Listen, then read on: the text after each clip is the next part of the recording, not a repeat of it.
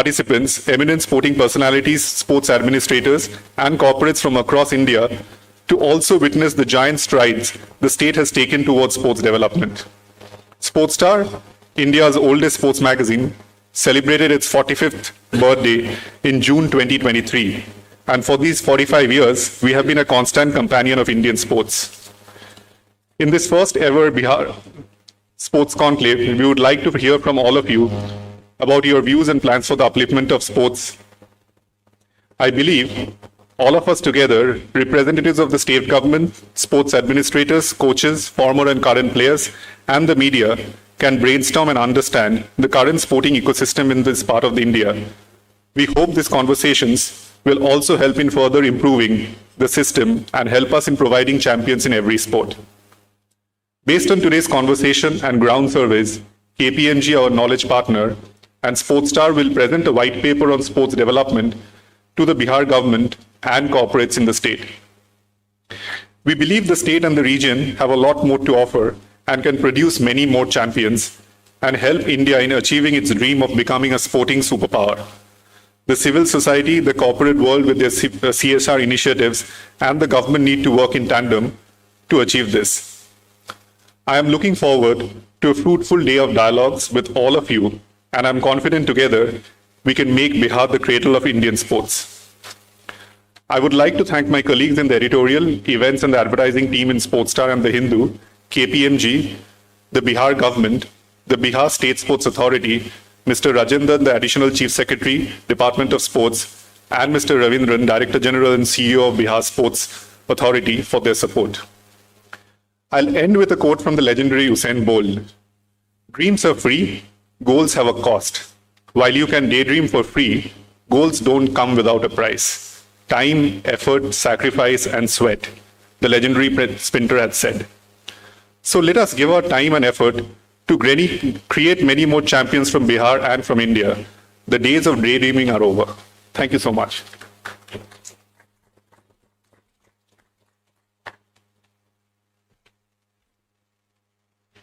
Thank you, Mr. Sengupta, for setting the tone of this event today. I now call upon Shri Surendra Mehta, Honourable Sports Minister of Bihar, to say a few words at this first ever Focus Bihar Sportstar Conclave.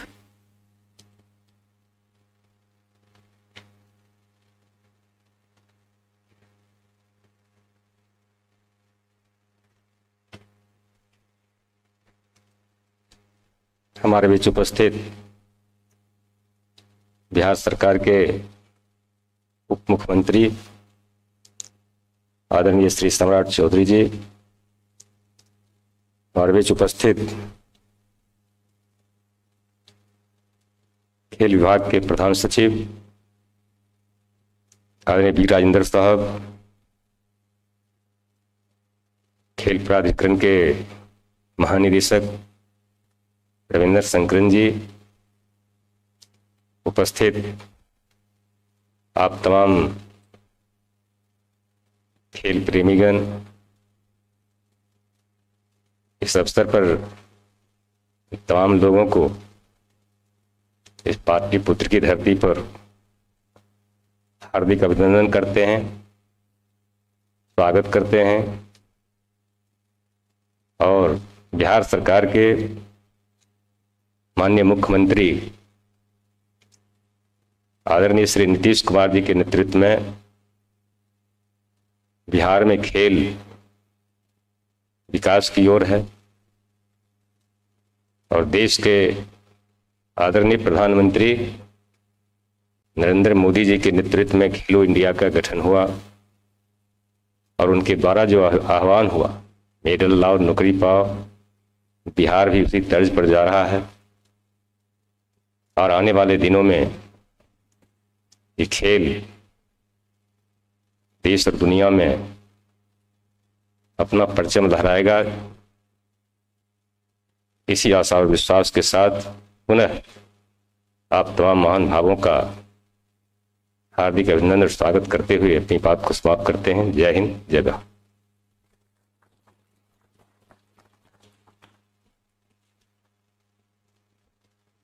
We thank Shri Surendra Mehta for his inspiring words and are grateful to him for laying out the path for the discussions in this conclave today.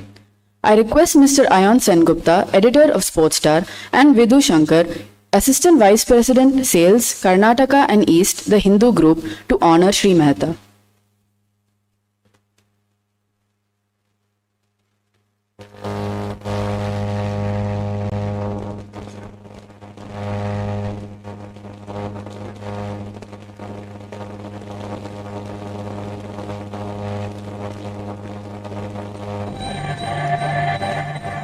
Let me tell you why you're here.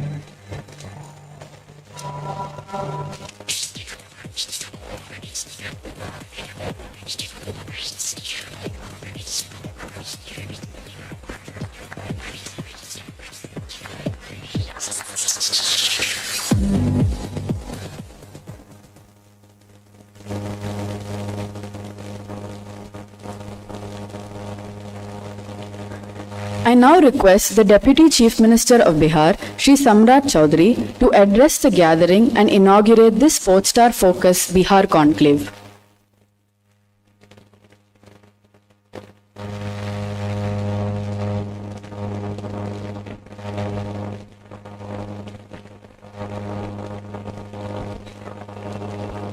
जी नमस्कार। आज sport star conclave के माध्यम से आज इस कार्यक्रम में उपस्थित बिहार सरकार के माननीय मंत्री आदरणीय सुरेंद्र मेहता जी, हमारे बिहार सरकार के अपर मुख्य सचिव आदरणीय बी राजेंद्र जी और इस पूरे खेल प्राधिकरण का काम देख रहे आईपीएस ऑफिसर आदरणीय रविंद्र शंकरन जी, इस मंच के सामने उपस्थित पूर्व सांसद और राइफल एसोसिएशन की वाइस प्रेसिडेंट पुतुल कुमारी जी, आदिल जी, ओलंपियन विजेंद्र सिंह जी, हरेंद्र जी, शिवा केशव जी, दीपा जी, शरद जी, अन्य कई साथी जो खेल जगत से यहाँ जुड़े हुए हैं साथी। हम लोगों के लिए भी ये नया ही चैलेंज है। हम लोग इतना फोकस बिहार में पहले के दिनों में नहीं किए थे, लेकिन पिछले 1 वर्षों में आदरणीय मुख्यमंत्री नीतीश कुमार जी के नेतृत्व में 1 साल में हम लोगों ने खेल विभाग भी अलग किया। कई राज्यों में हम देखते थे खेल एक अलग विभाग है, तो इसको पिछले जनवरी में ही 1 साल ही हुआ है और पिछले जनवरी में ही हम लोगों ने एक पूरी रूपरेखा के साथ, प्लानिंग के साथ, बी राजेंद्र जी यहाँ पर काम कर रहे हैं हमारे यहाँ, हम लोगों ने पूरा एक कल्पना किया कि कैसे बिहार के बच्चे, चाहे वो क्रिकेट हो, चाहे राइफल हो, हमारी बेटियां जाकर दूसरे प्रदेश में खेल रही है, राष्ट्र के लिए खेल रही है, और हम पूरी तरह कैसे संरचना खड़ा कर सकते हैं। तो एक पूरे प्लान के साथ हम लोग आए।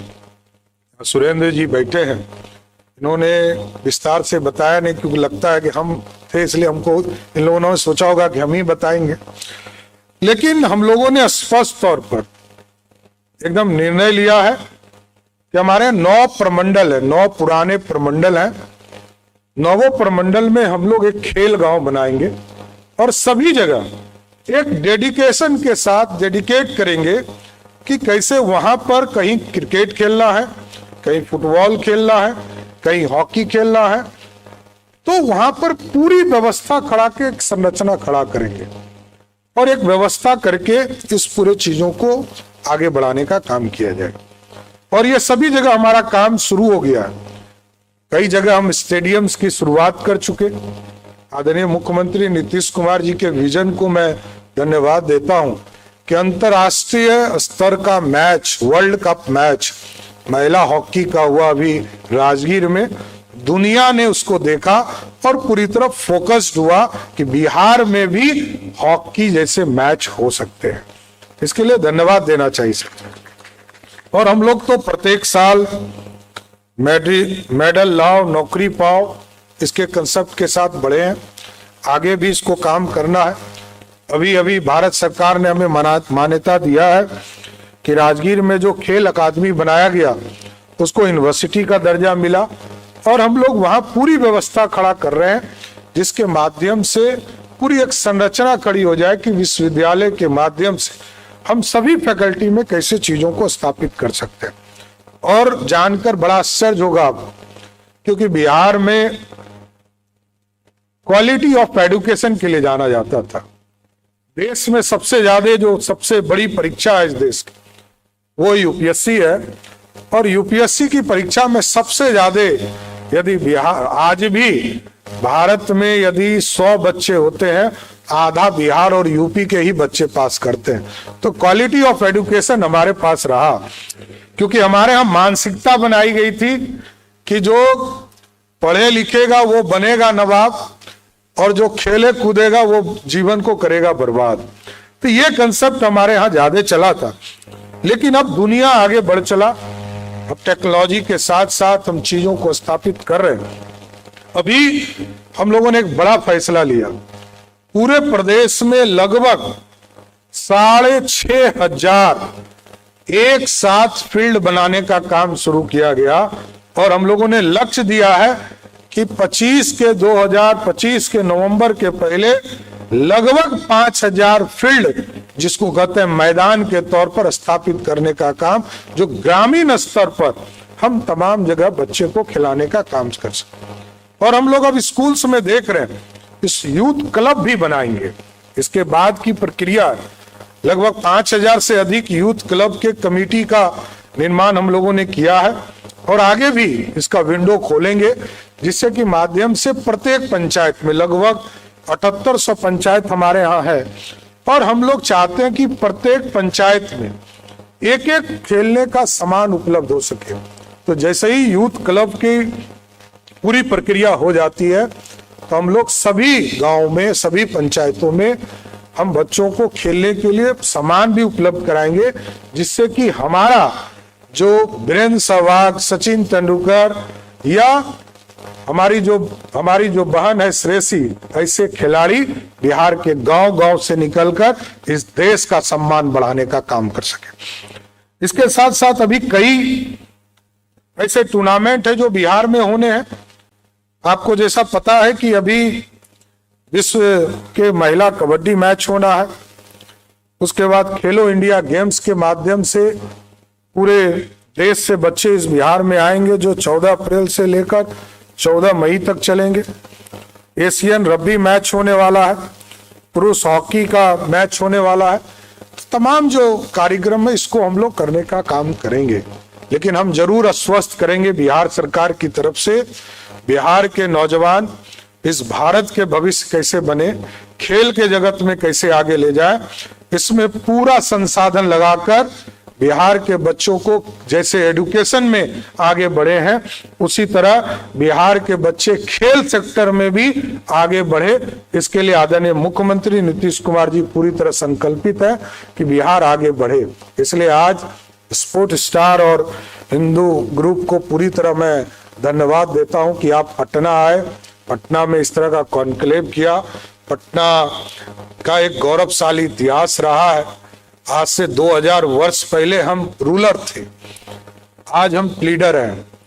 हमारा संकल्प है कि हम फिर से बिहार को इस लेवल पर खड़ा करेंगे कि इस देश को दिशा और दशा देने का काम बिहार करेगा। इतना जरूर आश्वस्त करता हूं।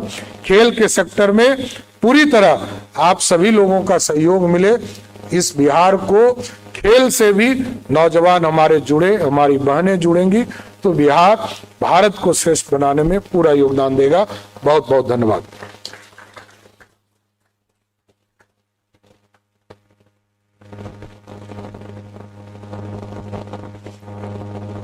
I now request Mr. Ayan Sengupta, Sportstar editor, and Vidhu Shankar, AVP Sales, Karnataka and East, the Hindu Group, to please join us on stage to honor Shri Samrat Choudhary.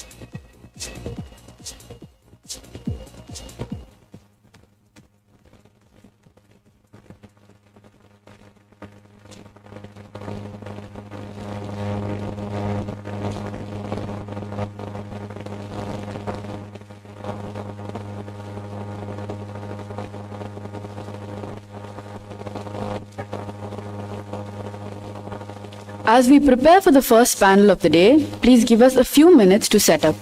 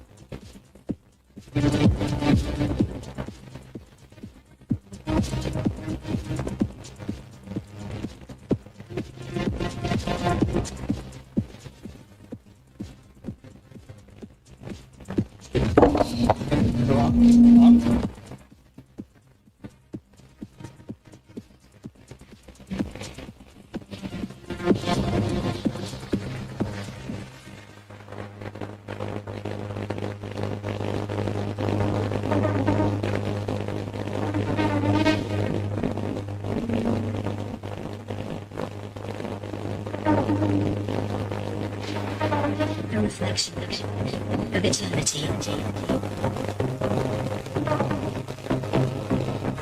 Beyond, forever and beyond.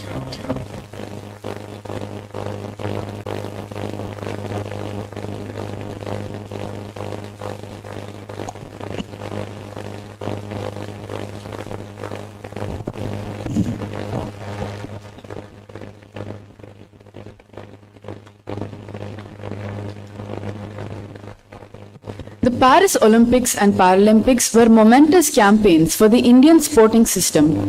Neeraj Chopra, Manu Bakar, Sarabjot Singh, Swapnil Kusale, Aman Sarawat and the Indian hockey team contributed to the 6 medals, including a silver and 5 bronze that India won in the Paris 2024 campaign. While the 6 medals gave many reasons to celebrate, India's campaign at the Olympics were also filled with many near misses. Soon after, the Paralympians contributed to their brilliance and continued their brilliance from the Tokyo Games to bring home 29 medals from Paris, India's highest haul yet. This included 5 gold medalists, 2 of whom were defending their Paralympic crowns. What can India take away from these 2 campaigns and learn from in the run-up to the LA Games 2028?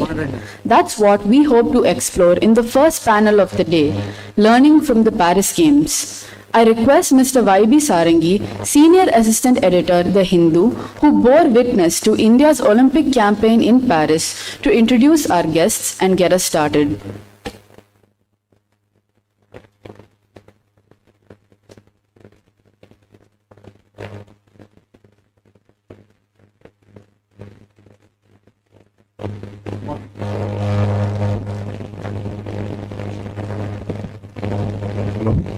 Yeah, good morning.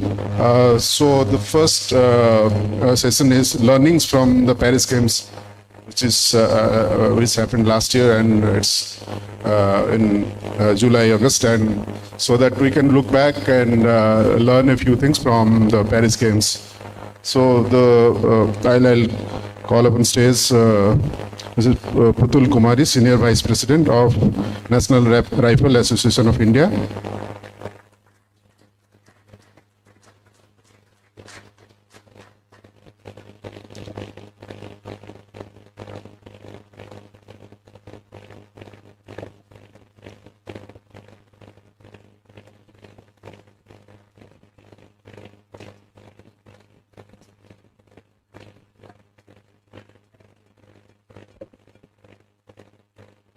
Next is Mr. Adille Sumariwalla, Vice President, World Athletics.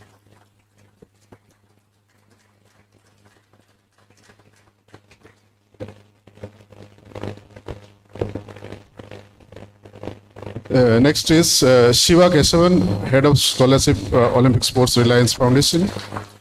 He was the Deputy Chede-Misson of Paris Olympics and reputed Winter Olympian.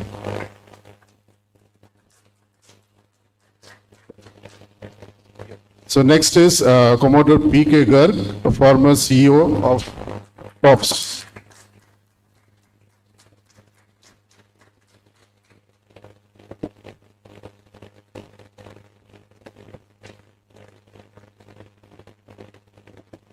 So welcome all of you. To start with, I'll ask each one of you to, everyone must have seen the Paris Games on TV or in physically. So could you please sum up your thoughts on the Paris Olympics, basically India's performance, how did India perform in the Paris Games? Mr. Commodore Garg. It's on. Good morning, everybody. At the outset, I would like to thank Sportstar, Hindu, and the Bihar administration for inviting me over here. Thank you very much.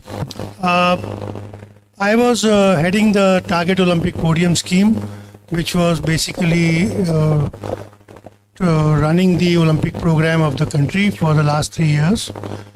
And I would say that our preparation for the Paris Games drew a lot of lessons after Tokyo, because Tokyo was a special Olympics which was in the shadow of COVID, and Paris came after that. So a lot of things which were closed during Tokyo time, that a lot of things were not available. During Paris time, everything was open. So there were far bigger challenges in Paris. Also, it was in Europe, so it was more challenging, definitely. But we had prepared very well for Paris. And if you see the overall performance, yes, we got 1 medal less than Tokyo. But there were 6 fourth-place finishes, which were a loss by a whisker. So if they could have converted to medals, we could have come back by 10 to 12 medals also. But also in sports like table tennis, first time India went into quarterfinals and semi-finals. So which was again a very, very big step in sports which traditionally don't reach those places. In archery, we had 4 quarterfinals, which never happened before. So if you see, the base of the country is expanding. However, I would still say that there is a lot to learn from Paris, and as we go ahead, we will be discussing that, and I will come to that. What are the key learnings and what we should do to increase our medal tally for LA Olympics. Thank you. Yeah, that's a very positive way to start the proceedings. So, Mr. Sumariwalla, your thoughts, please. So I think it was a mixed bag. There were some good things that happened, and there were some things that were not very good that happened. And to me, as a sportsman, a medal is a medal. So if you got 1 medal less, it's not good.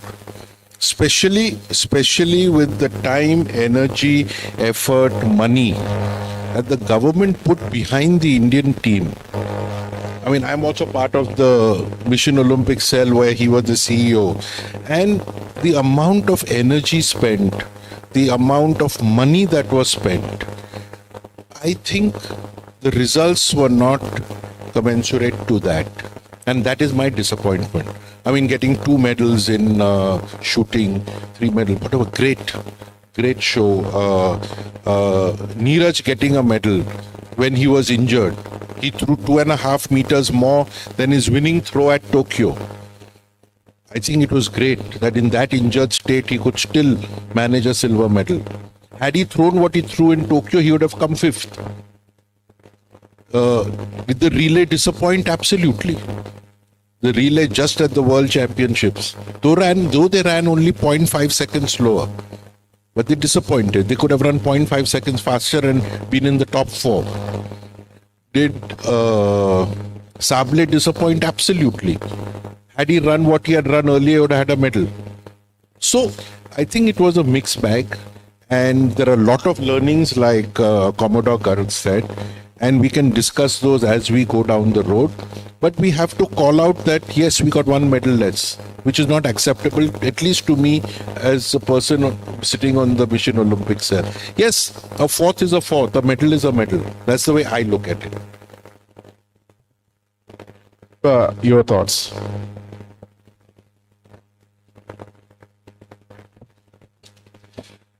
Yeah, it was quite a interesting experience at being at Paris. I was the deputy chef de mission of the team, and I think what was new is that for the first time, both the chef de mission, Gagan Narang, and myself, deputy chef, we were both Olympians. So what we could, the impact we could have at the Olympic Village itself, as people who have been through it, who know what the requirements of athletes are, I think we were able to bridge that gap. And for the first time, we had certain initiatives for the athletes, which was never before, like a recovery center of our own at the Olympic Village, branding at our for India at our official residence at the Olympic Village to give that sense of national pride, coordinated effort when you're going out, how you're dressing up as a team, the discipline you're maintaining.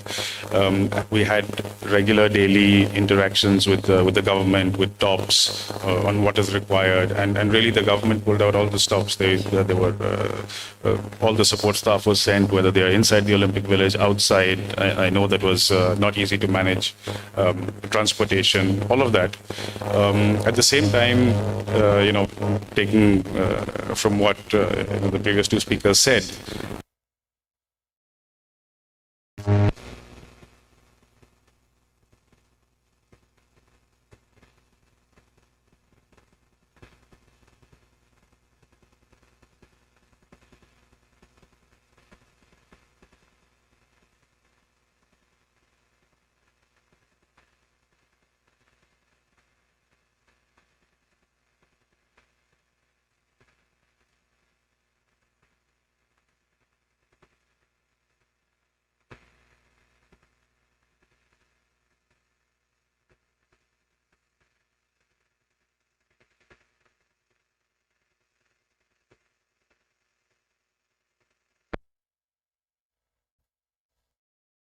for champions. That would be, I think, a way that we can say, okay, we've arrived as a country in the sport.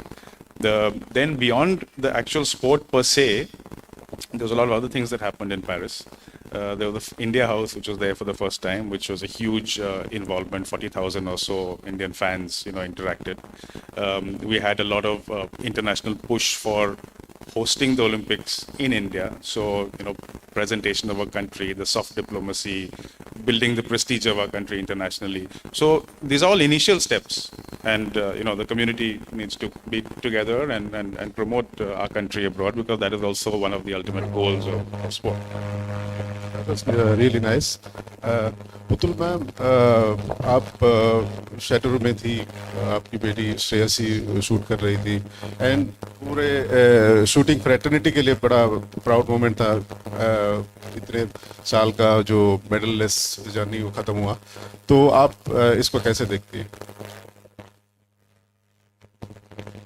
मैं president national rifle association of India, जिसके supervision और guidance के तले shooter तैयार होते हैं और shooting करते हैं.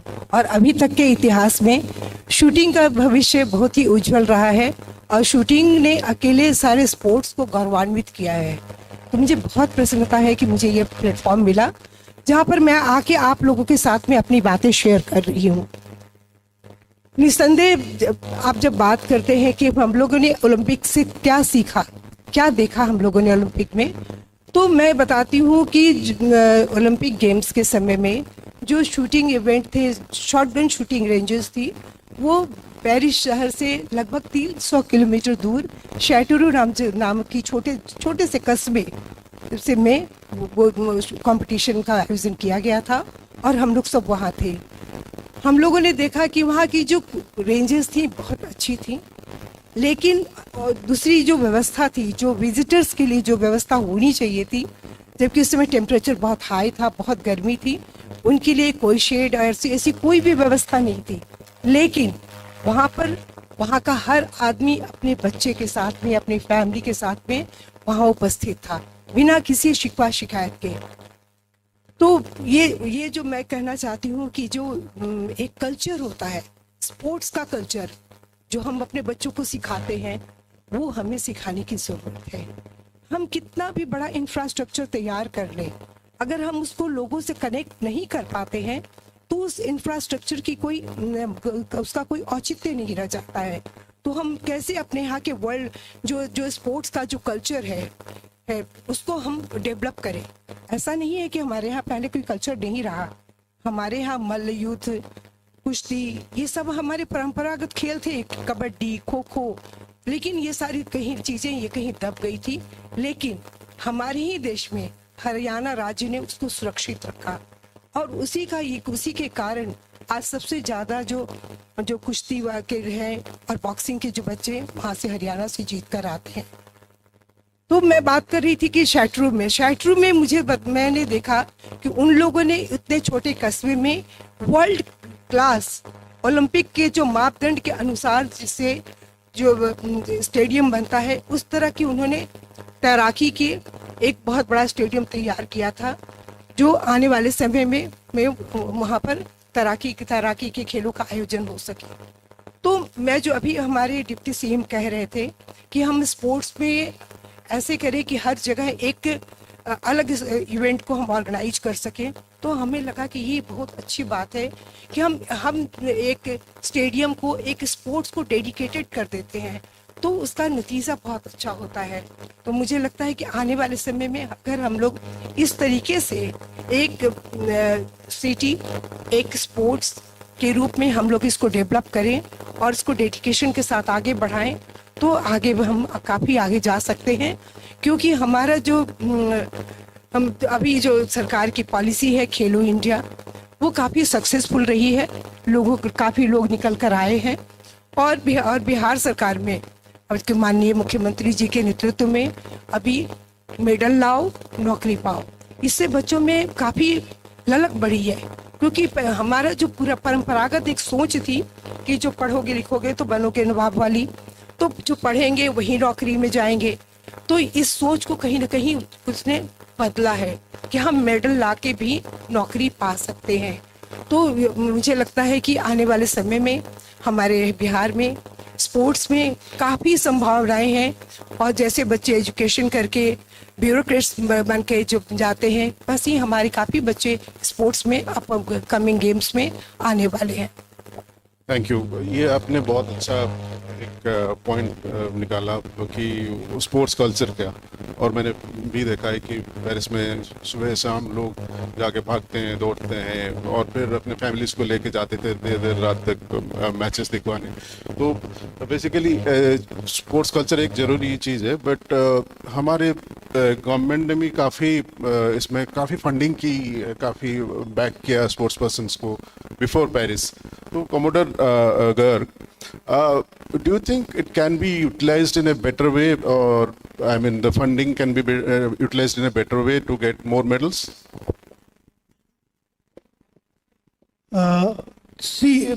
मैं सब लोग की नॉलेज के लिए एक बात शेयर करना चाहूँगा कि भारत सरकार की 2 स्कीम्स हैं। एक स्कीम जो है assistance to national sports federations, जिसके तहत जितनी भी स्पोर्ट्स फेडरेशंस हैं उनको डायरेक्ट सहायता दी जाती है एथलीट्स को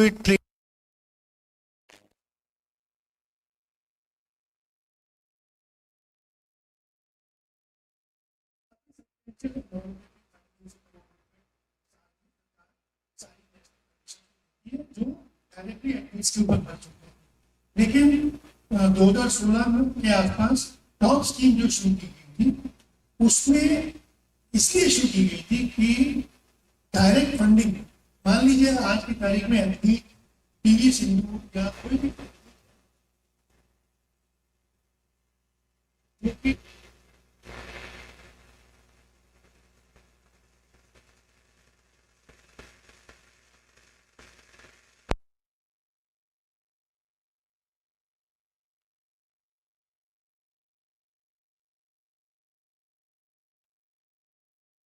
डायरेक्टली एथलीट को ही फंडिंग दी जाती है। और पिछले ये टोक्यो साइकिल में ऑलमोस्ट ठीक हो गया था और पिछले 3 साल में इसको और मजबूत बनाया गया। पूरी की पूरी पेरिस साइकिल में डायरेक्ट फंडिंग करीब 75-80 करोड़ की डायरेक्ट फंडिंग एथलीट्स को दी गई और अब अगली LA साइकिल के लिए इसका और भी विस्तार किया जा रहा है, जिससे कि इसमें वो खेल जो एशियन गेम्स में हमारे लिए मेडल लाते हैं, जैसे कुछ खेल हैं जो ओलंपिक्स में मेडल जिनमें नहीं लाते हैं लेकिन एशियन गेम्स में मेडल लाते हैं, उन सब खेलों में भी टॉप्स की डायरेक्ट फंडिंग एथलीट्स को जाएगी, जिससे कि चुने हुए एथलीट्स जिनसे हमें मेडल की आकांक्षाएं हैं वो उनको डायरेक्ट फंडिंग दी जाएगी। तो फंडिंग की सरकार की तरफ से कोई कमी नहीं है। एथलीट अगर आज की तारीख में अच्छा प्रदर्शन करेंगे तो टॉप्स एक 40-50 लोगों का एक पूरा ग्रुप है जो कंटिन्यूअस रिसर्च करता रहता है कि कौन से प्लेयर्स कितना। तो बोलने की जरूरत नहीं होती है कि मेरे को टॉप्स में लो या मेरे को या किसी फेडरेशन को बोलने की। डायरेक्टली जो हमारी पूरी टीम है वो कंटिन्यूअसली स्पोर्ट्स पर्सन्स का प्रदर्शन देखती रहती है, उनके आंकड़े करती रहती है, नेशनल स्पोर्ट्स फेडरेशन से बात करती रहती है और खिलाड़ियों के कोचेस से भी कंटिन्यूअस आदान प्रदान रहता है। तो because of that synergized multi stakeholder approach जो है टॉप्स डायरेक्टली प्लेयर्स को लेती है और उनको उनकी जरूरत के अनुसार फंडिंग करती है। आपको लगता है कि इसमें कोई छोटा मोटा गैप भी हो सकता है जिसको फिक्स करके अकाउंटेबिलिटी का एक क्लॉज लाया जाए सो दैट वो बेटर यूटिलाइजेशन हो सके? हमने अपने मिशन ओलंपिक सेल जो कि इसकी कमेटी है जो फंडिंग देखती है और उनका उसको और ज़्यादा मजबूत किया है अभी, और उसको वो खिलाड़ियों के प्रदर्शन को कंटिन्यूसली मॉनिटर करेगी। और ये भी देखिए अब हम इसमें स्पोर्ट्स साइंस को और ज़्यादा लाएंगे और उससे उनका मॉनिटरिंग बहुत अच्छा होगा। तो मॉनिटरिंग की जो आपने अकाउंटेबिलिटी की बात की, तो प्रदर्शन ऊपर नीचे होते हुए देखते हुए खिलाड़ियों को रखना है या नहीं रखना है वो देखा जाएगा। Mr. Sumariwalla, you also were quite frank about admitting that there were some performances that were not up to the mark. And AFI, I believe, when you have already spoken, in fact, you spoke to me at some of the events that AFI is going to do some changes in 2025. Can you just go through what are the changes you are planning and how you are aiming to enhance the performance of our athletes? So I think what needs to be done is you need to fix the ecosystem. Just getting one athlete, one coach is not going to work. You need a whole ecosystem, which is athlete, coach, masseur, physio, dietitian, nutritionist, mental trainer, doctor, etc. What we are doing in Athletic Federation is we are trying to create that ecosystem. So, for example, we've just over the last 2 years produced 2,000 plus level 1 coaches. We have got over 250 level 2 coaches. At district level, we've created 10,000 technical officials. Now our officials are at international level. It's very important that you have your officials at international level, especially in events like boxing, wrestling, etc. Otherwise, games will be played and our athletes will lose out. But I think you need, that is what athletics should be. I think the overall structure also needs to fall in line.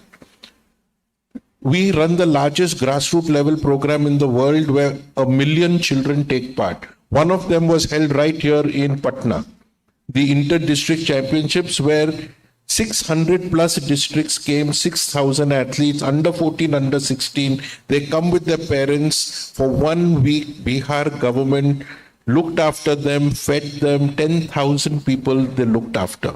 Now that is after selecting from each district, so only 13 come here. It has to be an overall strategy. Today, while I'm same part of the MOC, where one athlete wants 6 support staff. We give them 6 support staff. They go and fail at the Olympics. And who gets blamed? Federation. Why? Why should the federation be blamed? We've given them 6 support staff that they wanted. We've cut quota from other sport and given it to them. That's something what Prakash Padukone said was very right. We've given you everything. You have to go there and perform. We can't perform for you. So if you have to take the blame, the athlete doesn't want to take the blame. Why? Because we spoiled them. We at MOC have completely spoiled them. Whatever they ask for underwear also, we'll give it to them. Because say athlete ko deo. But if you keep spoiling the athlete gets out of control. The athlete is the most selfish person because unless he's selfish, he cannot win. Now, the athlete will only look at what he wants, but what is good for him in the overall ecosystem, he doesn't know. He doesn't have the understanding or the experience or the education or the background for it.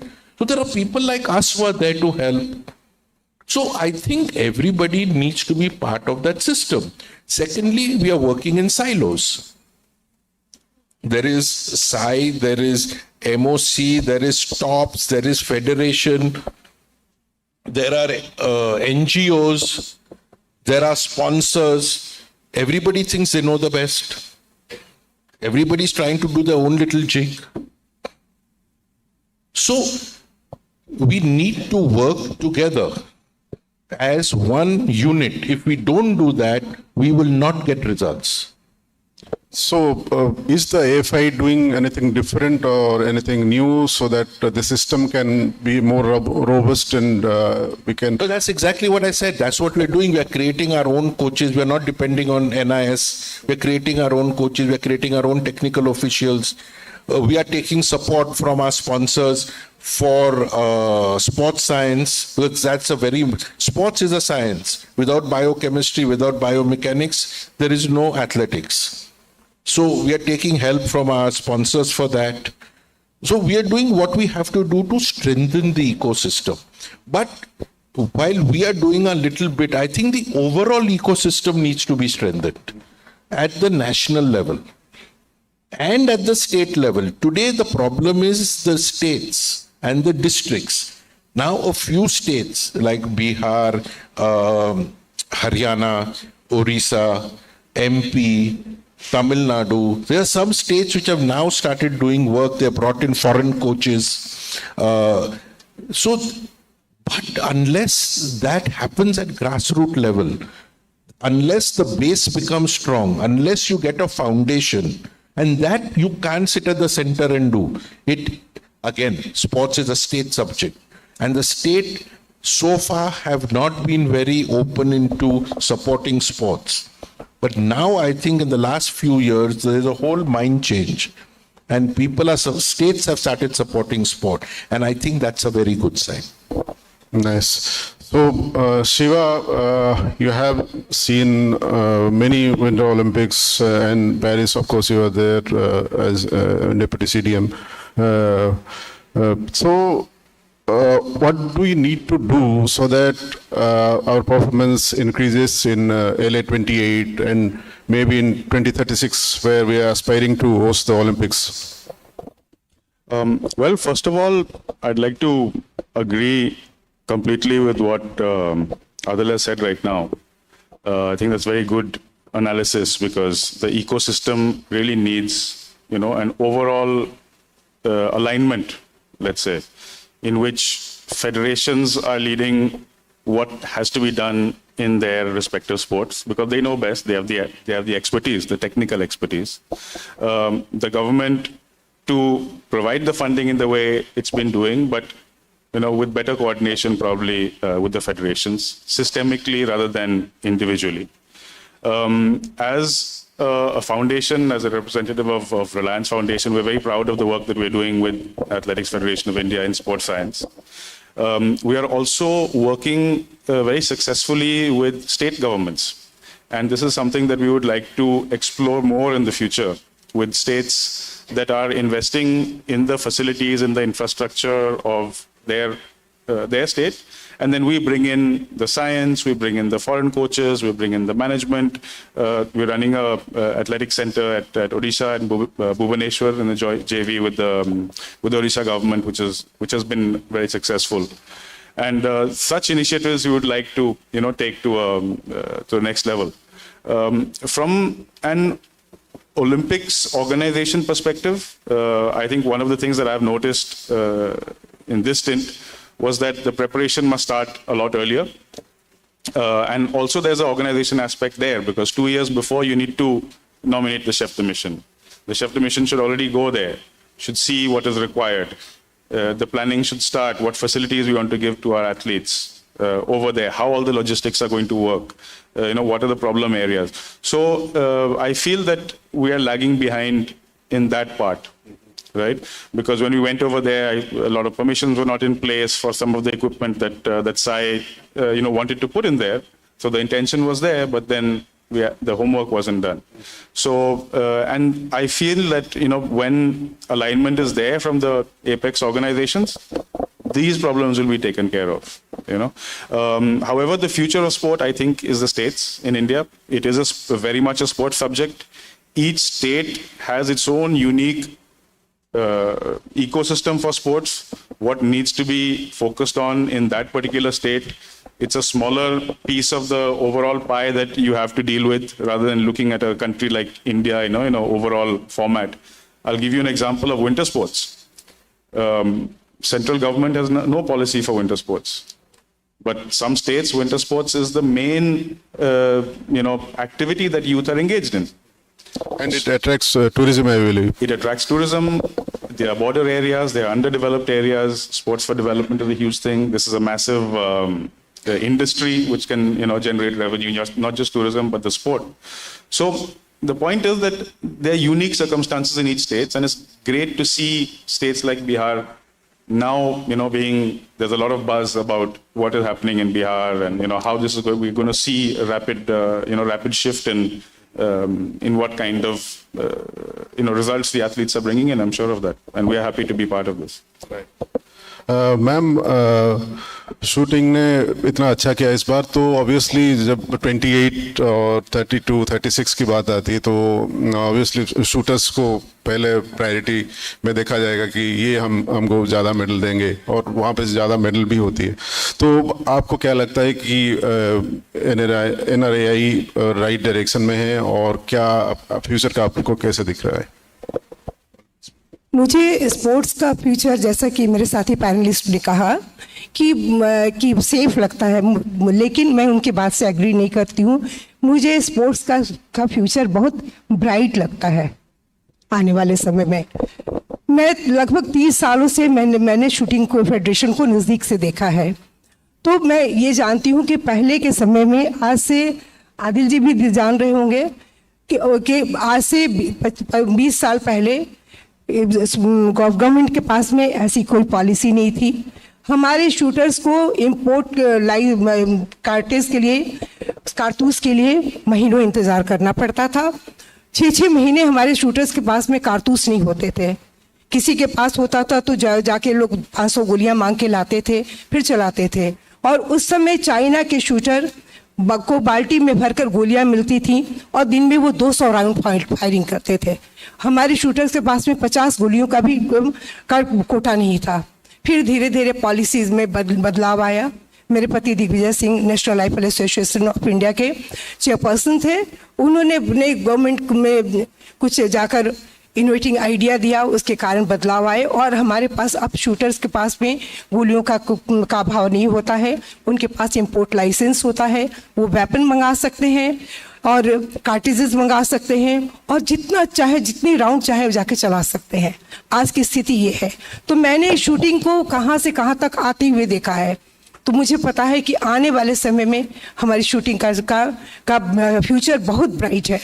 मैंने राज्यवर्धन सिंह राठौर को Athens Olympics में देखा जब वो silver medal पर निशाना साध रहे थे। मैंने अभिनव बिंद्रा को देखा जब वो गोल्ड पर निशाना साध रहे थे। और उस समय से हमें लगता है कि और आज का जो सफ़र हम 3 मेडल के साथ यहाँ बैठे हैं, तो हमारा फ्यूचर बहुत ब्राइट है।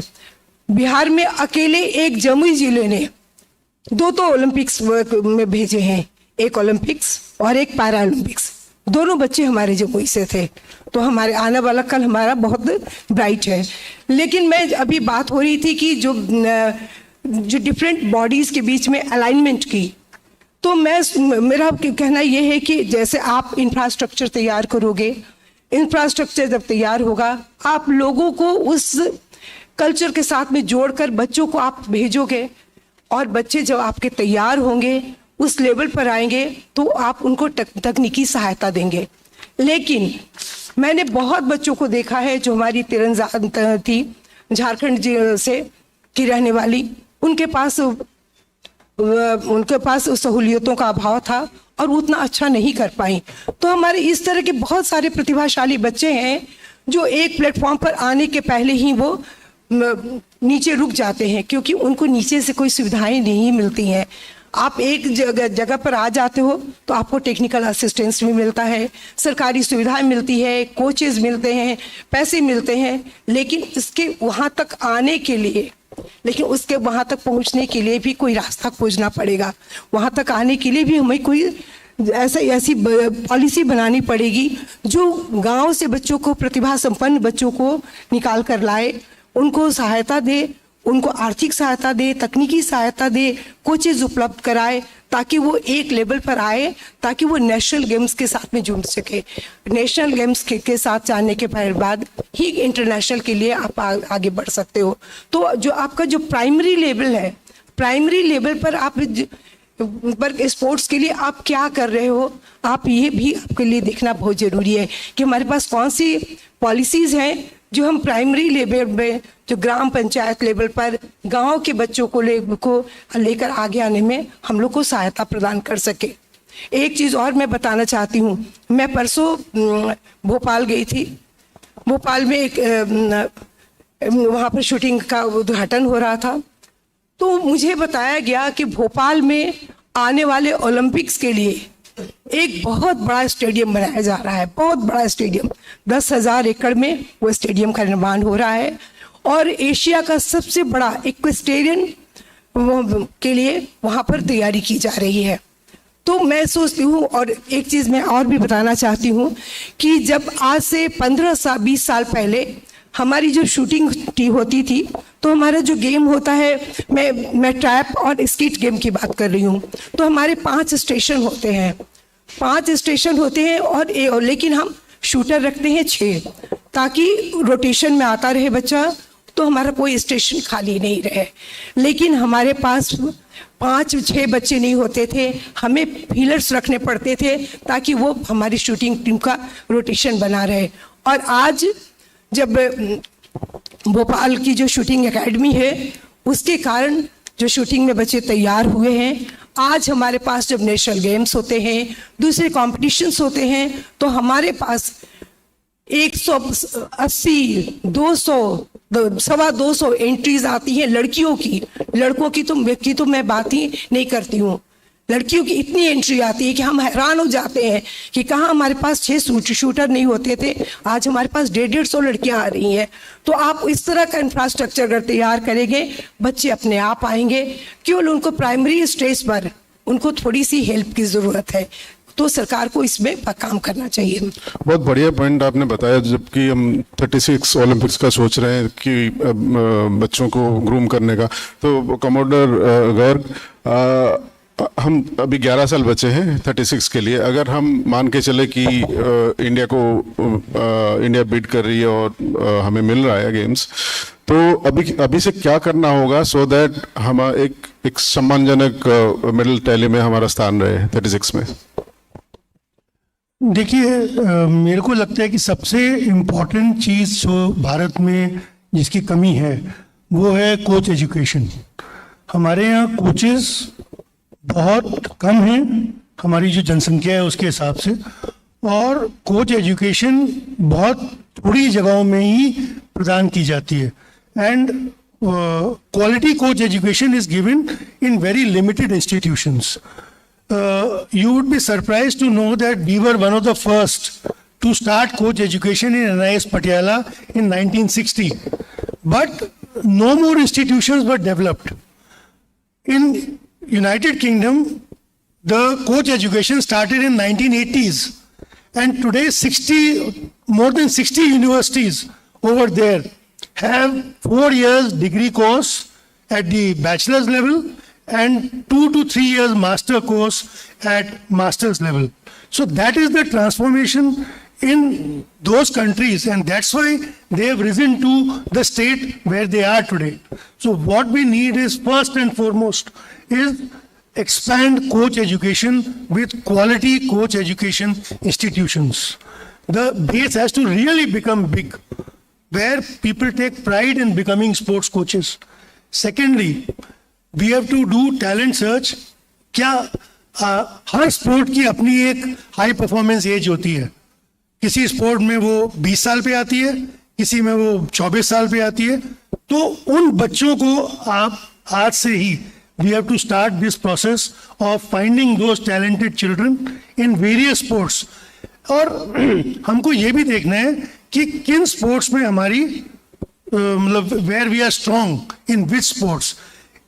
ऐसी जरूरत नहीं है कि रेसलिंग में we are very good so we go for all 20 weight categories in wrestling. We should select that we are good in these 8 weight categories, so we can concentrate on those 8 to 10 weight categories. Similarly in boxing, similarly in athletics, there are 48 events. We can concentrate on 10, 15, whatever, where our strength lies. So concentrate on those and start training. Thirdly, we need the high performance sport is a complete circle with a high performance director in the center, coaches, sports science, money, everything along with it. So we have to start that culture of high performance director in each national federation and the whole team around it. So these, and fourth is selection policies. We have to have very strong and transparent and clear selection policies right from the beginning, so that athlete is not confused कि मेरे को Olympics के 3 साल पहले ये करना है, 2 साल पहले ये करना है और 1 साल पहले ये करना है। तो ये बहुत ज़रूरी है। कुछ फेडरेशंस ने बहुत अच्छी सिलेक्शन पॉलिसी बनाई है और उसका फ़ायदा भी हो रहा है। तो ये 4 पॉइंट मेन है। और स्पोर्ट्स साइंस, जिसको कि इंडिया में हम बहुत ज़्यादा लिप सर्विस करते हैं, अभी मैं बता रहा हूँ हम सिर्फ लिप सर्विस कर रहे हैं। We have not implemented even 5% of sports science which we need to really go into it. आप चाहे जितने टैलेंटेड हों, अगर साइंस नहीं लाएंगे तो वो ओलंपिक के पोडियम पे खड़ा होना नामुमकिन है। आपको वो लाना पड़ेगा। तो ये 5 चीजें कीजिए और अपने आप आपके मेडल बढ़ते जाएंगे। Thank you. Mr. Sumariwalla, so what do you prescribe, especially when we are talking about athletics, and Nida has shown that we can do it. So in the next 10-12 years, how can we medal more? So there are couple of things. It's just not one thing or 2 things. I think, again, like I said, it's all part of an ecosystem, and there are a couple of things. And there was a thought process for a very long time that all federations are bad. All federations should be shut down. NGOs, government, etc. should run them. My issue is absolutely the opposite. There are good federations and there are not so good federations, and I accept that. I openly accept that. But having said that, my view is you strengthen the federation, because federation is the only person who can send your entry to the Olympic Games, to the Asian Games, to the Commonwealth Games, or any international forum. So by trying to throttle the federation, it's not going to help.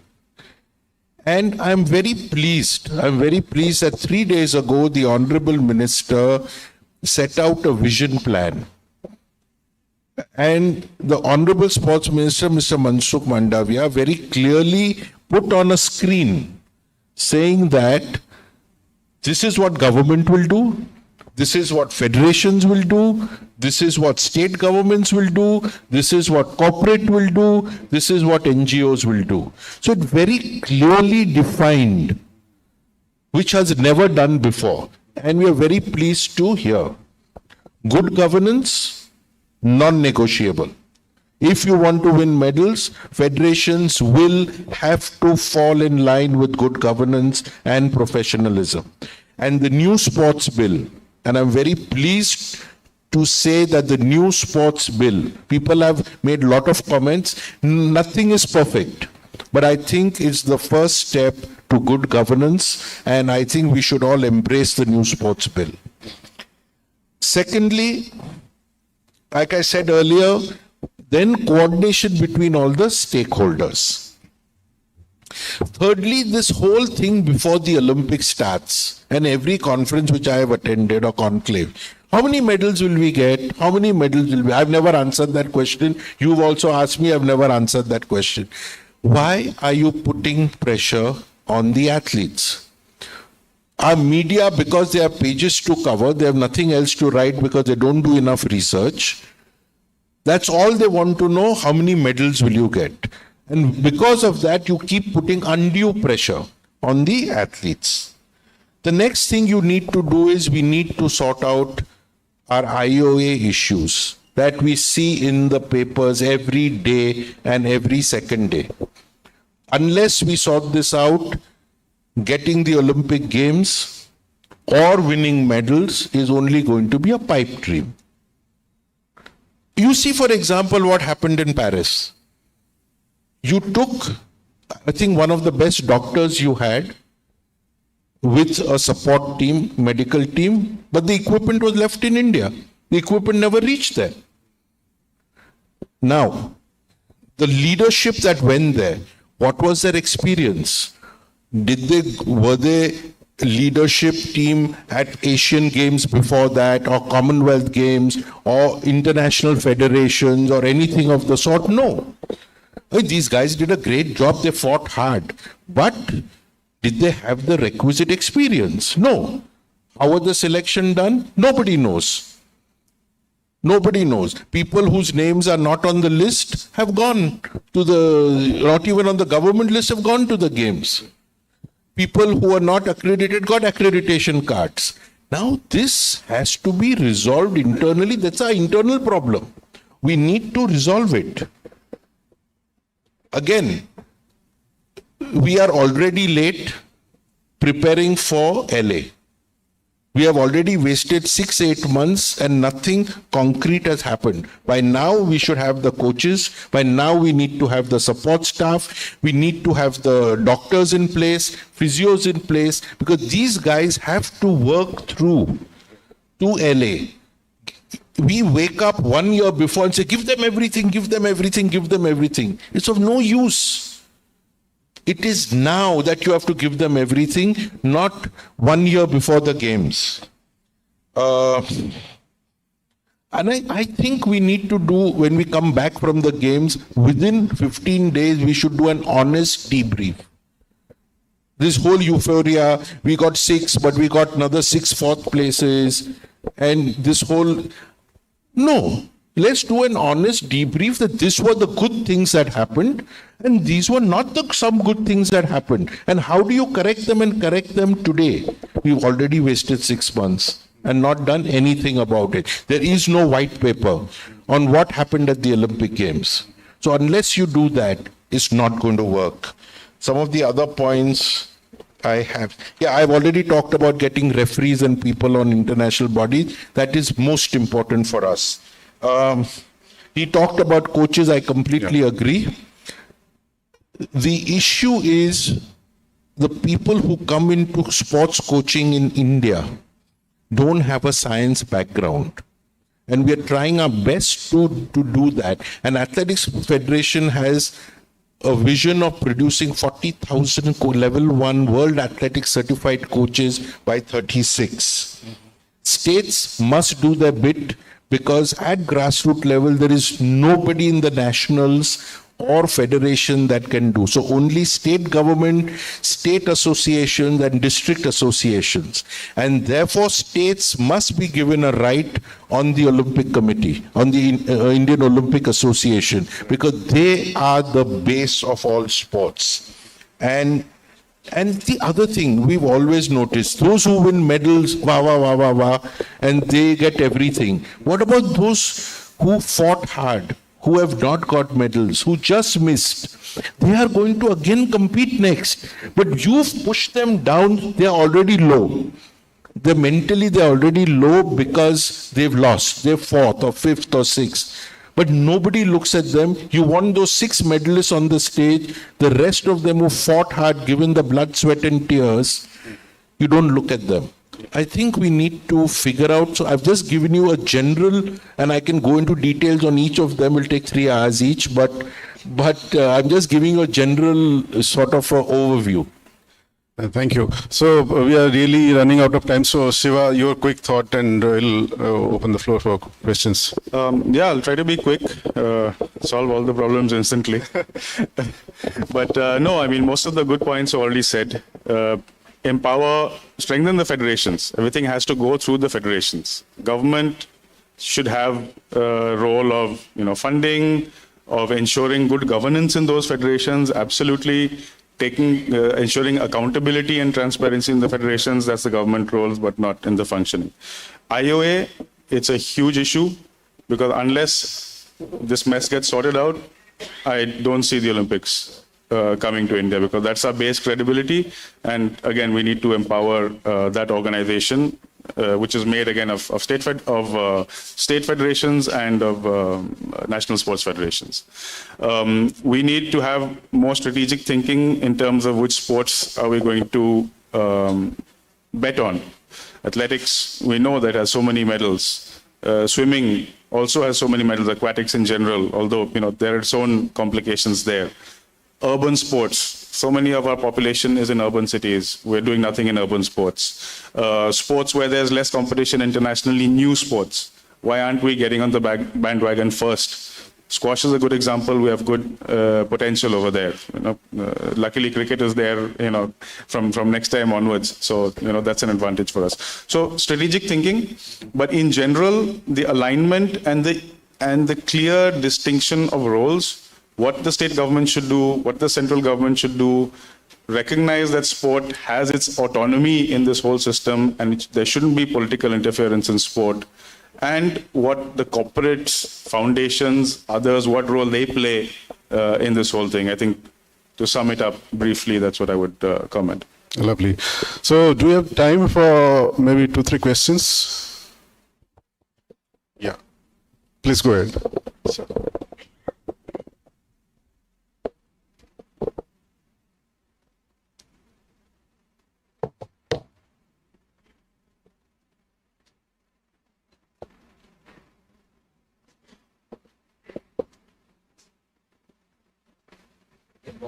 Yeah.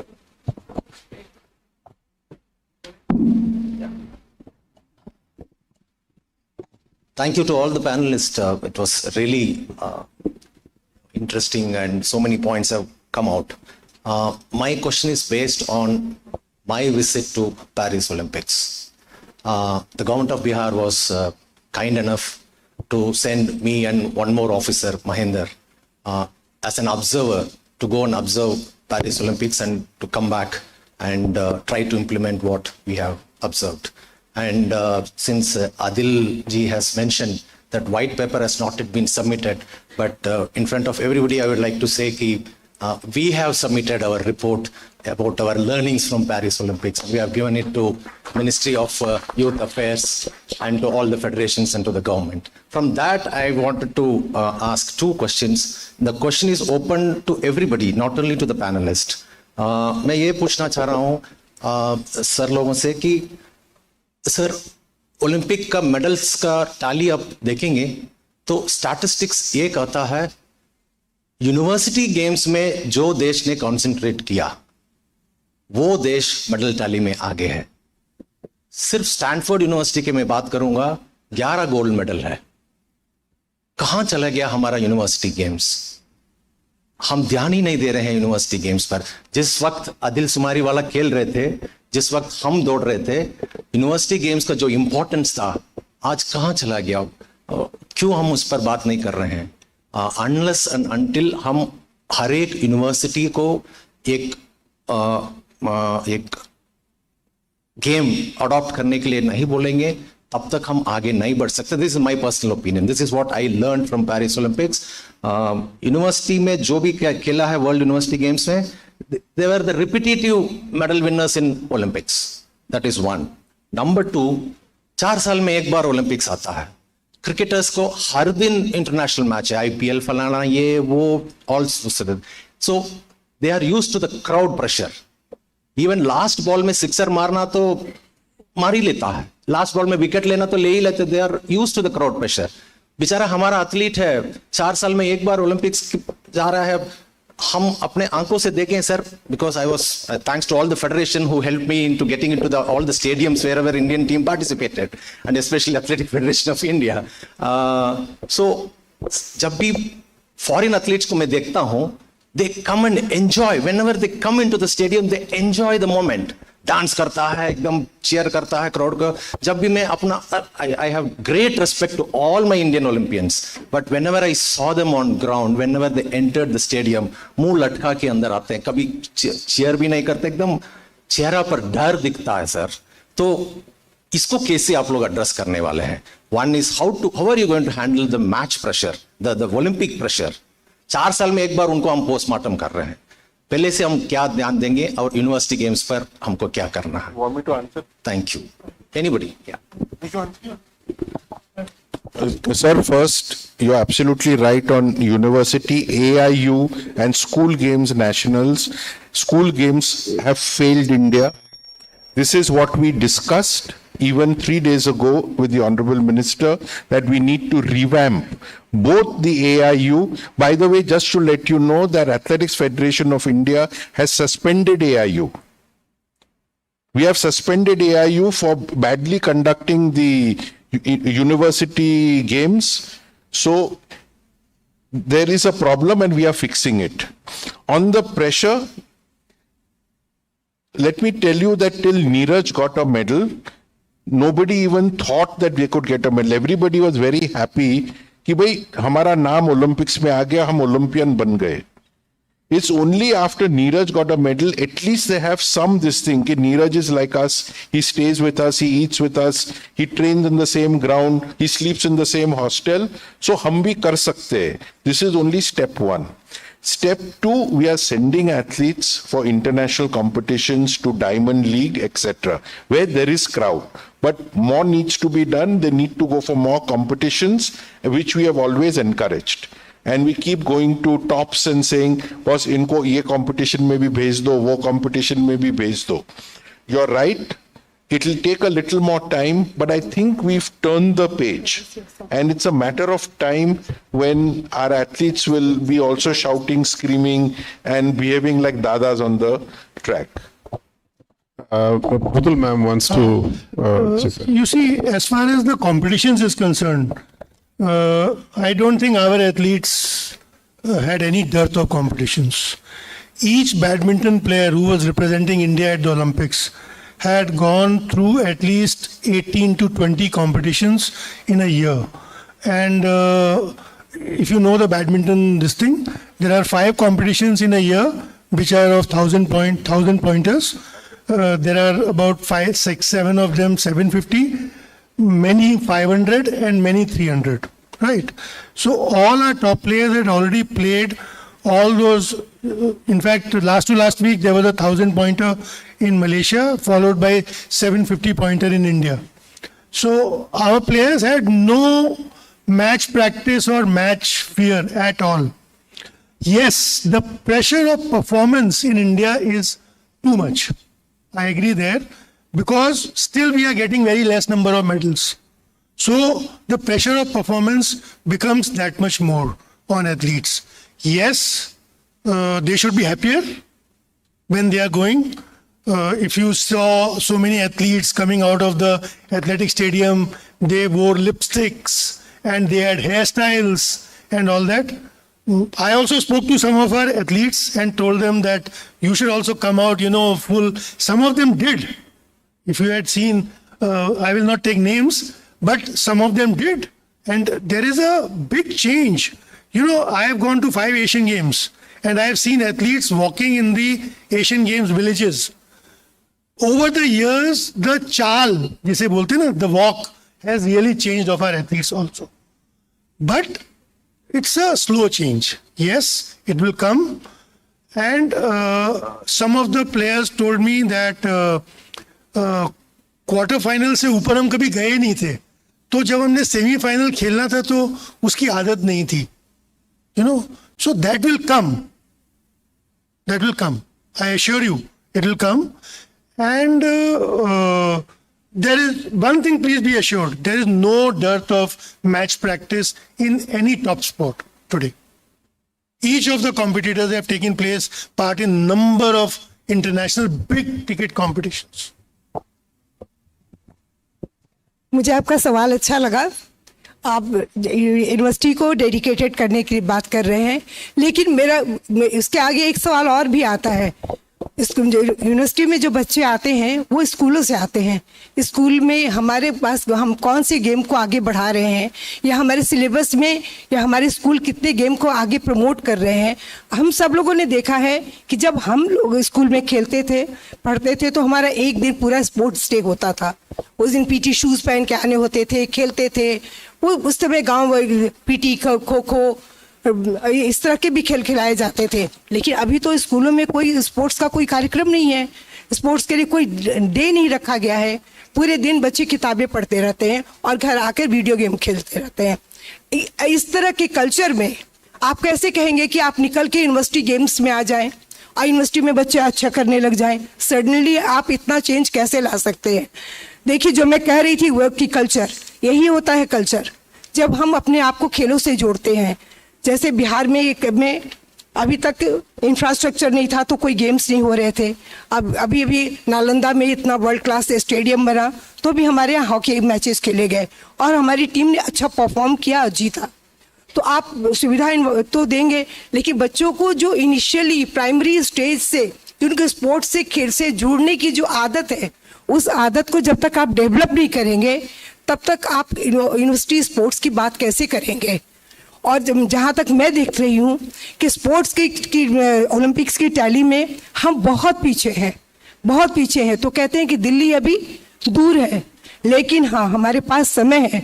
अगर हम पूरे dedication के साथ में, time bounding के साथ में, अगर हम इस तरह का प्रोग्राम हम एक ऐड करें कि हम 1 साल में इतने स्टेडियम बनाएंगे, 1 साल में हम ऐसे प्राइमरी बच्चों को एजुकेट करेंगे, इस तरह से ऐसे प्रोग्राम करेंगे, तो फिर हम उस टैली में पहुंच सकते हैं. लेकिन उसके पहले अगर कहते हैं कि अगर हम यूनिवर्सिटी से बच्चों को हम ले आए और बच्चे हमारे परफॉर्म करने लगे तो ये मुश्किल है. और यही कारण है कि जब बच्चे हमारे जब हमारे एथलीट जब वहाँ जाते हैं तो बहुत टेंशन में होते हैं. मैंने देखा है, मैं आपकी बात से सहमत हूँ, मैंने देखा है वो एक रात पहले से ही टेंशन में आ जाते हैं और दूसरे दिन वो नाचते कूदते नहीं जाते हैं, जबकि बाहर में वो पूरे साल खेलते हैं. लेकिन हमारे यहाँ शूटिंग में पूरे साल हमारे यहाँ शूटिंग होती रहती है. हमारे 4 वर्ल्ड कप होते हैं, नेशनल गेम्स होते हैं, कॉमनवेल्थ गेम्स होते हैं, एशियन गेम्स होते हैं, और हमारे बच्चे लगातार उनमें जाते रहते हैं और लगातार प्रैक्टिस करते रहते हैं. इसीलिए हमारे बच्चों को का जो स्ट्रेस लेवल है वो थोड़ा कम होता है.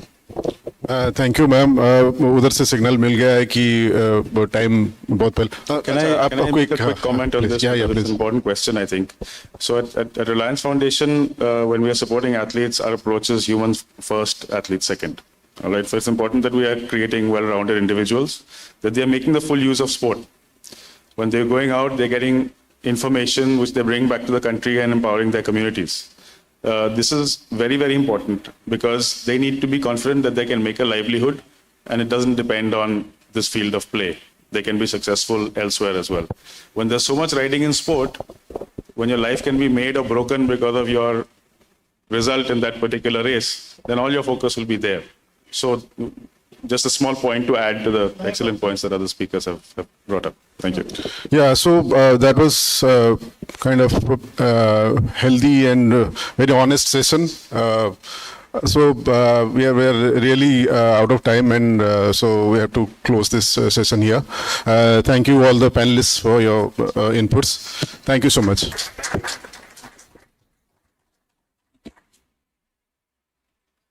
Thank you all for an insightful session on what is needed to take a bigger step forward. I request Mr. Sarangi to please present our guests with a token of our appreciation.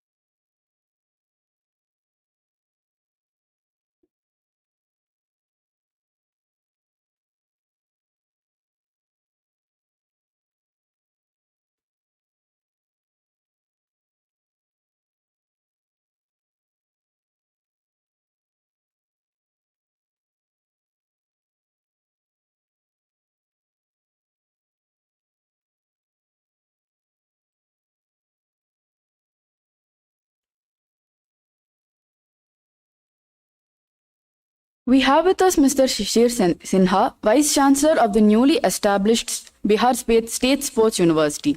We are happy to have you here, sir. That was a strong start to the day and one filled with such delightful anecdotes. In our next panel, we look at Bihar sports under a microscope. We've seen over the last few years, if not decades, how crucial state machinery can be in fostering sports. What does that look like for Bihar? We explore that in the second panel of the day, titled Accelerating Sports Development in Bihar. I invite Mr. Ayan Sengupta, editor Sportstar, to introduce our speakers and lead this session.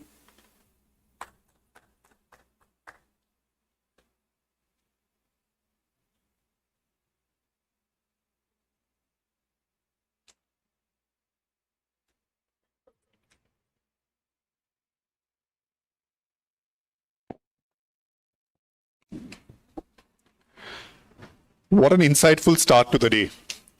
India's 6 medals from the Paris Olympics are sure to grow to double digits at the 2028 LA Games with the right focus and game plan. Now we have with us the two architects behind Bihar's surge towards the sporting revolution. I'd first like to welcome Shri Rajender, the Additional Chief Secretary, Department of Sports, Government of Bihar.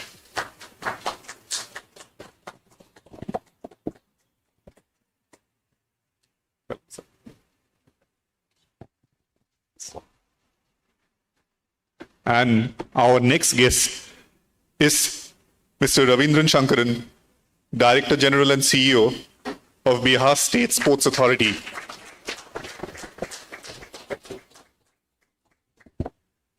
These two gentlemen here have been instrumental in bringing high-profile sporting events like the Women's Asian Champions Trophy, the Khelo India Youth Games, and also giving shape to Bihar's sporting dreams with various schemes and policies. A warm welcome to both of you. Mr. Rajender, my first question is to you. Last year, the Bihar government distributed over 7 crore to around 650 athletes in cash awards, while over 123 students received scholarships. How important do you think are these financial assistance to athletes, and what were the criteria in deciding the beneficiaries? I'll give you the first. I'll give the architecture of this scheme, and then I'll tell the importance of this one. We have 3 levels of scholarship. The sports scholarship policy the state government has launched. Honourable Chief Minister has announced this. Number 1 is the Prerana at the grassroots level. So we are giving 3 lakhs to each sports person at grassroots level between the age group of 12 and 18. And we are going to sponsor about 500 sports person a year. That's called Prerana. The scheme is called Prerana. And the next level is, we are going to give the scholarship to 200 sports person between the age group of 12 and 24.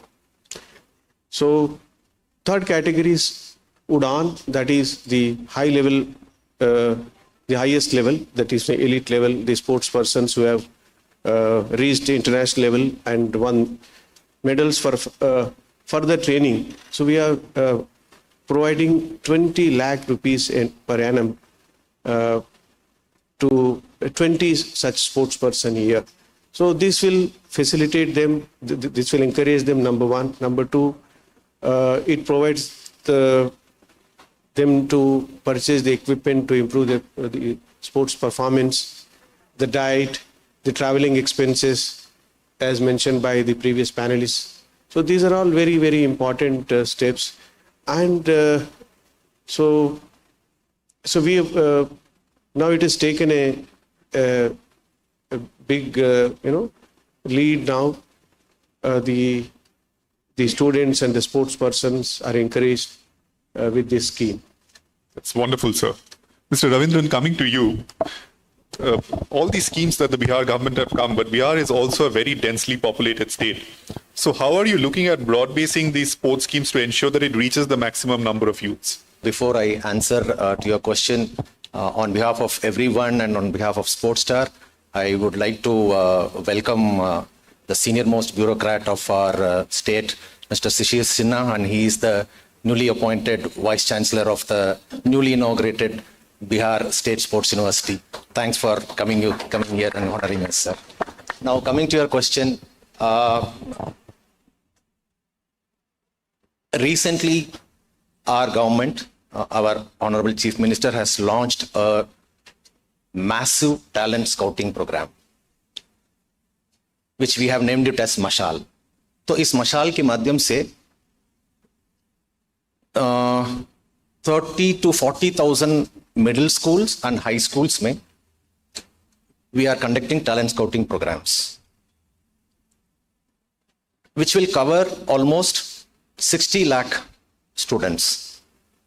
And we are doing it scientifically, and we are doing it in 5-6 games, top priority games of Bihar state. And we have adopted the, the battery test, which generally all the sports disciplines follow. So now, as on date, before I came to this conclave, I checked up the data. So just in 1 month, we have collected almost 19,27,456 data. And this program is going to happen for another 1 month. So once we have our so many data with us, we will be able to analyze based on the data, which student, whether boy or girl, will be capable for which game, and we will start nurturing him. As my friend and my batchmate mentioned, those athletes, after the analysis of the data, will be brought under the Prerna Scholarship Scheme. And that is how we are going to nurture that. So that is one way we are broad basing the entire sports development program. And as Adille and Shiva and all of them were talking about, in India, finding quality coaches is a huge issue. I mean, we have the federation chiefs, we have guys like Adille. He says that he wants to have 40,000 trained athletic coaches in the country. So how do you think federations and all of them can help a state like Bihar in schemes like this? I take this opportunity and this platform to thank all the federations who are helping Bihar in conducting the talent scouting program. Like as Adille had mentioned, NIDJAM was conducted here for athletics, only through Athletic Federation of India, Weightlifting Federation, Wrestling Federation, Fencing Federation, Football Federation. Everybody has come forward. In fact, Hockey India, they all have come forward in sending their coaches, their domain experts, in helping us to scout the talent. And since Bihar is having huge dearth for coaches, we are using the coaches from outside, other than outside Bihar. And also we have invited coaches from many foreign countries also. So by help of the federation only, we are able to do this massive talent scouting program. Thank you so much. Mr. Rajender, coming back to you, I mean, when we are talking about policy, another policy which has been very successful in Bihar is the Medal Lao Naukri Pao scheme. How many athletes have benefited from this so far? So, I'll give the background to this policy. It was started as early as 2009.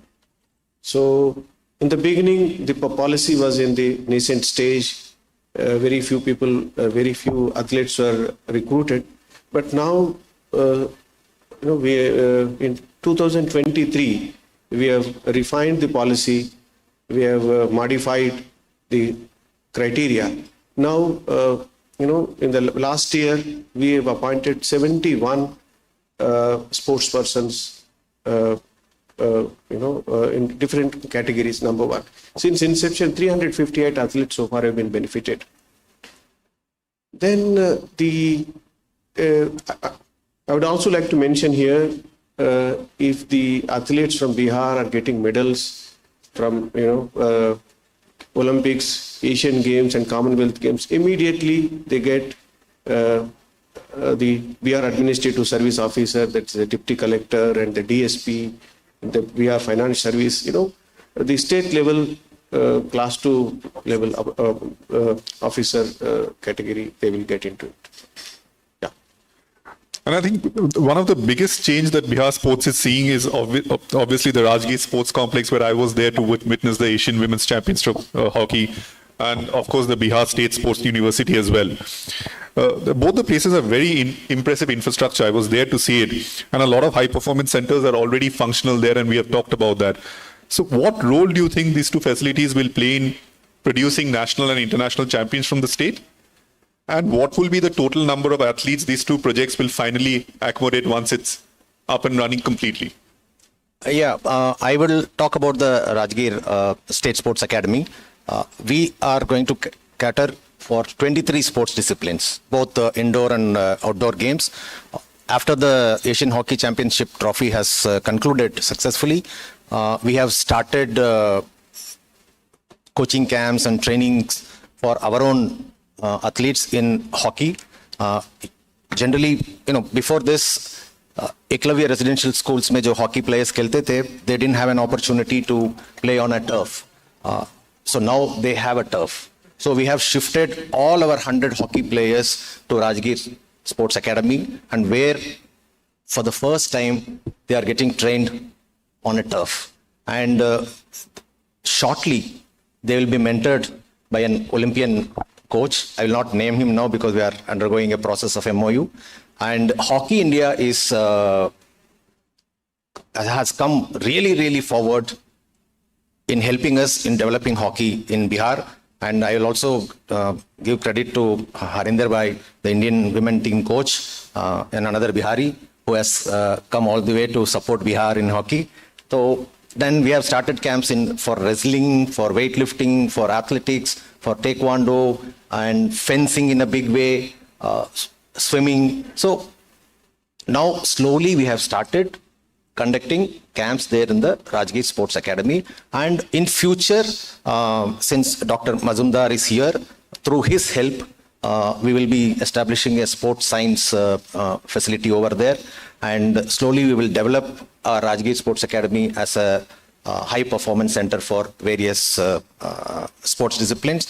And I would like to say this also, already Asian Fencing Federation has approached us to come up with an Asian Fencing Academy here. So if that happens, you know, so the best of Asia would be coming and Asian training fencers will be coming to Bihar, and that will benefit my own fencers, my state fencers. So that is how we are planning, slow and steady, but we will reach there. So 2032 or 2028? Initially our mission was like 2028 Olympics में बिहार का कम से कम एक बच्चे या एक बच्ची Olympics में जाना है. ये हमारा मिशन था जब शुरू किए थे. लेकिन सभी लोगों का, आप लोगों का आशीर्वाद से, फेडरेशन का आशीर्वाद से, सरकार की मदद से 2024 ओलंपिक्स में ही हमारा बच्चा पहुंच गया है. बिल्कुल. तो one in rifle Shri and another para Olympian Shailesh. So 28 का टारगेट हम 24 में ही अचीव कर लिए हैं. तो 28 में हम चाहेंगे कि हमारा संख्या बढ़े पार्टिसिपेशन में. लेकिन मैं थोड़ा ग्राउंडेड रहता हूं because I was an athlete. I know Olympics में मेडल मिलना उतना आसान नहीं है, तो हम कमिट नहीं करेंगे. लेकिन 2032 वरना तो 2036 में बिहार के बच्चे मेडल लाएंगे इंडिया के लिए ओलंपिक्स में.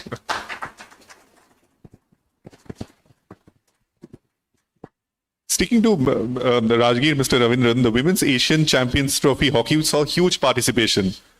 How big an opportunity was hosting that tournament, and what were the challenges in hosting it at such short notice? I know that how quickly you guys had to get everything organized there. भैया मैं यही बताऊंगा, हिंदी में जवाब देना चाहूंगा. Asian hockey championship जिस ढंग से हम कंडक्ट किए हैं, मेजबानी किए हैं, उसका रिजल्ट हम आज देख रहे हैं. स्पोर्ट्सस्टार कभी सोचा था बिहार आकर के स्पोर्ट्स कॉन्क्लेव करने का? उसका सफलता देख करके आप डिसाइड किए बिहार में करना चाहिए स्पोर्ट्स कॉन्क्लेव. तो that itself shows that we have done well in organizing this huge event. Of course there were challenges, like हम कभी एक्सपेक्ट नहीं किए थे कि इतना स्पेक्टेटर्स आएंगे हॉकी देखने के लिए. हाँ, कबड्डी के लिए आ सकते हैं, फुटबॉल के लिए आ सकते हैं, क्रिकेट के लिए आ सकते हैं. और सारे बच्चियां सलीमा टेटे और सविता के साथ फोटो खिंचाने के लिए खड़े थे लाइन में. 100-200 बच्चे खड़े थे. और हॉकी देखने के लिए 5000 से ज्यादा भीड़ स्टेडियम के अंदर भी था, उससे ज्यादा भीड़ स्टेडियम के बाहर भी था. तो now we are preparing for the Hero Asia cup for men.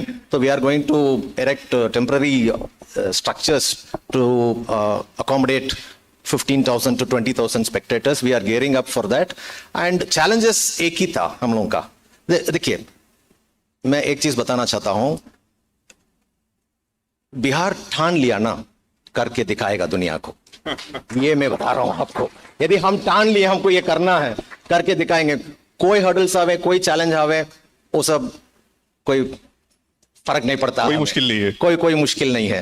तो बिहार ने ये करा के ये साबित कर दिया दुनिया को कि हम मेजबानी बहुत अच्छे से कर सकते हैं. बिल्कुल. Mr. Rajender, what we were talking about now, the Women's Kabaddi World Cup, the Men's Hockey Asia Cup, which you talked about, the Khelo India Youth Games as well as the Khelo India Para Games, which would see almost more athletes than you see in the Olympics coming to Bihar and participating. So how is the state getting ready for these mega events?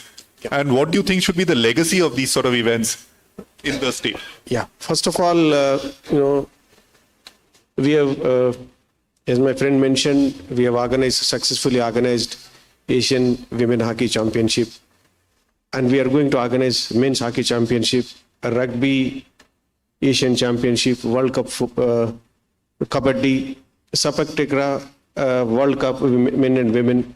So all these events are going to be conducted in next 3 to 4 months from now. And also Khelo India Youth Games. The government of India has allotted us these games. So we have fully geared up to conduct these games. And most of the events will take place in Rajgir Sports Complex and also in Patliputra Sports Complex in Patna. And also 6 major places of Bihar like Bhagalpur, Gaya, Begusarai. Also we are going to have these Khelo India Youth Games. All the infrastructure facilities are in place, as mentioned by Ravindran.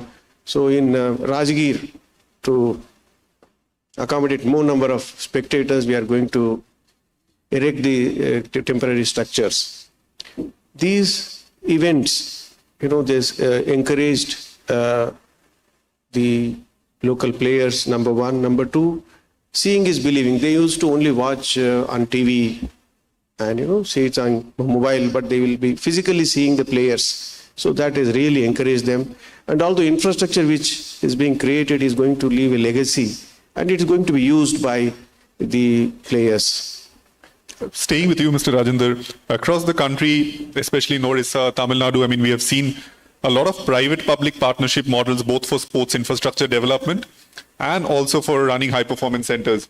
Shiva was also talking about how Reliance is running a few high-performance centers in collaboration with the state government. What is your take on this? And will Bihar Sports Department also will look to follow a similar model going forward? First of all, let me admit that under this public-private partnership, so the sponsorship is not satisfactory.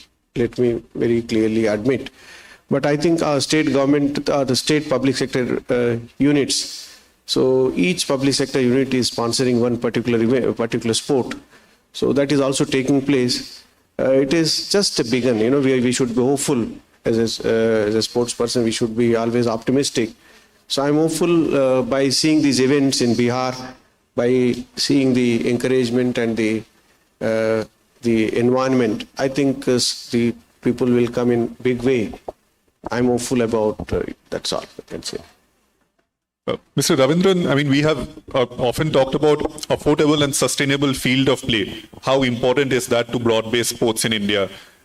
Both in urban and rural India, we lack adequate playing fields, and we seem to be building giant stadiums everywhere, but not field of play. So how different would be the Bihar government's outlook in this in terms of having field of play? We heard the Deputy Chief Minister also talking in the morning about 9 districts and what plans are. So how would it be different from what others are doing in terms of having more field of play in the state? Yeah. We have a two-pronged approach strategy. Number one, we are not in favor of erecting white elephants. हमें नहीं चाहिए 40,000 capacity का stadium हर जगह पर, और उसके बाद maintenance कौन करेगा? हालत खराब हो जाता हर सरकार का.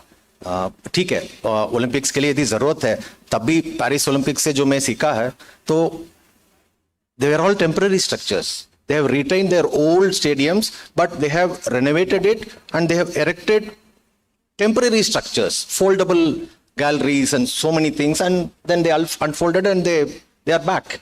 So Bihar government is not in favor of creating huge structure and keeping it idle for the rest of the years. Yes. So we are planning to create only field of play as per the requirement of the game. तो हर पंचायत में, हर block में हम game के हिसाब से we are going to come up with field of play, so that my boys and girls, they get more space to play.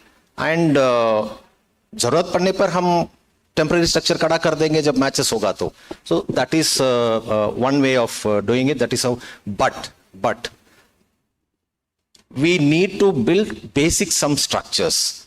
That's why in 9 commissionerates we are coming up with international level indoor sports complex. I repeat, I am not saying indoor sports stadium.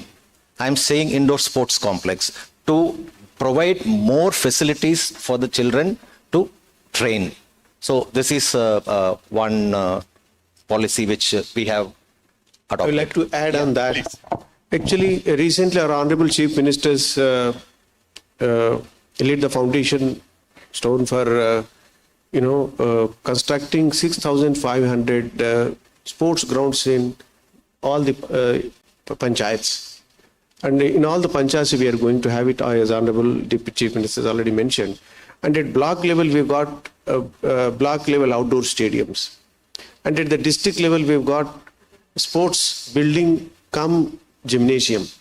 We have got our own sports officer, district sports officer, he sits there. There are also sports activities he monitors. So this is what, and also at divisional level, as was mentioned by Ravindran. So 15 to 20 acres of land we have identified, we are going to have indoor sports complex. And at the state level, you would have seen this Patliputra Sports Complex and other complexes. We are also coming up with a sports city with about 100 acres near Patna. In Punpun block, we've already identified, we are going ahead with it. So it will be a sports city in about 100 acres with all sports facilities around. Mr. Ravindran, we've always talked about how in athletics as well as in swimming, there are the maximum number of medals in the Olympics. So when we talk about this 23 sports that you have picked, which would be there, so was there any sort of thought going behind that? In what states you think, what sports do you think people from the states would be interested in or will be good at? What was the logic behind picking these 23 sports? Okay, see, how we have come to this day, why Sportstar decided to come here, that has a background. Our strategy was based on Chanakya Niti. We are Bihar का धरती चाणक्य भूमि है, तो हम चाणक्य नीति अपनाए हैं. जैसे आदिल जी ने बताया, ये medal is a medal. And हमारा विंटर ओलंपिक्स का शिवा, ही ऑल्सो मेंशन्ड कि ऐसा स्पोर्ट्स को चुनिए जहां कंपटीशन कम है और जहां हमको मेडल विनिंग कैपेसिटी ज्यादा है. Right, he also mentioned it. So we have adopted that strategy.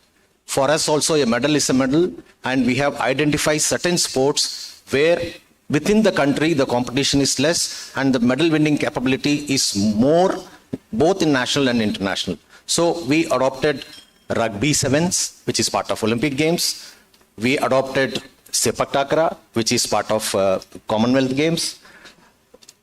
Similarly, we have adopted fencing and few more games. अब मैं बताना चाहूँगा, and we adopted cycling also. मैं आज ये बताना चाहूँगा आप लोगों को कि today on date we are the champion of champions in rugby sevens in all categories: sub junior boys girls, junior boys girls, senior men and women. We are the champions in rugby sevens in the country, and 5 girls and 5 boys have represented Indian team in Asian Rugby Championship, and 1 girl has represented Indian team in the Asian Games in Zinzao, which happened last year. Similarly, we have represented in the World Cup sepak takraw.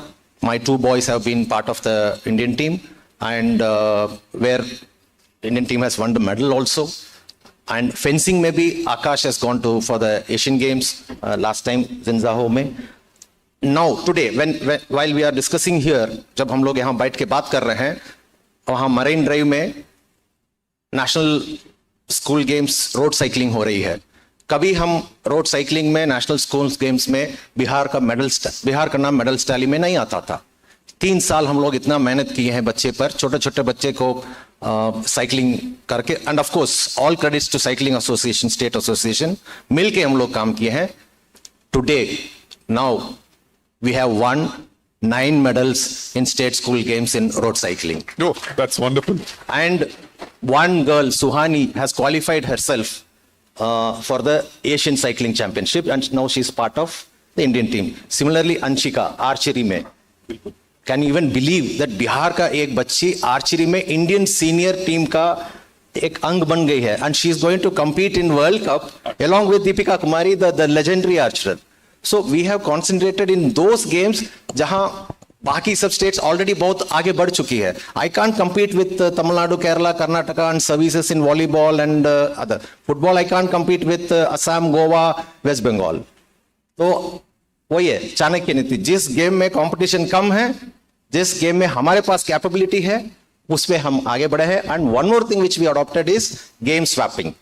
I learned this strategy from what UK did it. How UK increased their medals tally from previous Olympics to the present Olympics. They swapped games. हमने क्या किया, volleyball players को convert किया sepak टाकरा में, and athletes जो 4th medallist है, 5th positions में आ रहे हैं, उनको और रेसलर्स को जो मेडल नहीं जीत पा रहे हैं, उनको हम लोग रग्बी में कन्वर्ट किए, and now we are champions. So one has to adopt game swapping. So these are the strategies we adopted. That's a wonderful idea. I hope other states also take a leaf from that and start doing it.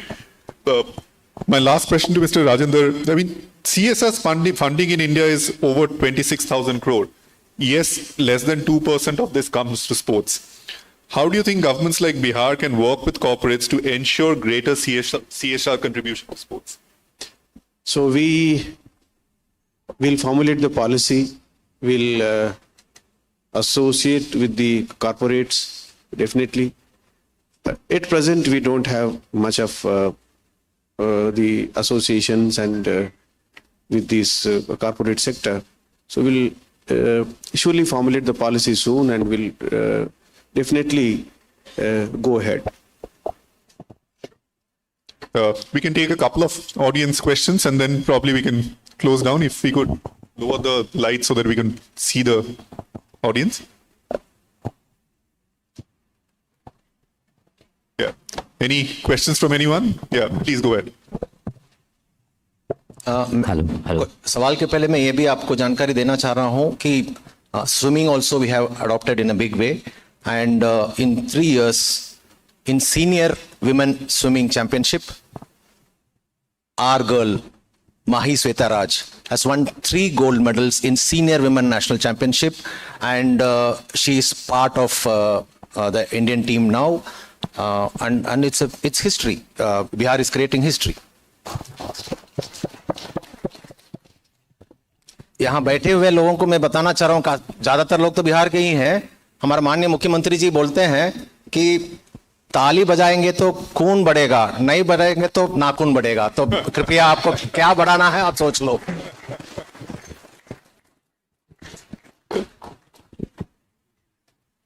Do we have any questions from the audience? Yeah, please go ahead. Okay. Shiva, please. Yeah, Shiva. Was there first? Shiva, you go ahead and then we can... Okay, all right. Just first of all, congratulations. It's great to see all the initiatives being taken care and also the approach to this. A few threats and few opportunities I'd like to mention to you and see if you already considered and if you have a plan for this. What we've seen, especially when you're in the sports development, number one threat is age fraud. Because athletes claim to be of a certain age, they win the competitions and the real talent can't proceed. So do you have a plan to tackle this age fraud? Number two, doping. It's a huge issue because of the high stakes in sport. And even at a low level, athletes try to, resort to doping to get that result. And finally, for athletes who are not making it to the top 3, let's say the 4th, 5th, 6th, you've already said, cross training, going to another sport. Also, is there a plan to involve such people in the sports science, in the coaching, because they already have built to a certain level, but they have not gone forward? So, okay, we are addressing all these issues which you have asked. I will not say we have completely eradicated the age fraud system, but to a larger extent, we have dealt this issue. पहले हमारा Bihar team जहां भी जाते थे as fraud में पकड़ा जाते थे, डिस्क्वालीफाई होके आ जाते थे। लेकिन अब पिछले 2 साल से before sending the team, we conduct the bone test, X-ray test, whatever test we have to conduct, we screen them and overage बच्चे को हम भेजते ही नहीं है। तो now बिहार टीम कहीं भी डिस्क्वालीफाई होके नहीं आता है। एंड ये भी मैं बताना चाहूंगा, जो भी गेम्स में हमारा बिहार का टीम जाती है, चाहे स्कूल नेशनल्स हो या नेशनल्स हो, हम मेडल के बिना वापस लौट के नहीं आते हैं और डिस्क्वालीफाई भी नहीं होते हैं, नंबर 1। बट ये नहीं कहूंगा कि 100% हम एज फ्रॉड खत्म कर दिए, है प्रॉब्लम है, we have to address it. Number 2, doping. We have 2 sports hostels and we have Conclave residential schools. We have conducted frequent raids in the hostel rooms and whomever we found and जिसका कमरे में हम doping substances पकड़े हैं, we have taken a strict action. We have completely thrown them out of the hostel and we have never allowed them to come back, whatever may be the pressure and whatever. He or she might have given a medal to me and maybe the medal prospects honge. But strictly we have adhered to this. No doping, no entry into the sports academy and no entry into the sports hostel. But again, still a long way to go. And third thing which we have addressed in a big way is sexual harassment to the girl athletes, to the women athletes. I should use this platform to say 3 cases came to our knowledge. लड़कियां लिख के दी है, उसके आधार पर, basically I'm a police officer also and heading the sports authority. We have lodged cases against 3 coaches, send them behind bars and set a benchmark. लड़कियों के साथ छेड़छाड़ करोगे तो जेल जाओगे. And this we have done it in Bihar. So this also we are addressing. And आप जो 4th, 5th, 6th position की बात कर रहे हैं, we have considered them as a champion athletes. आज हमारा Khelo India small centers, almost 39 small centers we have, Khelo India small centers. जो भी athlete नहीं कर पाए अपना जिंदगी में, मेडल हासिल नहीं कर पाया, चैंपियन नहीं बन पाए, उन लोगों को हम इस Khelo India small centers में कोच बना के 6 weeks कोर्स करा के we have appointed them in all the Khelo India small centers and even in Conclave residential sports schools. That is how we are using our past athletes. And in the forthcoming, the Mashal Talent Scouting program also, we are using our past athletes who have not able to win medals for the state or for the country. This is what we are doing, but long way to go, but we have started it. Thank you. Thank you so much. One last question from there. Hi. Thank you, sir. Good afternoon. Thank you so much for having us here. I am Rishikesh Joshi. I represent an organization called Sports for All, SFA, and we focus very largely on school sports. That is to be able to create an organized ecosystem for school sports. And we have seen over the past that, from school sports between the age of 10 to the age of 14, the growth that happens of escalation of athletes in different sports is very, very quick. And since, Bihar is now taking so many strides in, trying to develop a sports ecosystem with a holistic vision, I'd love to understand, what is the vision for school sports in Bihar. And a very interesting statistic, sir, that I was looking at was that, there's more number of girls that go to school in Bihar than boys, which is unique to a lot of other states in India. And we have also seen in parallel that our girls are winning more medals than boys at the Olympics, Commonwealth Games, Asian Games. So what is our take on that? And what would your vision be to be able to, focus on that area, sir? Thank you. I think I answered to your question when the same question was asked by Ayan Sen Gupta. The program which we have launched recently, Mashal, that is what we are doing it in every schools. तो school के बच्चे तो आपका जो age group है जो 12 to 14 years उसी age group में आ रहे हैं. तो we are doing the talent scouting program there and we are collecting the data and we will be analyzing the performance and we will be nurturing them in future. So that is what our plan is. And number 2, you talked about girls participation.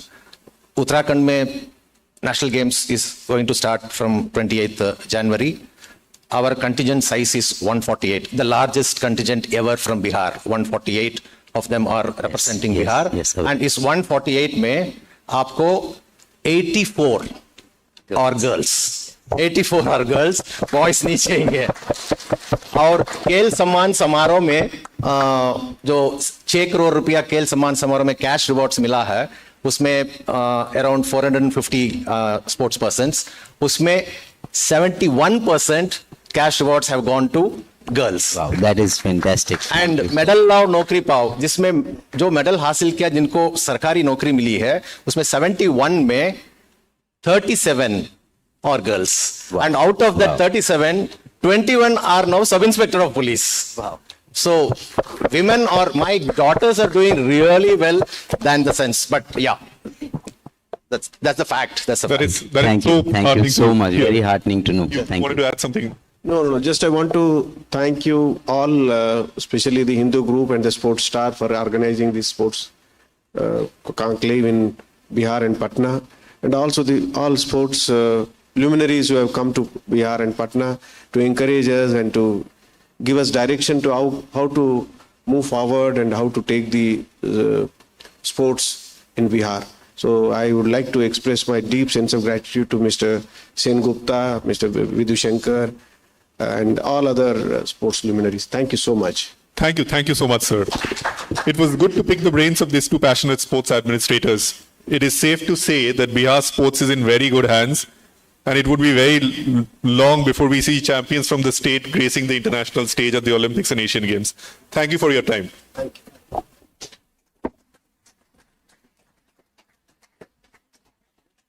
Thank you everyone for a thoroughly illuminating session. Can I request Mr. Shishir Sinha, Vice Chancellor of the newly established Bihar Sports University, to join us on stage?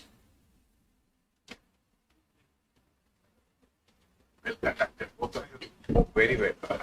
I request Mr. Sengupta to present everyone with a token of our appreciation.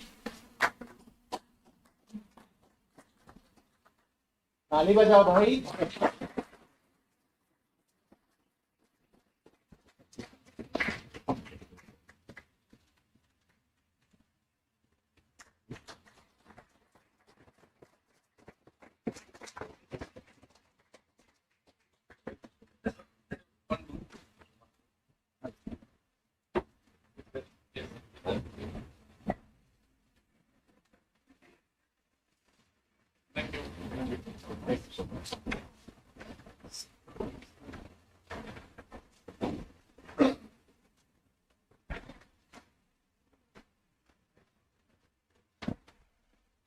India's sporting promise on the international stage can directly be traced back to an evolution in the way of going about sports in the first place. We have seen sports science and data become arterial to playing careers, not just in performance optimization, but also in injury prevention, scouting, and more. Our next panel tries to deep dive into this revolution. To lead this discussion, I invite back on stage Mr. Y.B. Sarangi.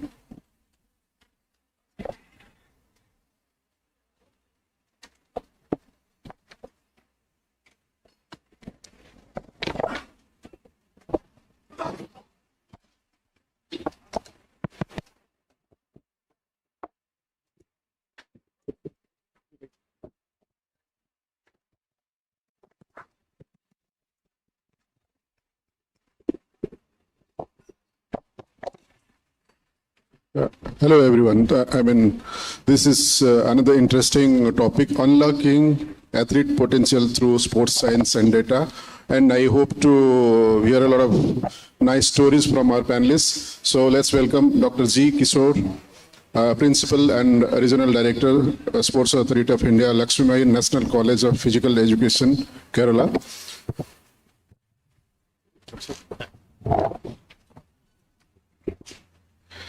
Then Dr.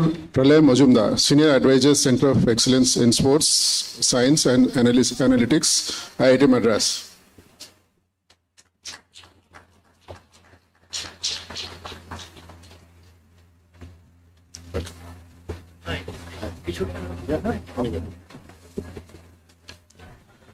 Last but not the least, Mr. Harendra Singh, Head Coach of Indian Women's Hockey Team.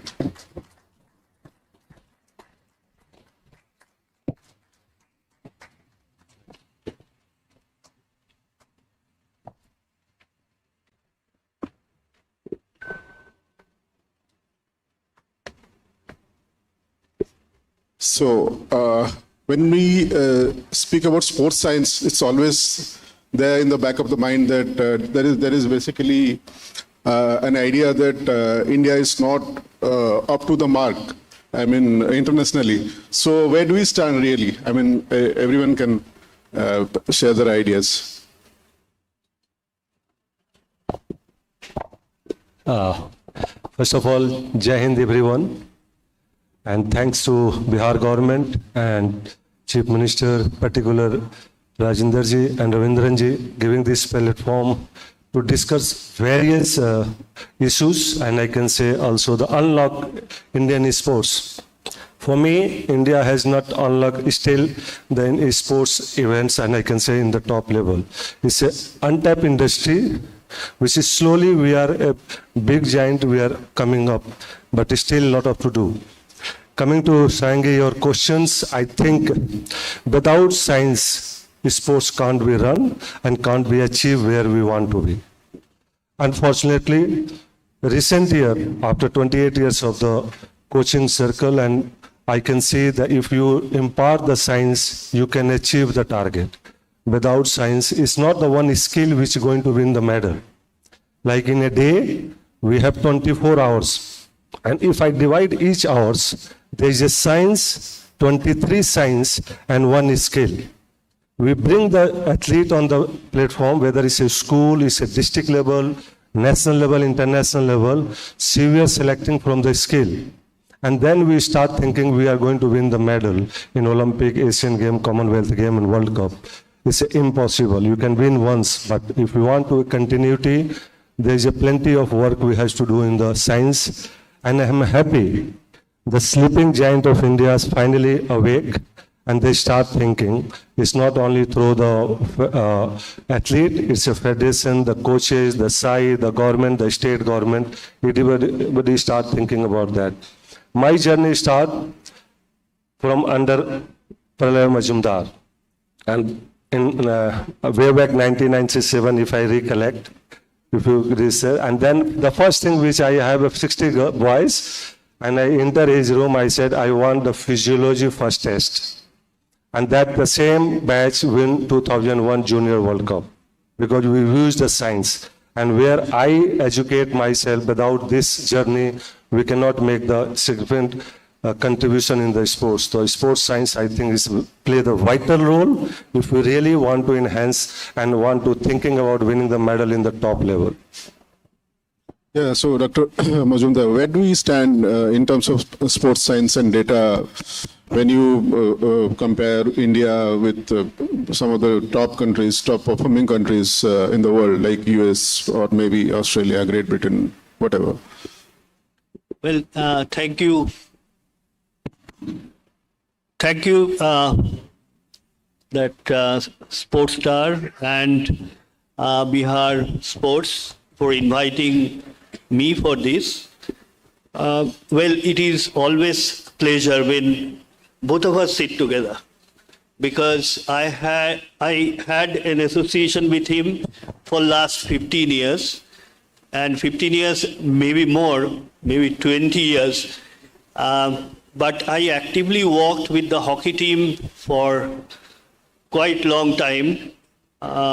And fortunately, when it started, then the hockey bunch of players like Dhanraj, Pillai, and that group, they were little reluctant to go through this process of evaluation process of the sports sciences.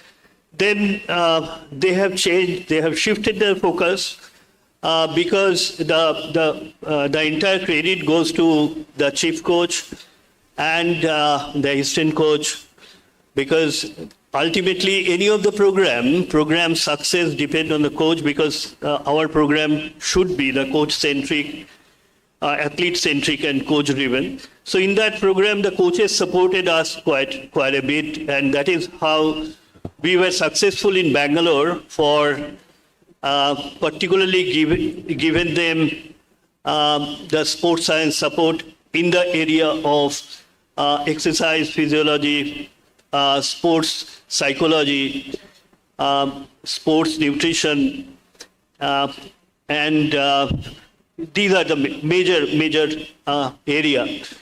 Unfortunately, if you ask me, the sports biomechanics, I think we need to do a lot of work to improve the system in biomechanics. There are because of the lack of available resources and the lack of understanding for the coaches who are really dealing with the technical and tactical event like jumps, throws, not for team games for sure. So these are the area where the biomechanics plays a very critical role for performance. So we are some of the sports like masseur, then psychologist, dietitian. These are the very soft sports science support. But if you compare across the world, there are two major sports science, one is the movement science, which is the biomechanics, and the other one is the exercise physiology. So these are the two pillars of entirely giving the support for the sports science. Right, you rightly spoke about it, Dr. Majumdar. We have seen Muralidharan being tested for his arm. So, but we have come a long way from that era. So, Dr. Kishore, I'll shift to you. So, do you think we are yet to catch up with the rest of the world, those who are advanced in sports science? Yeah, of course, this is a very pertinent question, because when we look into the sports development in their segment, and this has got a very pivotal role to play. If you take into the pan-India scenario, at the top level with the athletes under SAI, especially under the schemes of TOPS, National Centers of Excellence, they are all being scientifically monitored, and data-driven analytics are being done. But you come down to the developmental level and grassroots level, I think it is not so far been percolated down to the desired when compared to the advanced countries. This sports science testing and all, it's not that sophisticated now. There are simple gadgets and sports science equipment available through which we can start getting data and it can become personalized training in each and every sport. So that what is required to be, if you look into the statistics, all the top athletes are being systematically monitored on various sports science parameters, and their profile is being monitored by expert scientists, a team comprising of expert scientists, coaches, and even with the federations, discussions are being held. And that's how they are able to, performance prediction. It cannot be a certain extent they can do that. Where do they stand depending upon their present performance? And comparing the trends prevailing worldwide in a competition, calendar, how much they can progress. But this need to be, I think, more broad-based and more percolated down to the developmental level and to the state level, for which concerted efforts are required. As of now, if you are looking into the where we stand, if you are asking where we stand, we are not very satisfactorily able to do justice to the entire region. We are able to do it to the top level athletes and to the elite level only. Right, sir. Thank you.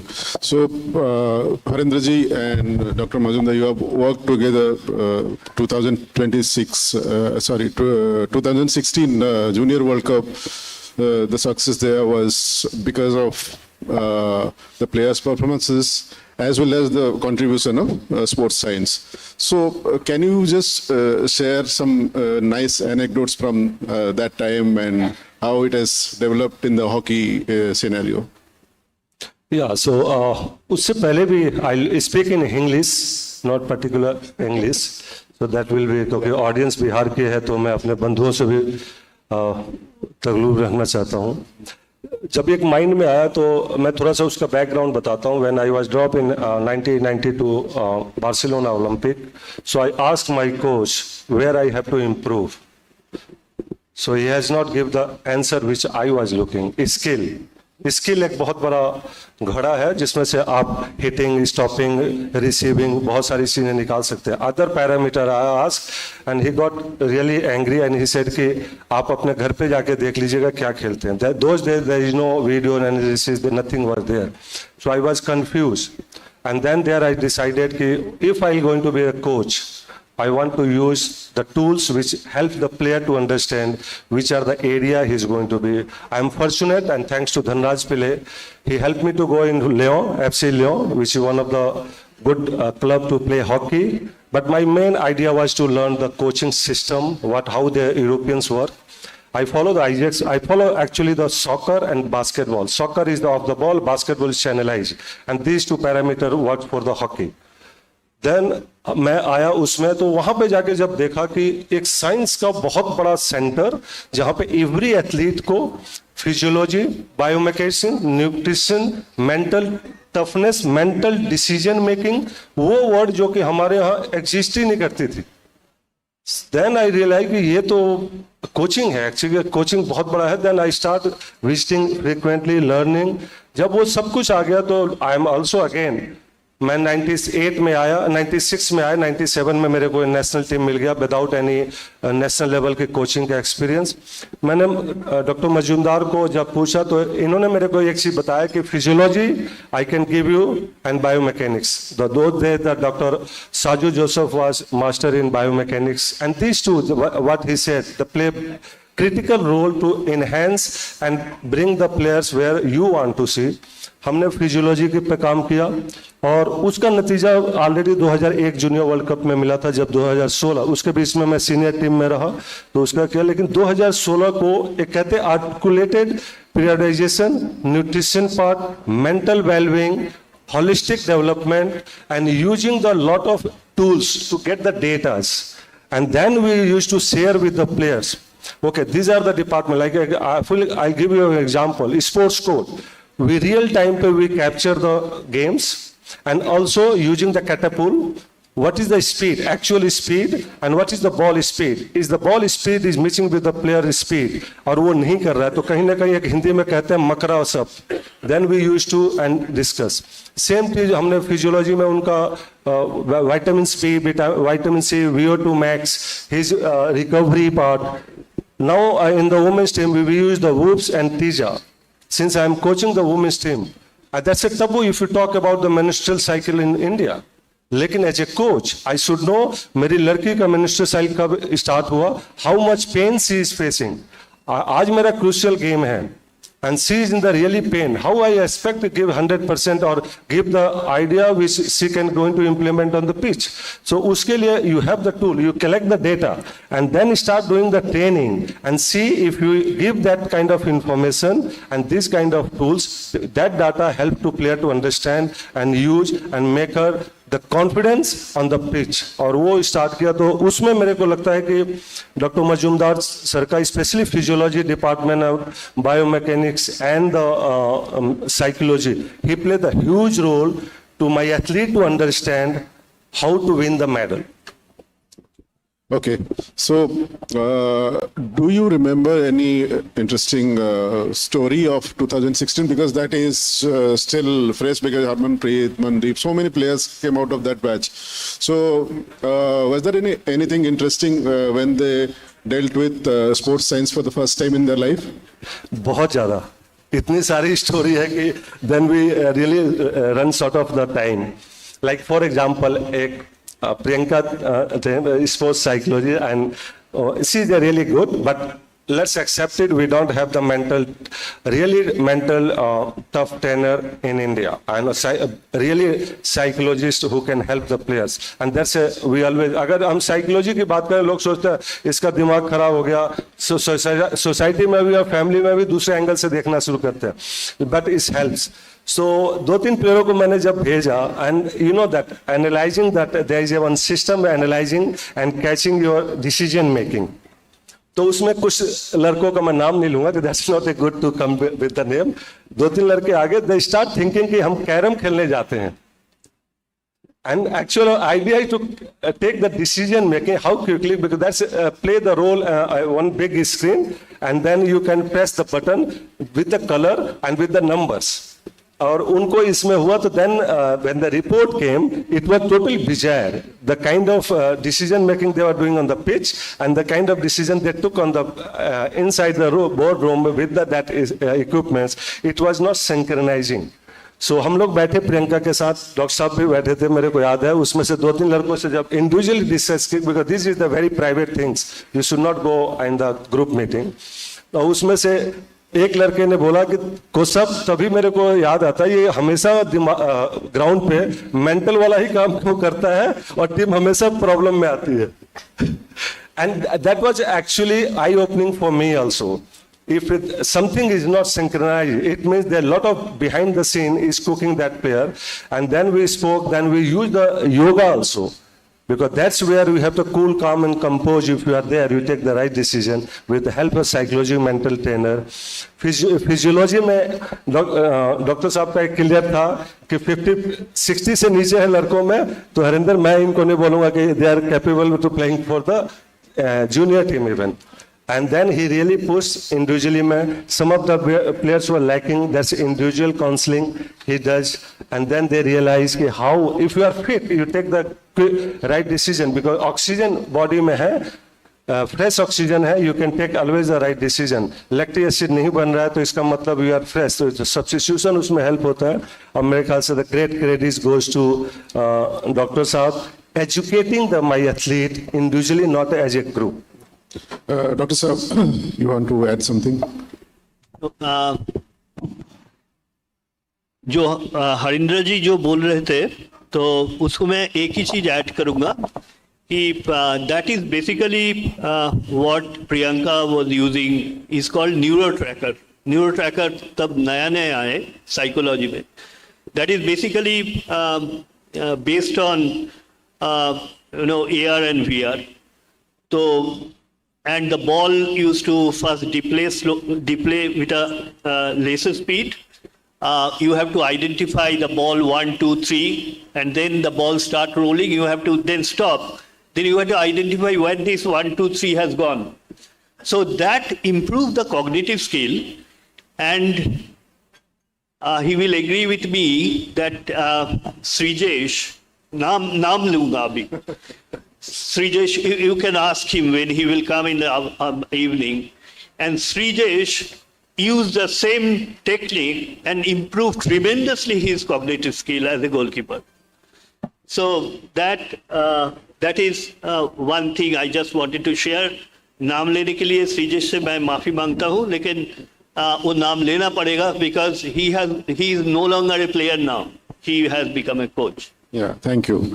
So, Dr. Kishore, so do you think it's very important to, implement sports science and data at the grassroots level, because so that the athletes get used to such things? Of course, we have to familiarize the athletes from the grassroots level onwards, the need of sports science and the need of data analytics. Most of the time, they feel, as rightly pointed out by my colleagues, Dr. Majumdar and Mr. Harinder. So it is very difficult to convince the athlete why is it required so. They feel at times that this is something, additional burden. We are doing our training, why we should again come and in the treadmill and run with all these gadgets, that it should be done. So if you do at the grassroots level, the athlete himself nowadays, they are very brilliant. They have got excellent intellect. So they would be able to personally monitor where and know where do they stand. As rightly he was telling, Mr. Harinder was telling that he asked the question to his coach that where will I stand? So each and every athlete will develop inquisitiveness to take up to know where he stands, and he can himself progress and know where he stands through sports science. And for that grassroots level, we need to do. And as far as Sports Authority of India, Ministry of Sports, since I belong to Sports Authority of India, and I have headed the region of Bangalore when we had an excellent team, twice sports science team with Dr. Majumdar in physiology, Dr. P.J. Sebastian in biomechanics, Dr. G.L. Khanna, Dr. Jolly Roy. So, and that is where the sports science started from Bangalore onwards, Bangalore, Patiala, Trivandrum. So we could know that to convince them, make the team, to convince them, it would be a little efforts are required, and that role has to be paid by the manager, the management, that is who are heading, the head of the institution. They have to make the team. There may be differences of opinion.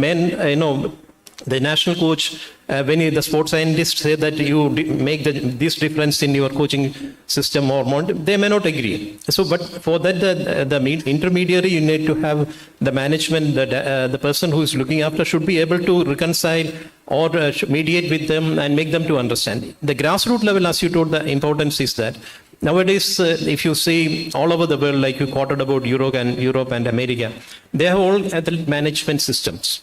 And they have got repository systems where the data and analytics are being taken up. In Sports Authority of India too, we have now adopted National Sports Repository System, NSRS, and also Athlete Management System, where each and every athlete's performance are being monitored with the help of the team.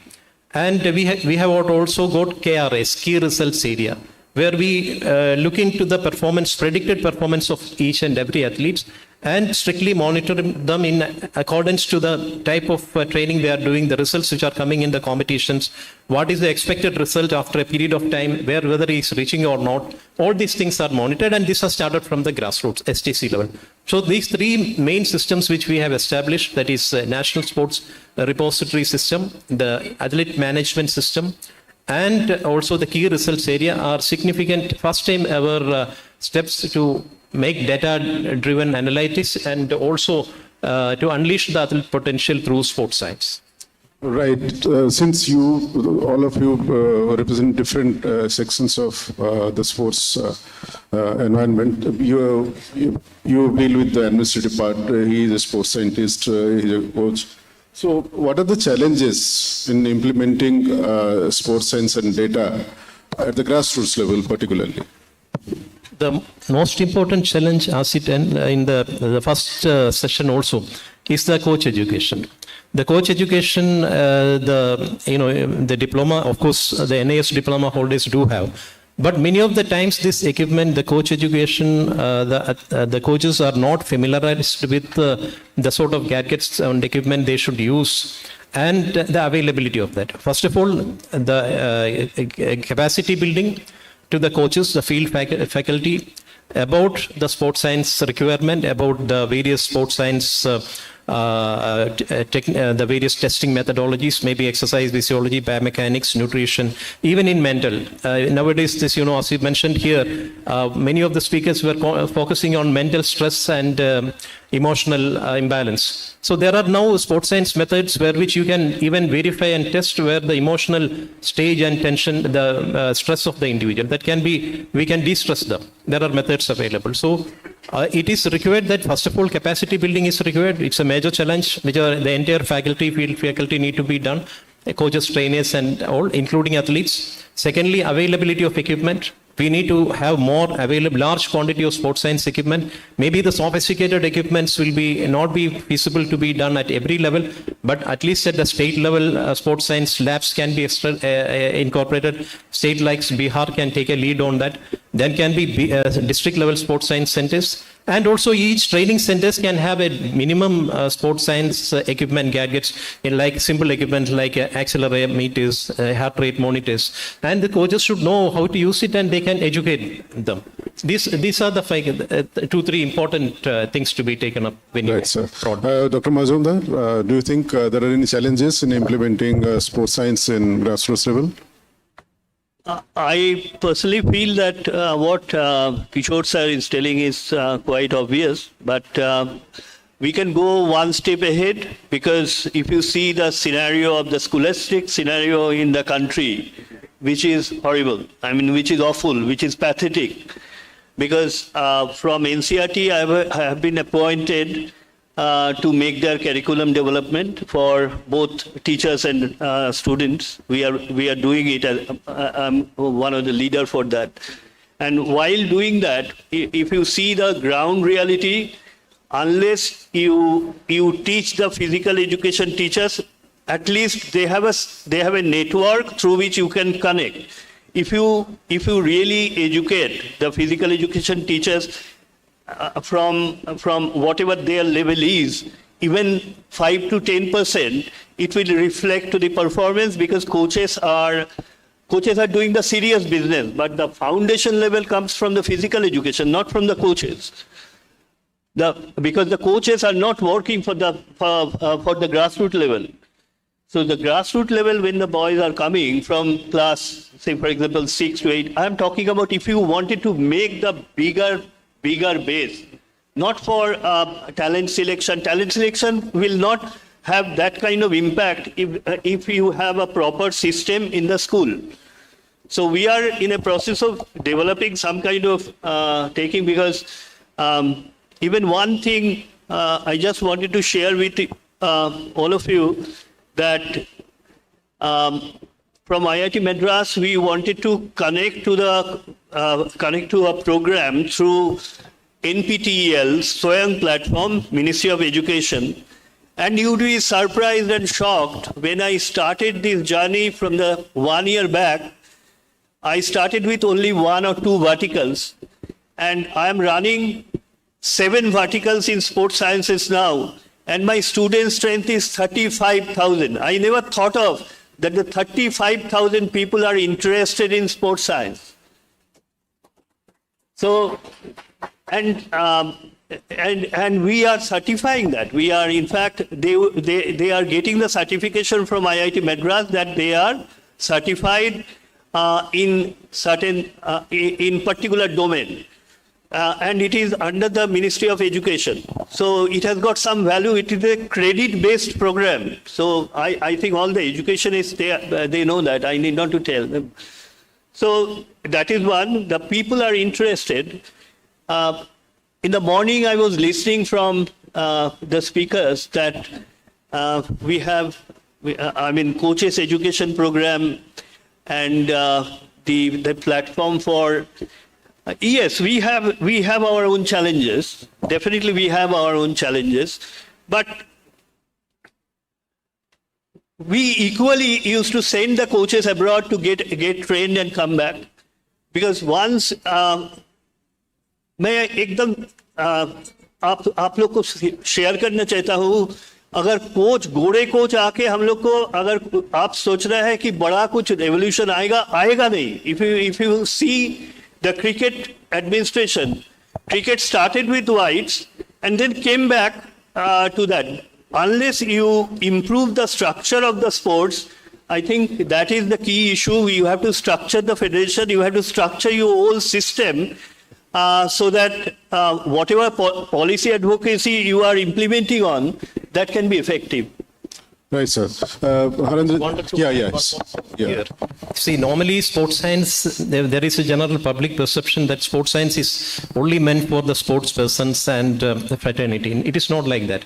Sports science are simple sciences which is meant for each and every person. Every individual should know. If suppose you take biomechanics, it's basically in principles of physics. The Newton's laws of motion can be interpreted by any mechanical objects as well as human movements too. So if you interpret Newton's laws of motion by human movements, it becomes biomechanics. Exercise physiology is meant how your systems tune up with various exercise and how it responds. It is meant for every person. If it's a sportsman or not, one need to know. Psychology of sports, it is something to build how to get the people to know how to face challenges, how to face defeat, and how to learn from the defeat. All this. So these sports sciences are not, it is something which is not only merely meant for the sports persons and sport. It is meant for the entire population. That is why it should be made, it should become a part of curriculum. And it should be learned by every student, every person should know, it will help them. When in the academics of schools and colleges, when a student is made to study astrophysics and marine biology, he studies deep into the ocean, what's happening inside, and into the entire universe, what is there in the, what are the new planets coming. Why not they study about their own body? Why not they study about their own mental makeup? So this would be more, and it need to be introduced as a subject, and many states have come up with to introduce it as a, even I think in the new NEP, it is also suggested, and all the central boards are now gradually making it a part of their curriculum. So the first and foremost thing that you should accept sports or physical activity as a part of education. If you take the very definition of education itself, it is defined that it's an all-round drawing out of the best in a child's body, mind and spirit. So sports science the relevance come from there onwards. Thank you Harendra ji, तो आप पहले एक minute में बता दीजिए कि आपने क्या क्या चैलेंजेस देखे हैं जब छोटे मतलब एज ग्रुप में आपने इंट्रोड्यूस किया स्पोर्ट्स साइंस। उसके बाद फिर स्विच करूंगा और एक क्वेश्चन को, हमारे 5 मिनट बचे। सो द फर्स्ट मैं चाहूँगा कि the sports science what we get the datas and datas पे रिसर्च करिए, उस डेटास को बनाइए एज ग्रुप वाइज, एंड फिर किस कैटेगरी में कौन सा स्पोर्ट्स यूज करना, कितना करना है, वो जरूरी है। द सेकेंड, मैं पैनलिस्ट इससे पहले पैनलिस्ट है, द बिगेस्ट प्रॉब्लम जो हमारे कंट्री में है coach education, and some of the coaches, since I am the coach and I am ruthless यहाँ पे, वो स्पोर्ट्स साइंस इसलिए यूज नहीं करना चाहते क्योंकि एक्स्ट्रा एडिशनल उनके पास जॉब आ जाएगा, then you can't sleep 8 hours or 10 hours and doing some other things. If you are using the sports science, then you have the 16 hours on the pitch, और उससे भागते हैं वो काम करने से, और स्पोर्ट्स साइंस यूज नहीं करते। आज मैं ये गारंटी कह सकता हूँ, हॉकी इंडिया 36 ओलंपिक्स में इंडिया के अंदर मैक्सिमम स्पोर्ट्स साइंस हम यूज करते हैं, आइदर कोचेज, प्लेयर्स और साई का जितना फैसिलिटी है, और वो इम्पोर्टेंट है, वो एक रिलेशन है। I have to get the confidence of the player why I am doing. They have to ask and I should have the answer. और वो R&D से आता है. From where you get the R&D? When you have the data of this sports science. Unfortunately वो data नहीं होता, and then we try to manipulate something. आपने hockey India की बात की, तो उसमें अभी आप उधर कमेंट्री भी कर रहे हैं as an expert hockey India league में, तो काफ़ी दुनिया भर से प्लेयर आके खेल रहे हैं, तो अभी क्या ट्रेंडिंग है स्पोर्ट्स साइंस में, टेक्नोलॉजी में? टेक्नोलॉजी में सबसे पहले तो अभी रियल टाइम पे इंस्टेंट जिसको कहते हैं हम यूज करते हैं, डिफरेंट नेक स्पोर्ट्स है, स्पोर्ट्स कोड है, वे स्पोर्ट्स है, उसको वी यूज द कैटापुल जिसमें हार्ट रेट मॉनिटर आता है, high speed heart rate, it's not the distance you cover, it's depending on the पर second how much distance you cover, your recovery part with in the 3 minutes when you substitute, that player must become somewhere 90 to 100 beats per second में उसका अगर आता है minutes में, then only he can and she can take on the pitch. उसके बाद अगर आपने देखा होगा, मैंने एक अभी दूरदर्शन को किया था, वो डेटा जो एंगुलर है, that's come under biomechanics and that's we good. Now I just want to say I am going to use very quickly the AI for the plenty corner defending and attacking. That's one of the change I like to see Indian sports, and that's where I am working on that, using my one of the few IT guys and the scientists where we can generate the AI. Of course the coaches का job भी stake पे है AI आने से, ये तो fact है, but I am happy कि coaches अपने घोड़े के दौर पे दौड़ना पड़ेगा, आप बिस्तर पे सो के कोचिंग नहीं कर सकते, if you want to compete with that. Lovely. So doctor Majumdar, वो एआई का बात कर रहे हैं हरेंद्र जी, तो आप यू आर एन एक्सपर्ट, सो अभी एआई पूरे लाइफ में आ चुकी है, तो ये स्पोर्ट्स साइंस पे कैसे काम करेंगे, एंड क्या क्या गैजेट्स हम आजकल यूज करते हैं sports person? No, it's basically computer vision or AI say you can monitor the athlete's movement and where he's playing more number of passes, what are the zone-wise you can determine the games. Even AI and computer vision is very important because you can spot the injury, because if somebody is having because we used to have 8 different say skills, and if you have a protocol of that through computer vision, you know that your athlete is putting, in maximum effort, what is in knee flexion, knee extension, knee power. I'm giving an example to understand. And suddenly you are, every day the same guy has to go through these 8 tests. And if you detect that that player have got some problem of doing one particular execution of skill, then you red flag that athlete. And when he's playing, then through computer vision, you can understand machine language, you can understand that why he's doing the mistake. So that time it can even detect and protect the athlete from injury.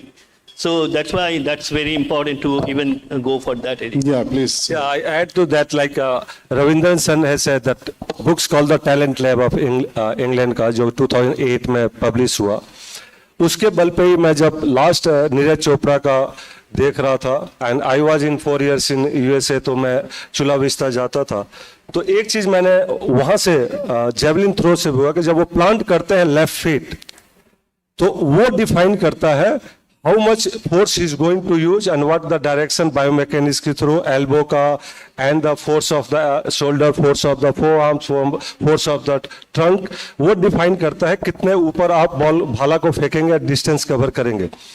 एक रात को सोते सोते जब नीरज चोपड़ा का मैं एक reel देख रहा था, then I decided कि the same principle also apply in the drag flick.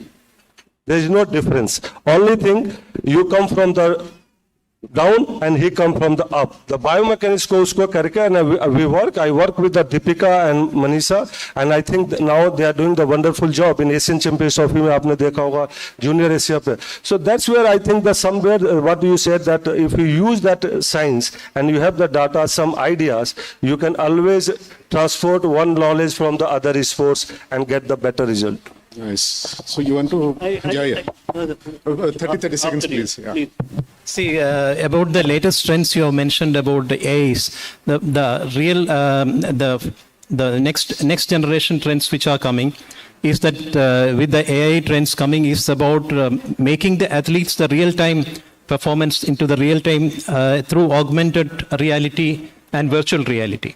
So there are devices and all coming wherein the AI has developed where you can expose the athletes and make the insight developed into the real competition arena through the virtual reality and augmented reality. This is something which is emerging, yet to be tried.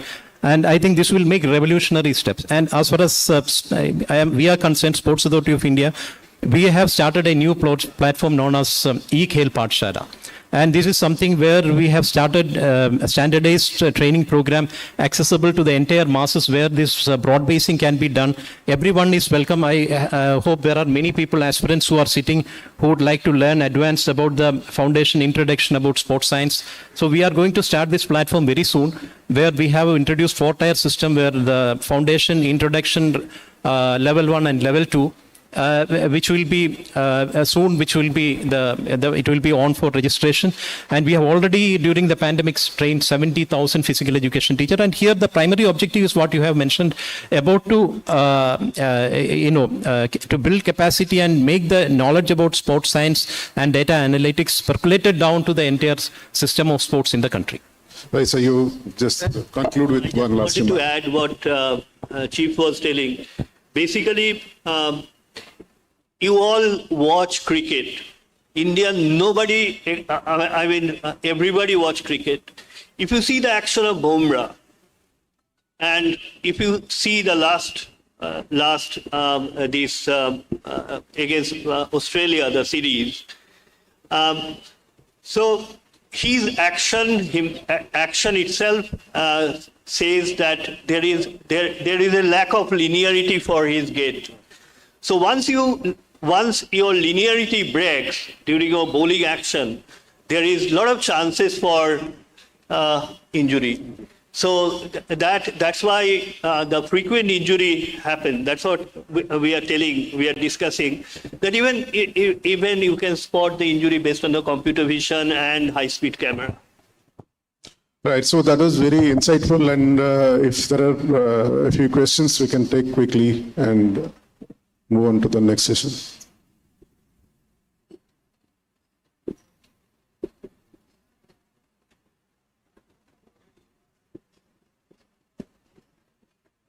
Okay, so I'll just ask one last question and we'll wrap up. So do you see the youngsters, especially the youngsters, the awareness is increasing about sports science, young athletes? Just 10 seconds each. Yeah, I think it's increasing, but it's increasing through the social media, not through the education, which I like to see. Okay. Yeah, Dr. Majumdar?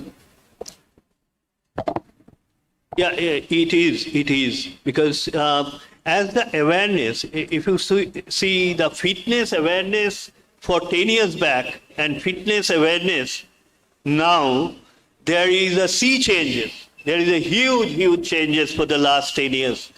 I mean, now the people understand nutrition. The people understand what are the fitness, because I was also one of the member fortunately for making the making the fitness for this old age group. So that kind of thing is definitely changing, and the parents are much more aware now these days. Right. Okay. So that's the only thing. Dr. Keshavan. See, I think the next generation has got of a different breed. They are techno-driven, and they are every segment of education. The latest innovations are into this high-tech model where everything is digitalized and data-driven. So if you don't do that in sports too, then we will be lagging behind. And I think they will be, it will lead to severe setbacks so that is why the Ministry of Sports and Youth Affairs and SAI, through Khelo India, we have taken up this e-Khel Pathshala. And I am telling, this is going to make revolutionary changes. We are going to even tie up with IIT Chennai. And this will be accessible to the entire youth population, and they can join this, and they can get the basic information, and depending upon their interest and depending upon their capacity, they can come up to the higher levels. Okay. Thank you, gentlemen, for your insightful inputs, and really appreciate it was a wonderful session. Thank you so much. Thank you all for an informative session. I request Mr. Sarangi to felicitate the speakers.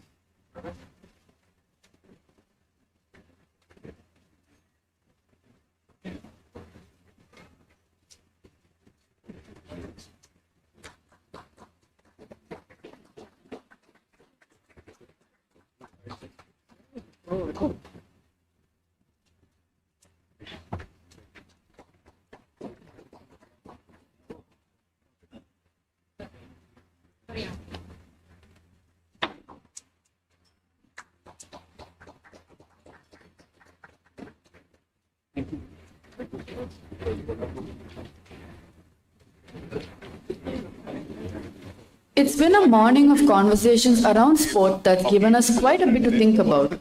Why not do that over a hearty meal? It's time for us to break for lunch. A wonderful spread awaits you. We will convene again soon to keep the conversation going. Once again, here's a small reminder to take these insights to your networks on social media. Share your takeaways from this event with the hashtag Sportstar and Conclave. See you all in room.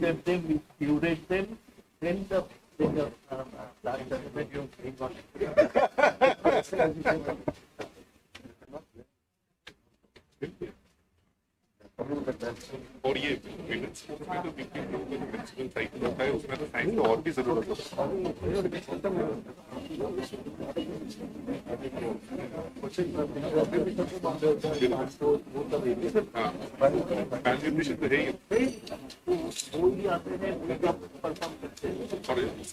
हालांकि ने पूछा भी बोलना चाहिए था कि hockey का लड़की लोगों का जो यो टेस्ट है वो विराट कोहली से बेहतर है बोलना चाहिए क्या हमारी टेस्ट मैच के साथ different kind of I know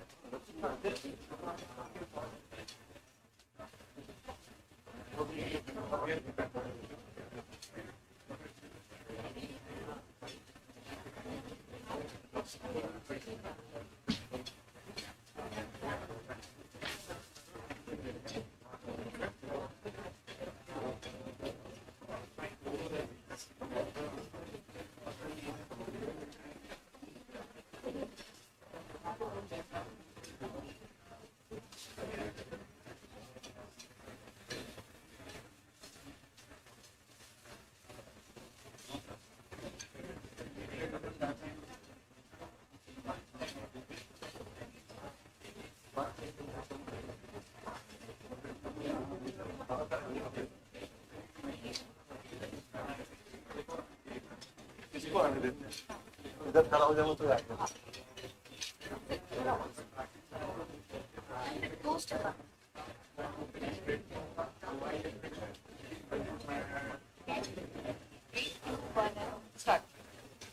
Bihar की राइटिंग कल्चर के बारे में क्या?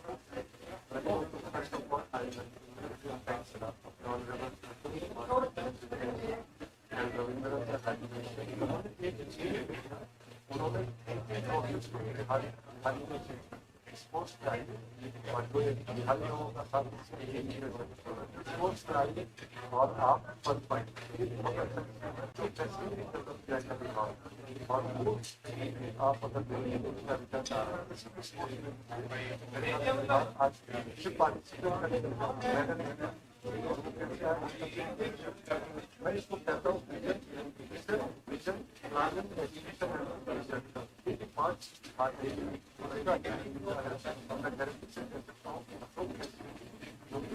Hello, check.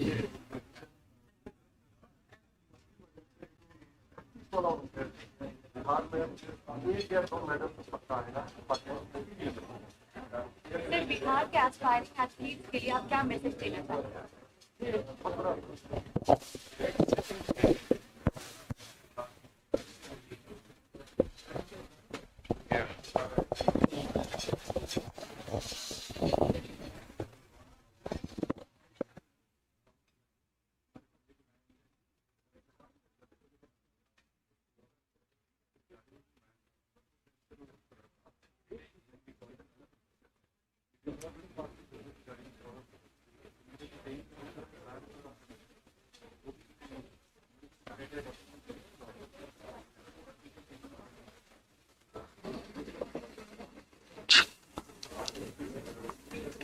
Hello, hello, hello.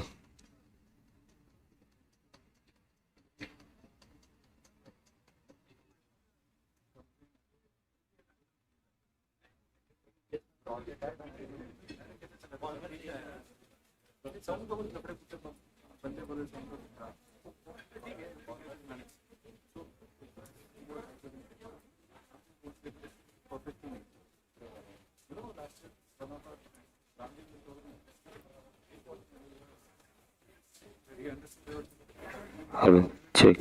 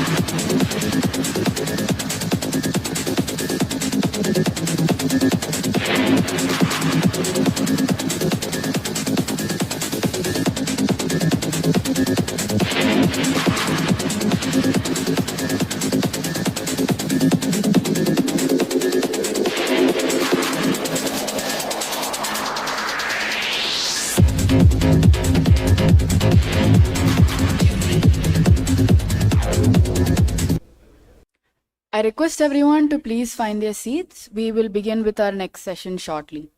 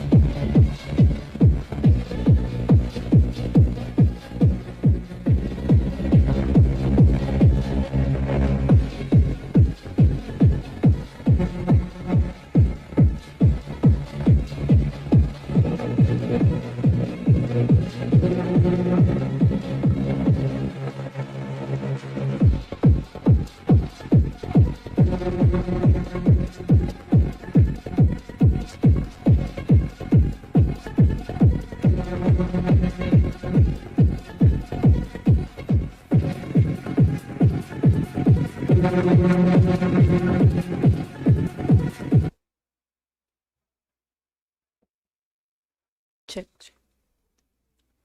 I hope you all had a hearty meal. It's time to return to business. In the morning, we revisited India's Olympic and Paralympic Games, tried to understand the various focus points and challenges of building a sporting ecosystem in Bihar, and also explored the value of data science towards the end. Now, let's focus on an area where Bihar has been leading the charge at the national level, esports. This is an area where even the government of the state has hopped on to maximize on promise and champion the mushrooming of talent in this region. To explore more of that, we invite our moderator for the session, Mr. Abhishek Isar, co-founder Federation of Esports India, to introduce the panelists and get us going.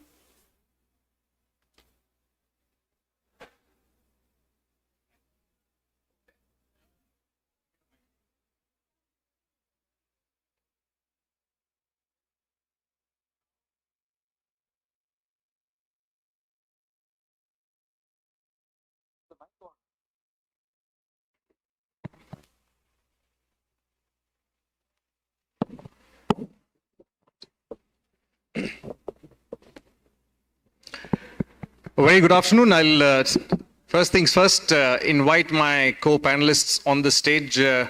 Akshat Rathi, founder, Nodwin Gaming. Let's receive our panelists with a warm welcome. And Nishikant, brand head, Jet Synthesis, please.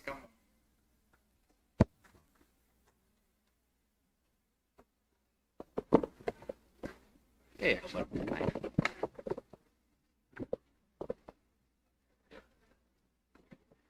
Fantastic. Thank you for the introduction to the panel. I think what's important is to be able to underline, as the announcer did highlight some moments back, that in the world of sports, needless to say, the government of Bihar and the sports department has taken some very important initiatives in the past many years, especially in the most recent past. Needless to say, the sports industry has witnessed talent coming from various sectors and disciplines. But Bihar has definitely taken a front runner's role, a leadership position, a pole position in the development and adoption of the new sports. And I'm very, very mindful when I say that. We are talking of electronic sports.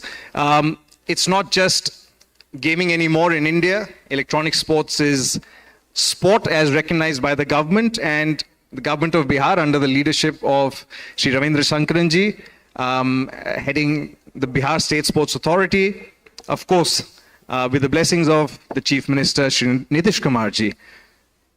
Bihar has recognized e-sport as a sport, and this has been a movement that started a couple of years ago.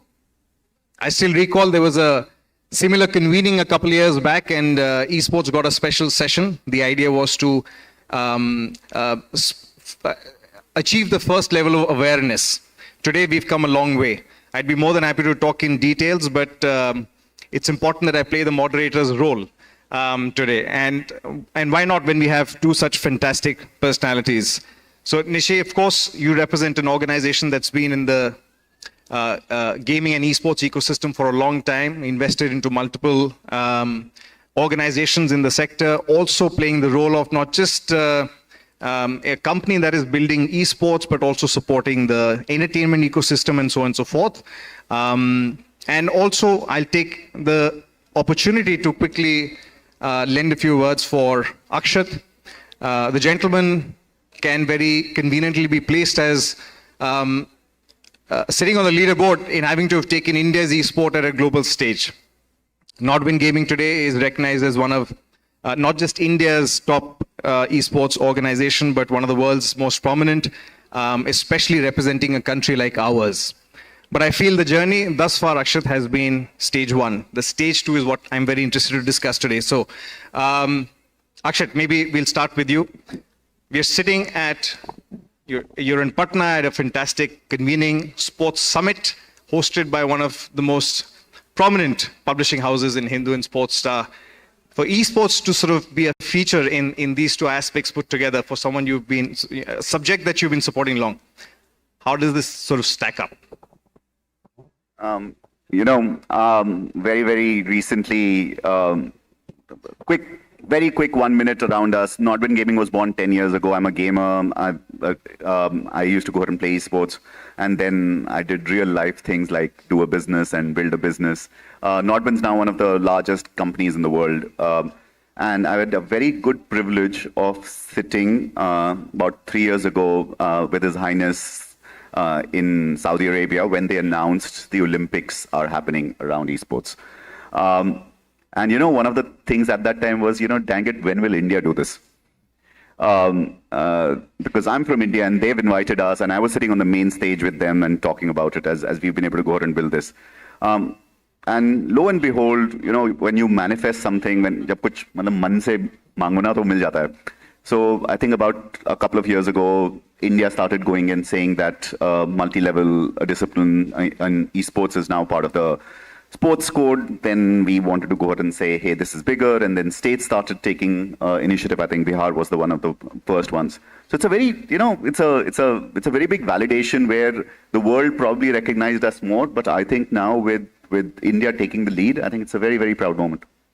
Thank you. I think that sets the context. You touched upon the upcoming calendar event, which the world is talking of, but I'll come back to that. Shri, a quick word from you on, you know, jet synthesis, size, scale, and the esports opportunity, how the organization sort of looking at this space.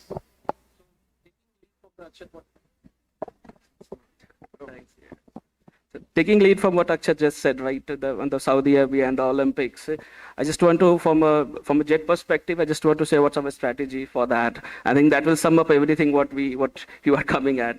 See, for a esports Olympic will be looking at a simulated game with a huge database and a massive engagement. We as a real cricket, RC have been here for 10 years. We have built a massive pool of communities, gamers, and viewers. On top of that, we have been rated as a top esports, top e-cricket simulation game by Google and other top partners. So if you see when we have a world's largest esports league, topped by the largest cricket simulation game, I think governing body should be taking a note. And that's what we do at JET. At JET, we have an interconnected ecosystem of gaming and esports, entertainment and esports, where if you see the outside for the gaming, the two big industries which are very aligned to gaming is entertainment and music. And at JET, we have an interconnected ecosystem which truly fuel this power. Fantastic. So much more to sort of learn from each of the set pieces, but I'll invite you to sort of elaborate the esports piece subsequently. Just to lend some context to all the other sort of friends at this convening. The government of Bihar, as Akshat has highlighted, and of course I also touched upon earlier, has taken a formal stand to recognize esport as a sport a couple of years back. And on that effort, like we've heard all the esteemed panelists before this session, when you're referring to sports, you touch upon grassroots development, talent identification, you touch upon infrastructure development, you touch upon the presence of federations and the sort of, like a fantastically smooth functioning ecosystem that is able to sort of produce talent, but also enable and support them in the long run.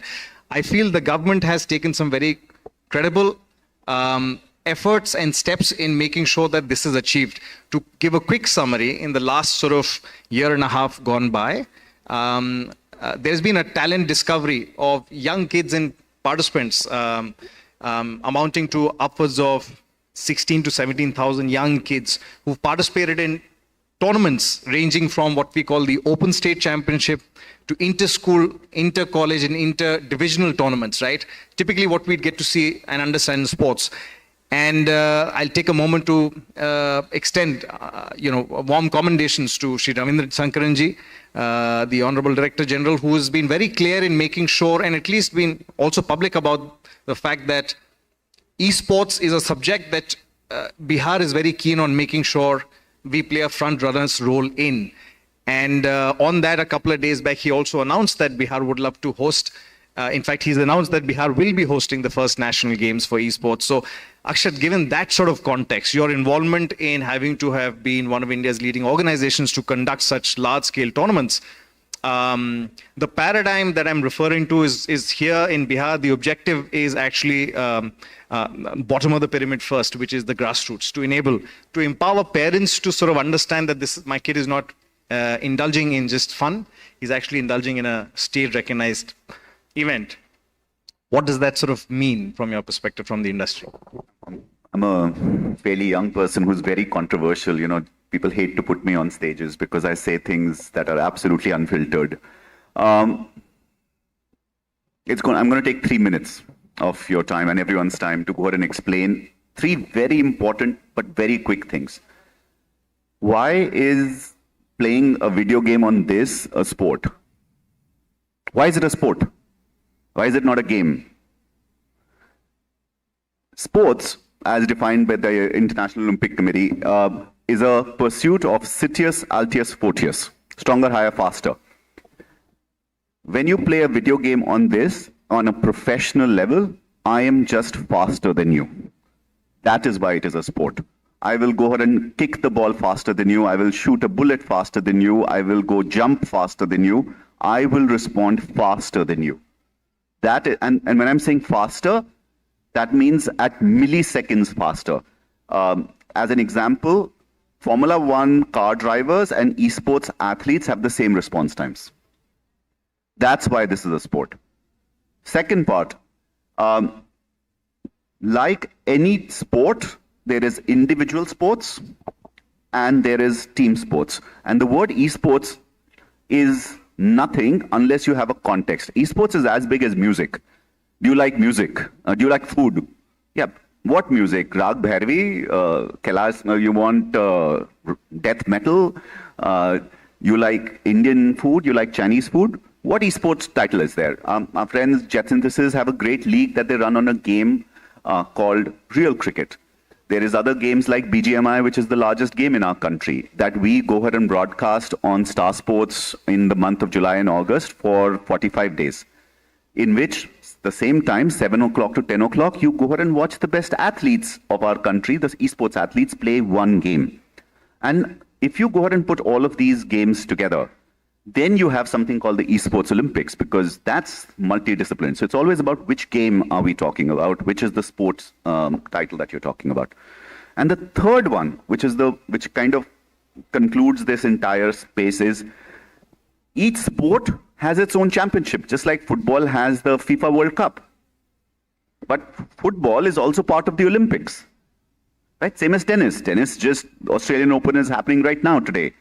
But it is also part of the Olympics, which is there. So, and India can go ahead and have someone like Leander Paes, who goes and plays for us, but also plays the Davis Cup, but will also play Wimbledon, right? So you can have athletes play at different places and have different items that you're winning for. And in esports right now, the individual sports are with a lot of money. As an example, the best esports in India has around 250 people in the country of India which earn more than 1 lakh rupees a month playing esports. The number one person earns 16 crores a year, right? And they has about 50 million followers, which is there, like a Virat Kohli, which is there. So that's the space. So then the question is, why is this person wanting, when they're on Star Sports, when they're on YouTube and Instagram, and when they're winning millions of dollars, literally, what is the way that we can go ahead and find the next big athlete and we can go ahead and make them famous from places like Bihar, is the question of grassroots. And I think it is a discovery problem, not a build problem. So I think academies are not something till the time we can go ahead and build fame here. If we build fame, it will act like a 1983 cricket moment. It will act like a Neeraj moment. It will act like a Vishwanathan Anand moment. It will act like a Rajender moment. You will have then huge gamut of people going and saying, this is legitimate, this is cool, which is there. I can keep on telling you that this is okay and it is there, but you'll still not believe it, right? Your kid will still play 8 hours of video games and you'll be like, ye khela. I'm telling you by now, if your kid comes and says, I'm playing 8 hours of video game, I'm saying I'm playing esports, they're wasting 7 hours. Because he should be practicing skills. I think the Director General was also talking about that. It's about skills. It's not about, you don't become a better cricketer by playing more matches. You become a better cricketer by going and hitting 10,000 times the ball in the same direction or bowling in a certain way. Same thing, wrist, hand-eye coordination, wrist movement, back things. On our tournament, I was telling you, we do BMI indexes to go ahead and find out how heavy are you, because if you're a fat kid, you will not respond faster. And it's a speed competition. So that and everything else, and over the year, it's there. So a minute longer than expected. No, of course, perfectly. And then there's the reward element, which I would definitely want to sort of spend some more time. But if you could quickly highlight the last couple of seasons that you've hosted, what is the reward circuit like? What does this talent essentially typically the just like again Wimbledon's a good example. The top tier circuit has prize pools of between 2 and 3 crores each. The total prize pool in India is about 14 crores, so a couple of $1 million. There are about 10 to 30 mid-tier tournaments, which is there. The total number of people who play tournaments in the country are about 600 teams. The number of people who play the game on a competitive level is about 40 million people every day. The total number of people who've downloaded games and play them on an active level is around 400 million. Wow. Viewership is around 250 million. Heavy duty numbers, but to be honest, and I'm sure Akshat will validate, we're just discussing how the esports industry in India is not even starting, right? How small it is today and where we really potentially can be. Would you like to sort of elaborate, Akshat? But again, I'll invite you to also connect the set piece of how the government of Bihar has institutionalized such an important decision, how that sort of replicates into other regional chapters, what that can mean for India when the government states that we'd like to host the national games, the first ever in this country that a government-led initiative will get to see. Look, there are 5 stakeholders, right? There's a game developer, publisher. They make the game. Then there is the player that plays the game. There is a tournament organizer like us. I call us the IPL organizers. We are the tournament commercial monetizer of this. Then there is a broadcaster, whether it be Star or there's YouTube or whatever. And then there are the governments that are there. Like any true sport, I think this competition on a global scale is cities, not countries. So Riyadh pitches for a world championship. We have another world championship that happens in Berlin, another one that happens in Sao Paulo, and we have another one that happens in Thailand. It's going to be in Bangkok, which is there. And in India, we've had the government of Telangana and Hyderabad going and stepping up with this.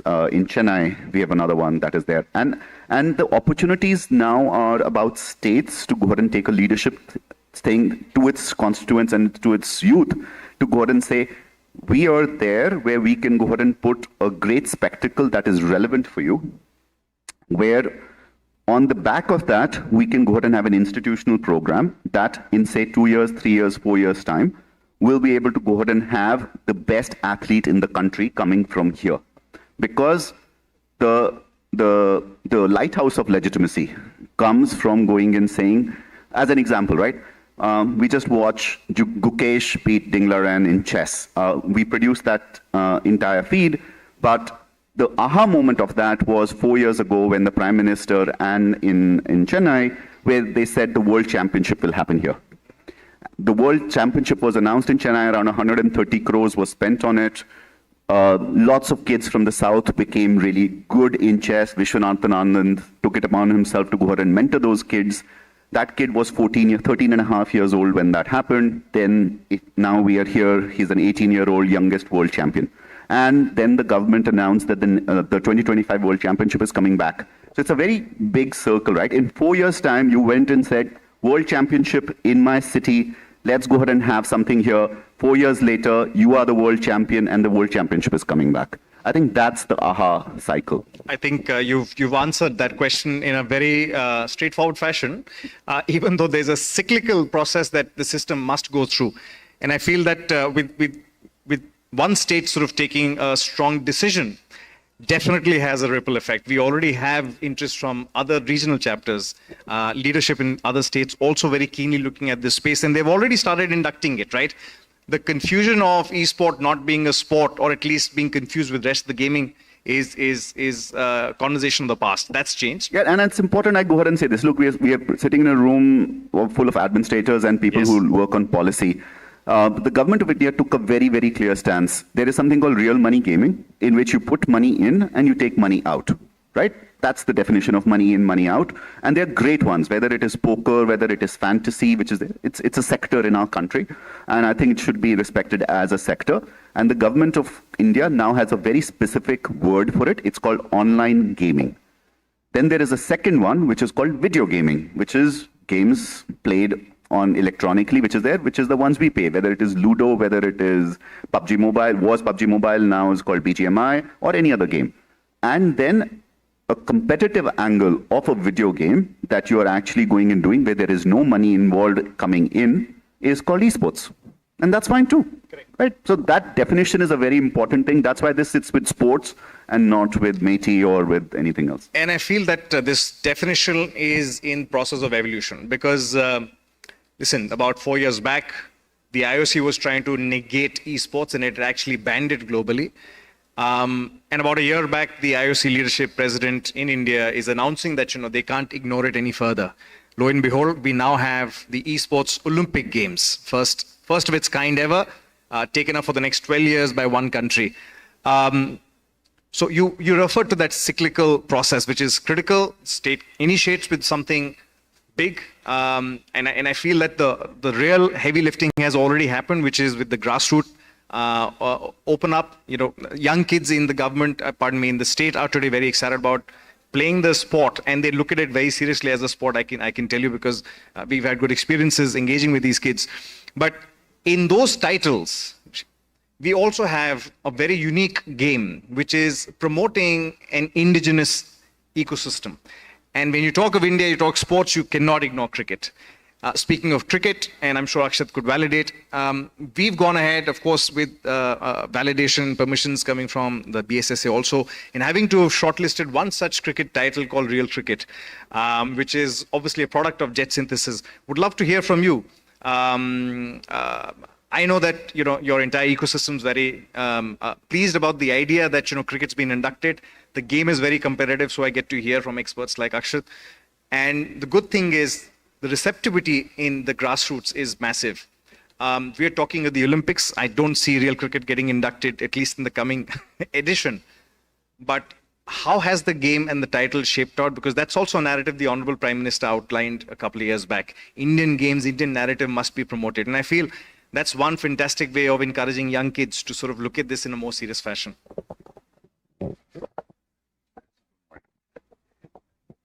So, see, to add to that, on the same, real cricket is the true indigenous made in India game, right? And it is a, so we, how to make it big, right? So all the cricket players who are play currently on a real cricket, the next big stage for them is GEPL, which is a global esports premier league, which is the largest esports platform for e-cricketers. And can I announce? Of course, a tournament that you've already hosted for 2 editions, is it? Yeah. So this is the second. It's the second season of it, and we will love to host a GPL leg, special GPL leg here in Bihar with the support of Bihar government, and to locate, to find and scout the best e-cricketing talent and put them on a global stage directly. We'll also like to to explore how we can advance the top 10 players directly to auction stage, bypassing the qualifiers, registration and Swiss draw model, giving them access to a professional esports contracts and turning their passion into a career opportunity for them. Oh, lovely. That moment, I think, is one that deserves a round of applause. Thanks. Because here's a publisher, a company which is sort of announcing. They already have a tournament, right? It's called GPL. It's based on real cricket.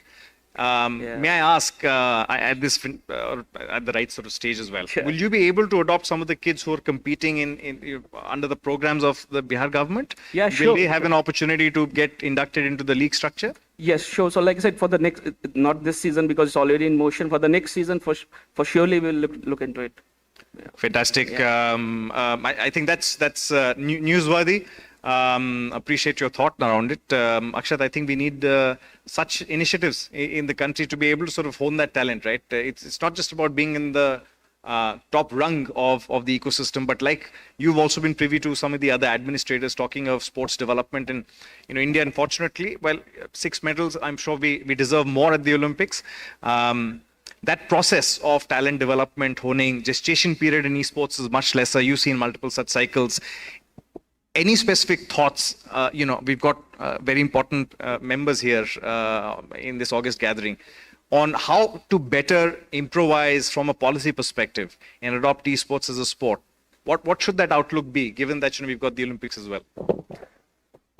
Complicated answer. Sorry. You can game the Olympics, right? What that means is you can look at the Olympics and say, where are the medals? And there are very cool documentaries that are out there, some of them on Netflix, and it says, America, for example, went and said, we'll go for swimming, right? Britain said, we will go after cycling, right? They said, what is the total impact if I pick one sport, but if there are more medals in that sport, I can actually have a disproportionate win outcome out of this, right? Athletics was another thing that the Americans went and did. And over time on the Olympics, you'll be able to go ahead and look at this. I think the same thing applies to esports. I think we need to go ahead and be very specific about the titles we should compete in and not feel bad. So one of the biggest esports titles in the world is something called Counter-Strike, right? 25-year-old game, really big in Europe. I am extremely confident of saying this, that despite the best efforts, if one Indian kid keeps playing, and you need 5 players in this to go ahead and keep playing, for every hour an Indian kid will put in, a German kid is also putting that 1 hour in. So the differential will always be about 7 to 8 years, which is there. We can decide that 8 years later we will win this game, but we don't know whether that's going to be valid. So the answer here is we need titles to be focused on in which we know we can win. Right? We either go ahead and get games like real cricket as part of the Olympics. And if we can't get real cricket as part of the Olympics, we pick titles that are going to the Olympics that we know we can win. Now, Pakistan, for example, has done something very interesting. Pakistan doesn't really go ahead and do well in esports, but they have one title called Tekken, and in which they have the best Tekken player in the world. So they just went and said, we will focus on Tekken as a game. And they win the world championship in that one specific game, right?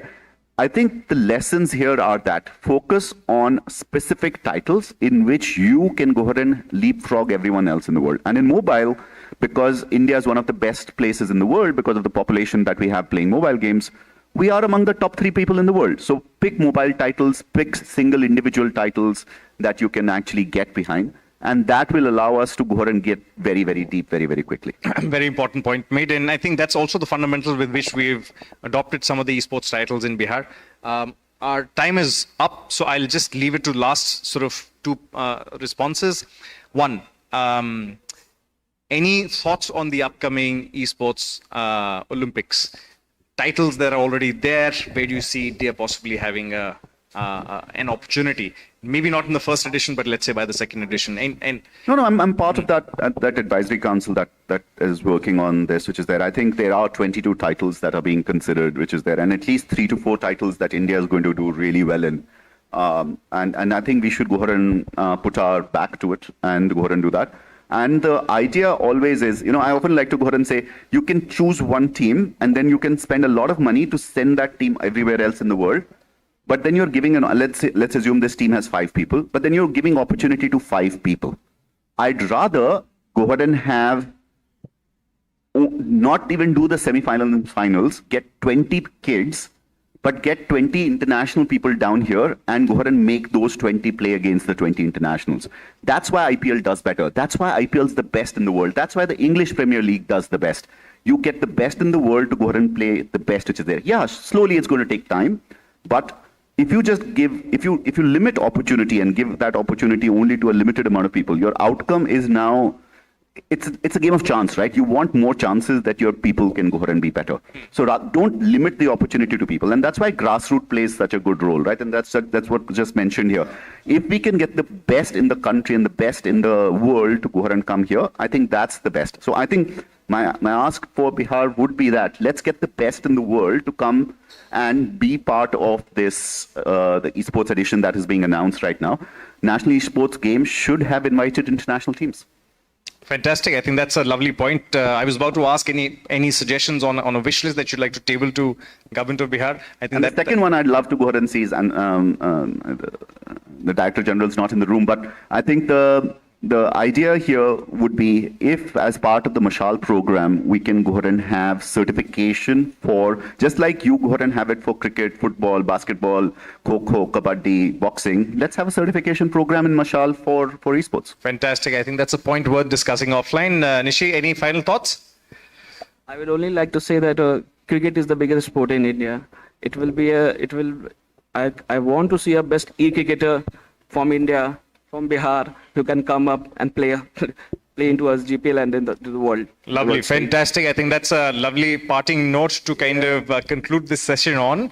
A thought that resonates with the BSSA as well. Their intention has always been to produce top talent across sports and disciplines. We are very fortunate esports is one such considered by the state today.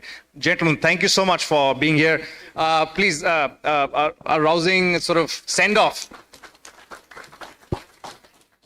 Okay, I see a hand or two, if you don't mind. Would you? I see a gentleman who'd like to ask a question.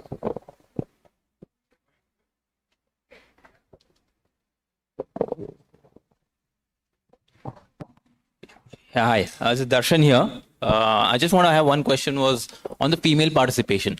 I want to know how many girls participate in esports and has any steps been taken towards promotion of that? Second question was from my colleague Shamswar, she had stepped out, was on health of, I'm sure that, like any sports, there is loss and, mental health and, physical health also, is a factor here. Is anything being done to, take steps on that aspects as well So for esports? Yeah. If there are about, on an amateur level, encouragement to go to the gym is always important. The top athletes go ahead and say that it is there. But if you actually look at the top teams in the country, they have physiotherapists, they have gym, they have nutrition consultants that sit down. Because the answer again is what I said.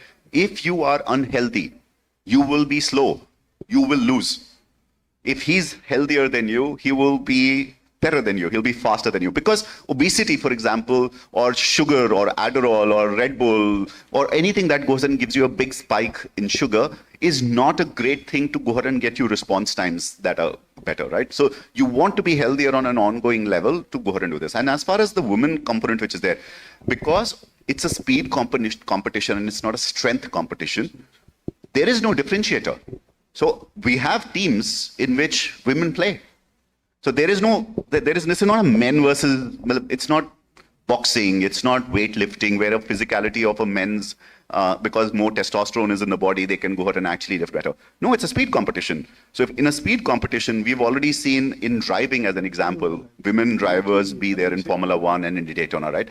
In any speed competition across the world, the gender imbalance is not required. Now the question, interestingly, is why are there not more female players?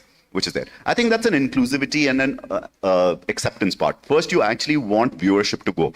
Viewership in esports is typically was around 90% men, 10% women, but this year, I think it has crossed the 65-35 kind of a ratio. As more women play more video games, as more women watch more video games and esports, more women would be finding it very acceptable to go ahead and do that. So I think now the participation has gone up to about 10%, and I think it's going to be much better.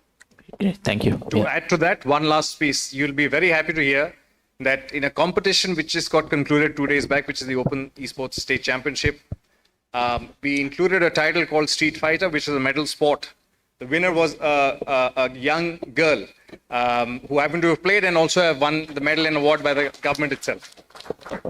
And the World Championship in Olympics in Tokyo, which is there, the World Championship was a girl. She beat 14 boys to go ahead and be the which is there. So, yeah, why not? I have one question. Yeah. Can you hear? Yeah. Yes, we can hear. Yeah, this is a Dr. Shivaji Kumar. I am the President, Bihar Para Sports Association. Just would like to know about the para sports, means person with disability. Are they participating in e-sports? Do you have any?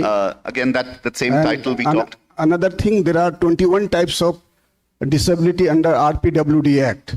So we'd like to know what types of PWD could participate in this e-sports. So again, the electronic sports, since it's a speed competition, there are a lot of people who are either visually impaired or physically impaired because mobility on legs is no longer relevant in this, right? It's either hand speed, hand or eyes coordination, which is there. And there are specific devices that the world's game companies go ahead and generate for people with physical disabilities to go ahead and get them exactly on par with someone else. So again, with those specific devices, people who have disabilities compete absolutely on par with people. So you don't even have to have a separate competition with them. They actually compete on par. And I think the number 4 player in the world has right hand amputated, and he absolutely goes and kills everyone else very, very Can I suggest, why not you are starting e-para sports also? So that will be... Just to add on what we were discussing earlier, one of the top 10 players, one of the top 10 players of real cricket, they are people who are with a disability. They are playing in GPL. They are the best performing team. Fantastic. I think we have your responses laid out, but thank you so much. You've been a lovely audience, and it was fantastic having you. Thank you again. And Shri, again, thank you so much. Thank you all for an illuminating session. I now request Mr. Ayan Sengupta, Sportstar editor, to felicitate the speakers.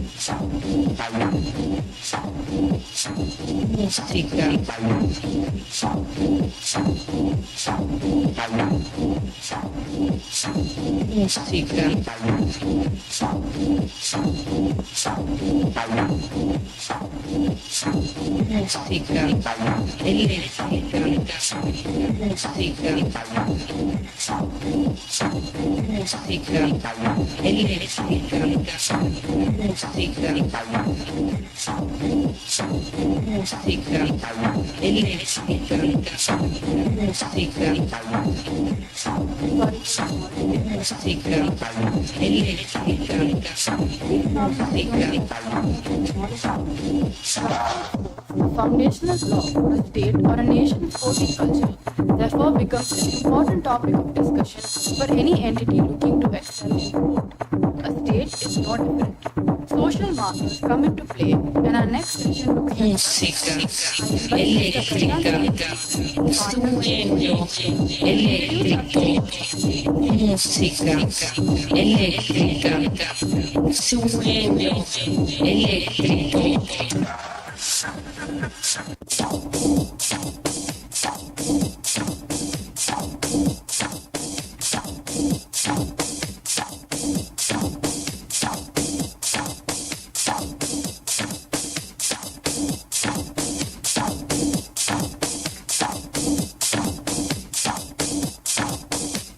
Good afternoon, everyone.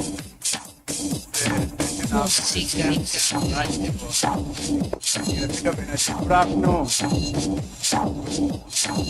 Consulting work that's on sports. Typically, we have started consulting requesting to government and I head that today we're going to talk about I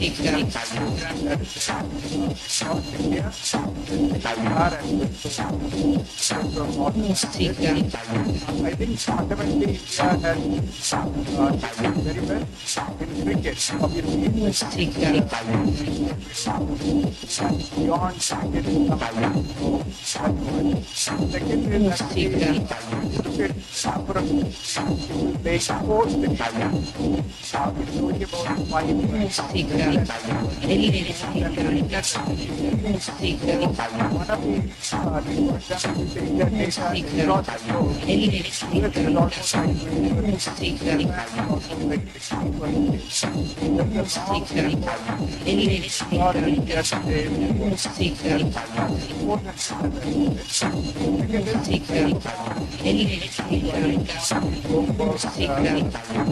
It's only about 5%. One of the last time we got 7, this time we got 6. So I think how do you improve that performance? So grassroots plays a very important role. How do you look at talent, build it up?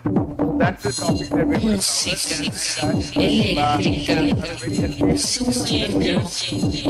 All of them have played. They've all been sportsmen and now coming into I'm going to invite one by one. First I have the founder of Sports for All. He's a national level district and state level. Obviously, also is an experience Rajender. Master in sports management.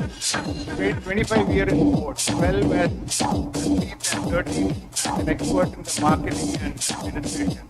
He founded Sports for All to get to bring talent into Olympics and those kind of things. I think that's the case. Thank you for joining us. Next, I have Adille Kumar. So Adille is the founder and MD of Great Sports Tech. So he's been trying to build infrastructure. Interestingly, named as Great Sports Tech, and interestingly has worked in Wipro and all the other. He's a mechanical engineering, MBA from Symbiosis, executive development program from Keshavan. He has been an athlete himself, athletics and handball.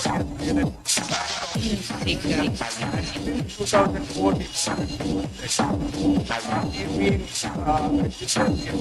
He's been by CIA. Interestingly worked in tech-led firms like Wipro,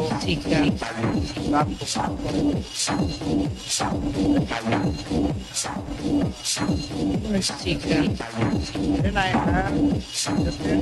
I don't think Jatin, you cannot speak out of Jatin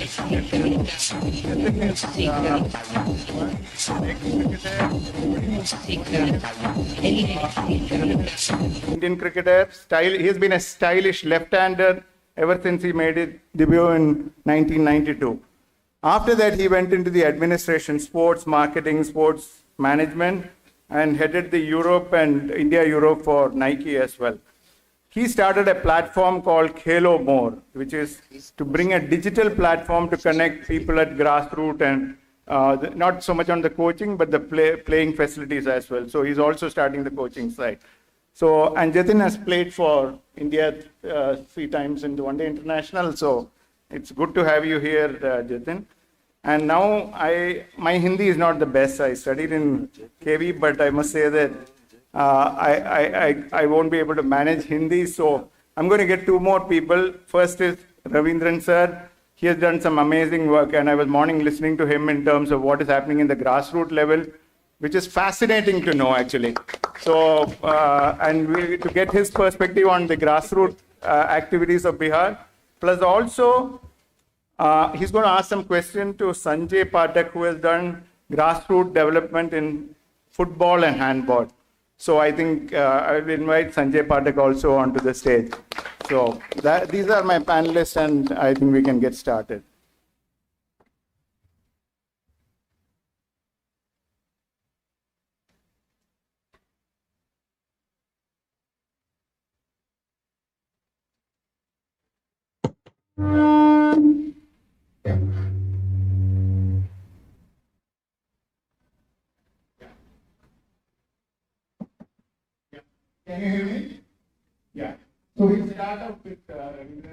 just to get a perspective on the grassroots level. He did allude to them in the morning, but just to get a bigger perspective around what is happening at the grassroots level in Bihar, how do we compare it to the national level also? So maybe shall you can just give an perspective. सबसे पहले मैं आपको धन्यवाद दूंगा कि मुझे बड़ी गर्व महसूस हो रही है कि एक तमिलियन को हिंदी में सवाल करने के लिए मुझे यहाँ बुलाए हैं, तो मुझे बड़ी गर्व होता है. Otherwise people think that Tamilians are anti Hindi, but I am not, we are not. तो ग्लैड एनफ फॉर दैट. सुबह तो मैं बताया था कि what we are doing at the grassroot level, लेकिन मैं एक चीज़ और बताना चाहूँगा. You all are going to talk about how technology is going to be useful in identifying talent at the grassroots level, science कैसे मदद करेंगे. लेकिन बॉस मेरा अपना कहना है कि science should be a value addition for scouting the talent. Identifying the talent through human eye, that's really really important. मैं 2-3 एग्जाम्पल बताऊंगा. नंबर 1, रेलवे स्टेशन में किसी टीम को जीत के आ रहा था, तो I went to receive them and felicitate them when they got down from the railway station. तो उसी समय मैं एक बच्चे को आते हुए देखा. He is not part of the team, वहां घूम रहा था रेलवे स्टेशन में, कहीं जाना है उसको. He was 6 feet 4 inches something. I called him and I asked him, तुम कुछ खेलोगे? तो वो बोले, सर हम कुछ नहीं खेलते हैं, लेकिन खेलने का इच्छा है. तो बोला, हाँ सर खेलने का इच्छा है. तो उनको बुलाए हम पाटलिपुत्रा स्पोर्ट्स कॉम्प्लेक्स में. He came and we invited, I invited Dronacharya Sreedharan, was former Indian volleyball team coach, captain. He is Dronacharya. तो I introduce that boy to him and he trained that boy and he is now part of the Indian team volleyball team. Part of Indian volleyball team. No science, no technology, बस आंख में दिखाई पड़ गया, toll है, बुलाए, successful हो गया. नंबर 1. नंबर 2, बेगूसराय में बिहट एक गांव है, वहां बस मेरा बैचमेट नक्सल अटैक से वो शहीद हो गया था, तो उनके परिवार से मिलने में गया था. तो मिलके जब वापस आ रहे थे, तो 2 लड़कियां मेरे जीप को सामने आके खड़े हो गई, जबकि जानते हैं वो दोनों की पुलिस ऑफिसर का गाड़ी है, फिर भी बीच में आके खड़े हो गई और रिक्वेस्ट की, सर 2 मिनट आप उतरिएगा गाड़ी से. तो I just got down and क्या हुआ सर, तनी आके मेरे हम लोगों का जिम देख लीजिए, हम जिम में प्रैक्टिस करते हैं, आप बस आके जिम देख लीजिए.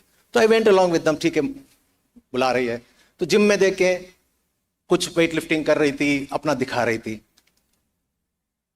We invited Dronacharya awardee weight lifting का the lady, I'm not getting the name.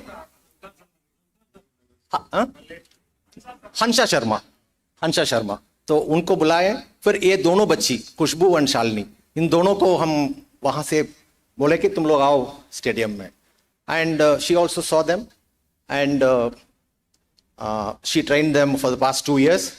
Today, just 3 weeks back, in Odisha national girls championship में 3 gold medals. So what I am trying to say is grassroots में talent ऐसे भी मिल सकता है. तो you have to have the eye to identify. So that's what I am trying to say. मैं पाठक जी के बारे में ये बताना चाहूंगा. मैं आज ही इनको बोले थे कि इनको बुलाइए स्टेज पर. कारण ये है, पिछले 20 साल से सिवान एक जिला है, which मतलब it's Siwan district is sports producing जमीन है. मतलब इतना स्पोर्ट्स एथलीट्स को, फुटबॉलर्स को प्रोड्यूस करता है. तो उस जगह क्यों? उसके कारण ये है, Pathak ji he is a government school teacher, लेकिन अपने गांव का, अपने जमीन बेच के, अपने जमीन का खेती हो रहा था, फार्मिंग छोड़ के उसको फुटबॉल ग्राउंड बना के वहीं पर पोटा हट्स या whatever he can do it, वहां बच्चियों को ठहरा के he has produced n number of football players, athletes, handball players, especially girl children. तो हम लोग से ज्यादा इनके मुंह से सुनना चाहते, कैसे भाई आप आइडेंटिफाई कर रहे हो? मतलब ये हम तो 1-2 आइडेंटिफाई कर रहे हैं, ये तो पूरा हार्वेस्टिंग ही कर रहे हो पूरा जिला में. It's really amazing work. Similarly अभी भोजपुर में एक गांव है ब्रह्मपुर, वहाँ Ramesh, I forgot to call him today. You all should meet him here. And I would request the corporate sectors to meet such guys who are doing selflessly in the field. Ramesh क्या कर रहा है? अपने खर्चे से, he is also a normal school PT teacher. अपने उस गांव में he is training 50 boxers. 50 boxers, छोटे बच्चे, they are all getting trained in boxing by him. And हाल में जो स्टेट चैंपियनशिप हुआ बॉक्सिंग का, 25% of the medals was won by that small village by that coached by that fellow called Ramesh. तो वो कहाँ से टैलेंट स्काउटिंग कर लिया? तो साइंस जरूरी है, लेकिन मेरा अपना मानना है कि साइंस के साथ साथ one should have an eye to identify the talent. मैं यही बताना चाहूँगा. Fascinating stories actually. बट आप थोड़ा ठीक है, मैं ही पूछ लेता हूँ. पाठक जी ये बताइए पहले, आप कैसे इंस्पायर हुए हैं? क्या सोच था आपके मन में? लड़कियों को लिए आप एक रानी लक्ष्मीबाई के नाम पर एकेडमी खोल के अपना जमीन में अपना खेती छोड़ करके ग्राउंड बना करके इतना बड़ा काम कर रहे हैं खेल के लिए, तो कहाँ से इंस्पिरेशन हुआ और कैसे करते हैं ये? जी सर, सबसे पहले तो धन्यवाद इस मंच पर मुझे मौका देने के लिए.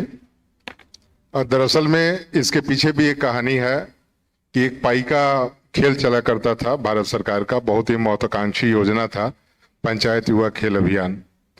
और वर्ष 2009 में हम सब्जेक्ट टीचर हैं, हम सोशल साइंस के शिक्षक हैं.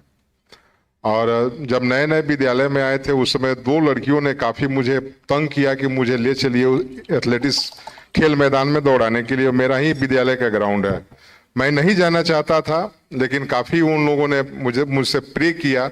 मैं इस पचड़े में नहीं फंसना चाहता था, क्योंकि मैं BRP के पद पर कार्यरत था और मैं आया था आराम करने के लिए और ड्यूटी करने के लिए.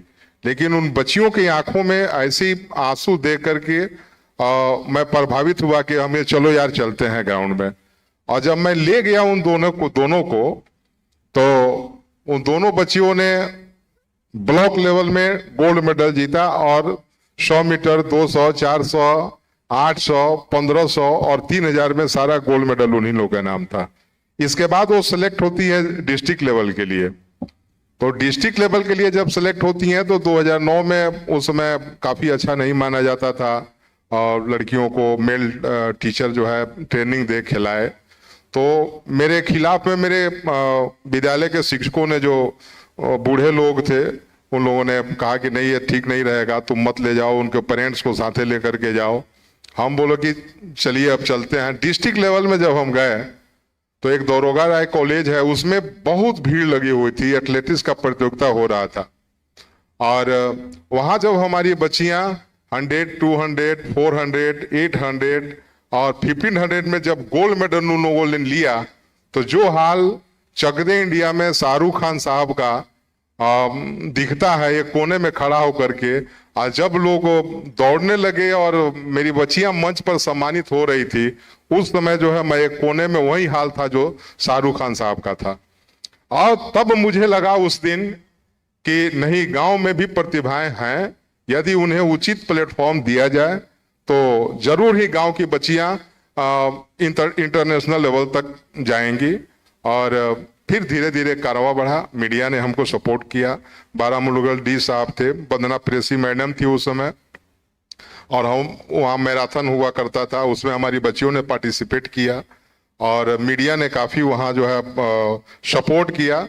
और देखते ही देखते उस समय जो है लड़कियों का काफ़ी काफिला बढ़ गया, तमाम तरह के विरोध हुए और मैंने सीवान जिले की पहली महिला फुटबॉल टीम हमने बनाई और 2 क्लब हमने बनाया. और 2008 में 2010 में हम लोग भागलपुर में जो है पहली बार जो है सारण प्रमंडल चैंपियन बना था.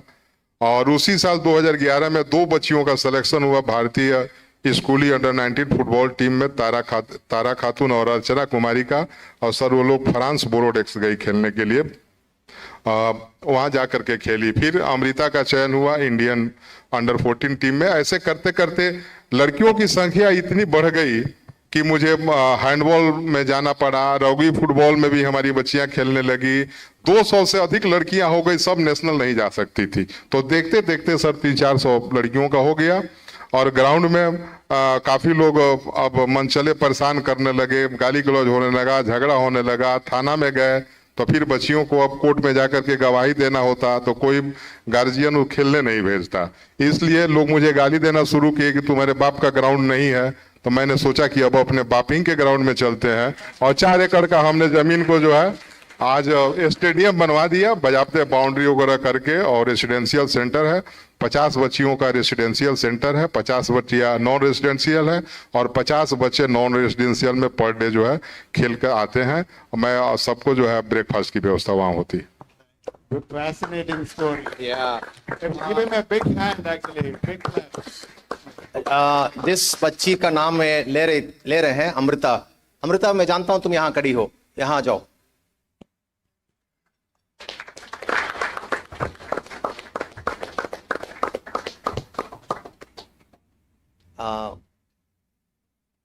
बस 1 मिनट ले, ऊपर आ जाओ। नहीं, ठीक है। She is the girl Amrita whom she was talking about, कि एकदम छोटे से गांव से इन्होंने आइडेंटिफाई किए, इनको फुटबॉल ट्रेनिंग किए, and she went up to France to play the football, and this is one of the 100 stories which he has created. So she is one of them. Thank you Amrita, thank you. And Bihar सरकार ने इसको identify करके इनको नौकरी भी हम लोग दे दिए हैं। Now she is working with me in the Bihar State Sports Authority, and he is taking care of the football. Yeah, thank you. Fascinating story. I also play football. Maybe next time I'll play with you. So let me switch to Anil. Anil looks like a volleyball player from the height and all that. But Anil, just to bring the perspective from, you have been working across multiple states. We heard what is happening in Bihar. But would you also give a view of what's happening in the other states from grassroots infra development that is happening? So just to give a perspective. Sure, thank you. So though I'm coincidentally 6'4", nobody found me on the railway station to encourage like this. I would have played for India as well. But really nice of you, sir. Really great to hear that talent identification visually and by judgment and not just technology alone. But yeah, my domain is more our infrastructure. Considering we're talking about grassroots, I'll come to infrastructure in a second, but why that is fundamental. Over the decades, people keep asking, India has a population of 1.4 billion and we have, all the statistics. The fact is, as we all know, less than 5% of the population actually has access to sports facilities, sports infrastructure. So the whole program about trying to provide very good sports facilities and spread them out all across the country is really the core. And like Ravindraji said in the morning, if you're looking to aspire as to see what is it that we're looking to gain, for example, win in 2036, you look at the age of who will be the potential Olympians in 2036. Those kids are today 12 to 16-year-old, right? And they are all in high school. So, and clearly, if we are looking to tap really the population dividend that we have, the demographic dividend, we need to really reach out to the other 95% as well. So the grassroots program, and I was really very, very pleased because over the years, we have been evangelizing why governments should not be investing in vanity stadiums. Someone says 30,000, so next one says 40,000 seater. Those are really white elephants, like you said, sir, rightly to avoid. But just to give an example, forget about building a new stadium. I don't know if some of you recall, during Commonwealth Games, the renovation of Indira Gandhi, the Jawaharlal Nehru Stadium alone was 900 crores, just the renovation. If you take an average of hardly 5 crores for a field of play that you can have a multi-sport field of play in a district headquarters in a taluk, you could have a few hundreds of those, and just imagine the reach that you are then capturing. So certainly I think there's very little that I may have to further add to what Ravindraji is already. I heard the session, very, very interesting points. You're really already very advanced in terms of your vision on how to really tap the talent, sir. One additional point that I may have to say is that even within sports infrastructure, there are of course many tiers of what you could still have. And certainly by way of having the funnel where at the very low level in a village or a taluk level, you could still have something very basic, which may not be more than 1 crore or 2, but still gives access for budding athletes, budding kids to be able to be identified and then, progressively be channeled over to the larger, coaching institutions and the excellence centers. One suggestion I may have, sir, further to what you spoke is that schools being the hub of obviously where most of the kids are really gathering, obviously government schools should surely be entitled to an entirely government-funded sports infrastructure. Even private schools, just like Khelo India has a scheme wherein you could actually have a right to share that facility and right to have that use over 30 years. Even private schools, if you are able to subsidize maybe 50% of the infrastructure cost, the school also has a skin in the game. They will also invest, and that becomes the hub of where the talent is identified and taken forward. I could go on into other details, but want to pause here on just the broad theme of what can be done grassroots. Anil, very good points actually in terms of the infra build-up. But just one question I have: if Bihar were to compare with another state, you have traveled across India, which has the best infra at this point of time from here? I would say Orissa is a very good example at the moment. We have, we've recently been part of, just in Sundargarh district, 19 hockey fields, obviously tapping into the local talent. It also, like you said, a medal is a medal, and obviously identifying where, not only where the medal prospect is good, but also where the local culture for a certain sport is very good. So certainly tapping into that as well, because many times, why do kids play cricket? Because it's the most visible, most popular sport, and they tend to take to it. And that's local culture. Some places it could be kabaddi, in Haryana it could be boxing, in Kerala it could be athletics, somewhere else football. So certainly that and a combination of what is the opportunity would be best. But Orissa, Kerala, some of these I would say are good examples of distributed sports and infrastructure. Thanks, Anil. With that, I'll go to Jatin. Jatin, a couple of things. One from cricket. How did you get into Khelo More? Very interesting name as well. That is one part of it. But I think you're also doing the tech enablement of sports in a way that you're using infrastructure, but making it accessible for people. So that is one part of it. So if you can highlight what you're doing, and interestingly also communicate how did you get into this, that would be good to hear. Sure. So I think I'll keep my cricket comment to a line or two. I think cricket's been done to death. We need to talk about a lot more stuff. So after I stopped playing cricket, I had a career at Nike, and I just thought that something needs to be done to kind of uplift this entire youngest population in the world. There's such a lot of human capital in India. This is going to be the youngest country in the world for the next 7 to 10 decades.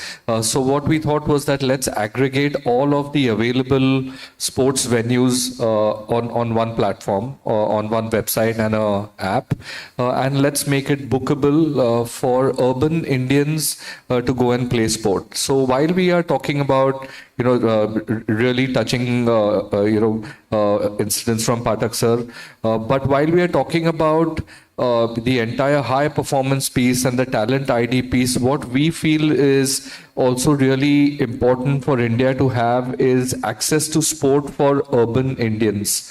So even if you're looking at the top 30 cities in India, how can you make that public infrastructure accessible and bookable very, very easily, discoverable very easily to urban Indian consumers, to urban Indian citizens? So the gentry which lives in urban India also struggles to find sports venues. So when you think of health, you will go straight to a gym.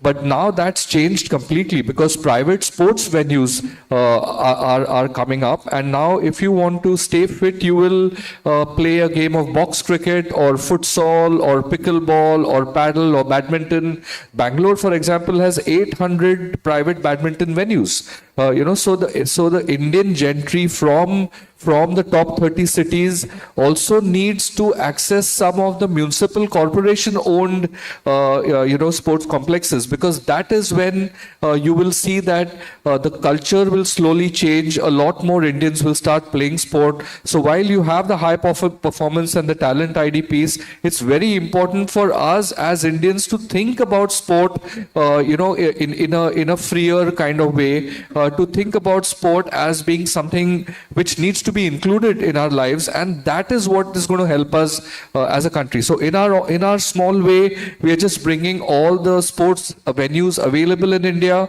onto a platform, very easily discoverable, and the numbers are going through the roof. I say to my investors all the time that Indian families have included sports in their lives. Now we need to build on that, and I think technology is an extremely big lever for that. I think I'm based out of Bangalore, and I play football actually, and there is a local ground called SUFC, which is one of the best ground, and you invariably, it's almost every time booked because it's technologically available for people. And Bangalore, I can see a lot of this five-a-side playgrounds, and like you said, badminton, all that culture is there, that facility. And just to add one point about the municipal corporation owned complexes, Rishi will know, we are from Mumbai. There's a huge sports complex in Andheri called Andheri Sports Complex. But today, if you want to go and book a badminton court, you've got to go and write in a register that I want Monday 3 p.m. to 4 p.m. I mean, that's just ridiculous. If you put all these complexes onto an app, there will be so much more discoverability. We've seen that Khilomor works at Balewadi. Aditi will know Balewadi. It's Maharashtra's biggest sports complex, and over the last 3 years they've had 35-40% more footfall, and that's just a factor of sports complex near me. Balewadi pops up. It's easy to book badminton and tennis, and swimming lanes are being booked right now. So I think the government at a local level has to do a lot more. I'm seeing the change. I'm seeing the change in the bureaucracy as well. Some states are building their own platforms, which is great. But discoverability is the key.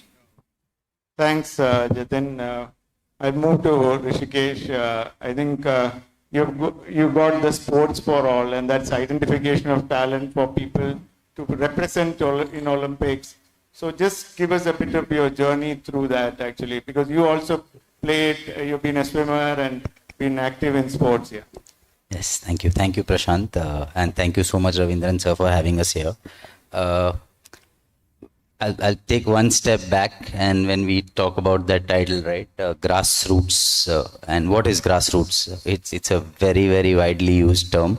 It needs to get further segregated as well. And since we do maximum amount of work at the school level, I will kind of stick to that side of grassroots in my conversation. Very long back, I heard this very beautiful quote by Mr. John F. Kennedy, right? He said that, America does not have good roads because it is rich. America is rich because it has good roads. And I think that was a very, very big point that stayed back with me. I have also worked in cricket for 10 years before I started working grassroots level sport. And I thought that, only if there was, the good roads that were built, that means if there was easy accessibility, if there was transparency, if there was, inclusivity at the earliest stages of a child's life, right? And if we could attract children to sport rather than forcing them to play sport, I think that would have been half the battle won. So why couldn't we create an all-encompassing ecosystem that would enable every child and every school to have easy access to a professional sporting ecosystem or a professional sporting platform? And there's a very interesting stat. If you look at American US sport, 80 lakh school children play organized sport in the US. 80 lakh, right? India's school sports population itself, school population is 26 crores. If we did even 5% of that, at the school level, right? Imagine how quickly we would catch up to someone like America. And this is my first ever time in my life in Bihar, in Patna. Sir, thank you so much for having this opportunity. And while we work in so many different states of the country now, I feel that this is a massive green field where, the initiatives of the government have started with a vision already. And it's a radical transformation that I understand we are looking at as a state. And thereby I would urge that, school sport is given as much importance as state level and national level sport from today. So you will catch up not just with the rest of India, but with the world quicker than anybody else. Every statistic, kind of proves that. And I don't think it's too big a chance to take. I think we should take it because at the end of the day, if nothing else, culturally, we will become so much more potent as a state and as a nation to take up sport. I think that's where I would kind of leave it at. Thank you. Yeah, I think thanks, Rishikesh. Just one thing is that morning I heard if Bihar decides to take something, it will get it done. So we are banking on that actually. Thank you for that. Now I'll request if there is any question from audience. I have a few more, but anybody from the audience? Yeah, somebody has raised this hand there. Arjit, before you ask a question, topic है breaking barriers tackling challenges in grassroot sports. तो मुझे एक चीज़ कहना बहुत ज़रूरी मैं समझता हूँ. यदि हर स्टेट इसको फॉलो करेंगे, कुछ स्टेट्स करते होंगे मैं नहीं जानता हूँ, लेकिन करेंगे तो सक्सेस हो जाएंगे सभी लोग, मतलब पूरा भारत सक्सेस हो जाएंगे. देखिए एक चीज़ है, बैरियर था पहले बिहार में एसोसिएशन और स्पोर्ट्स एडमिनिस्ट्रेटर के बीच में, वो बैरियर हम लोग हटा दिए. कैन यू बिलीव, हर महीने में एक बार हम लोग के साथ एसोसिएशन के साथ मीटिंग होती है एंड वी डिस्कस हमें अगले महीना क्या करना है, अगले साल क्या करना है, टैलेंट स्काउटिंग कहाँ करना है, कैसे नर्चर करना है, कैंप कैसे करना है, कहाँ करना है, किस कोच को बुलाना है. So now there is no barrier between the state association and the government, जिसको आप बोलते हैं गुड गवर्नेंस. सो इफ जैसे सुबह फर्स्ट पैनलिस्ट ने बताया, you cannot demean the role of the national federation, right? Same it holds true in the state. If you value the importance of the state association, और जिस association ने मेरे साथ सरकार के साथ मिलके काम किए, वो सब गेम आज आगे बढ़ गया है बिहार में. और ये मैं यही कहना चाहूँगा कि हर राज्य स्टेट एसोसिएशन को अपने परिवार समझ के मिलजुल के काम करिए. अभी हम भारत ओलंपिक्स में मेडल देखने का सोच सकते हैं. देखिए आज साइकिलिंग फेडरेशन ऑफ इंडिया से वीएन सिंह साहब बैठे हुए, एनआरए से मैडम भी बैठे हुए हैं, और पैरा ओलंपिक कमेटी से लोग बैठे हुए हैं, एथलेटिक फेडरेशन ऑफ इंडिया से सुबह आए. क्यों आए हैं? Because they got a feedback from my state association that government is helping them, supporting them. That is why all the federations are here in front of us. So मेरा इतना ही मानना है कि जो हम लोग का नारा है, दिल से खेलो मिल के जीतो, तो दिल से सब काम करिए और मिल के हम काम करेंगे तो हम जीतवे करेंगे. बस इतना ही मेरे को कहना है. Thank you. I think there was a question from, yeah. Hi, I'm Dr. Arijit. My question is very much related with grassroots to Olympic podium. Three things I like to highlight. That is, we are talking about for preparing an Olympian, we try to develop sports sciences, we try to develop sports culture. But another thing what I realize, that is training age is very much important in case of grassroots development. If you have a target in your mind to reach in Olympic podium or Olympic, training age is very much important. And now we are dealing with Generation Z. And second thing is grassroots coaching, कि हम लोग grassroots coaches को कितना salary देते हैं. Because training age is started from 2 to 3 years. If you in a process, exception is apart, they are not common. आप अगर 10 साल 12 साल 14 साल के बाद सोच रहे हो आप ओलंपियन बनाएंगे, उनको ओलंपिक ट्रेनिंग में डालेंगे, it's maybe it's happened, but that is exceptional case that are not common. And the third thing which I majorly highlight, that is grassroots infrastructure.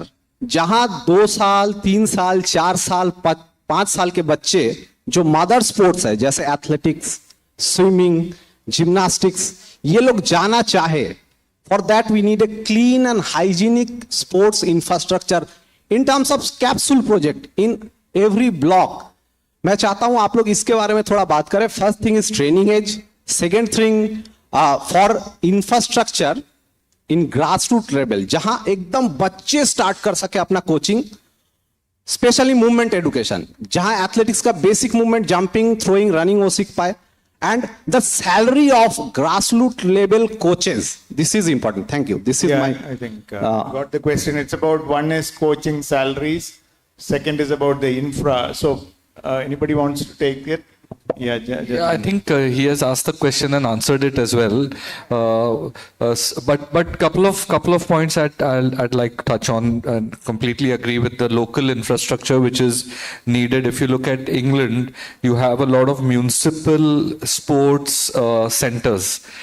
Every 2 or 3 boroughs you have a municipal sports center, and that's where you have qualified coaches, and it basically has a swimming pool and a gym and a badminton, squash, tennis, that kind of an infrastructure. So that's important, and that's where the municipal corporation needs to come into the picture. The second is, in India, as a rule, unfortunately till now, children start getting trained formally 3 or 4 years too late. So in football, I think the child, for example, has to be 4 or 5 or 6 years old to actually interface with a good coach. In India, that happens at 10 or 11. Now it's improving, which is a great sign. And that's why you are then, swimming against the tide, so to speak, trying to win medals 20 years later. So I think that needs to change, and that will change with the local infrastructure coming up as well. So it's interlinked. Yeah, coaching. I want to ask the gentleman one more question, that who is this question targeted to? Is it to the government? Is it to a private company? Is it to the... So all panelists, okay. I kind of generalize this a little, saying that, I think first and foremost, we also need to remove from our heads that sab kuch government karega. I don't think so. I think अपना Indian government जितना कर रहा है अभी sports के लिए in the last 7 to 10 years, वो amazing है. US government का spend in sport is $0 a year.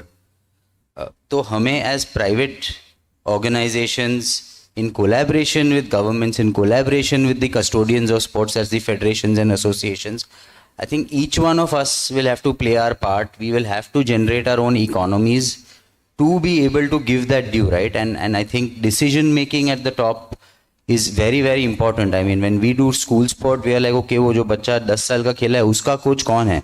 उसके लिए हम आज से क्या कर सकते हैं, right? So at that level, individually, as organizations, we are going ahead and doing our bit.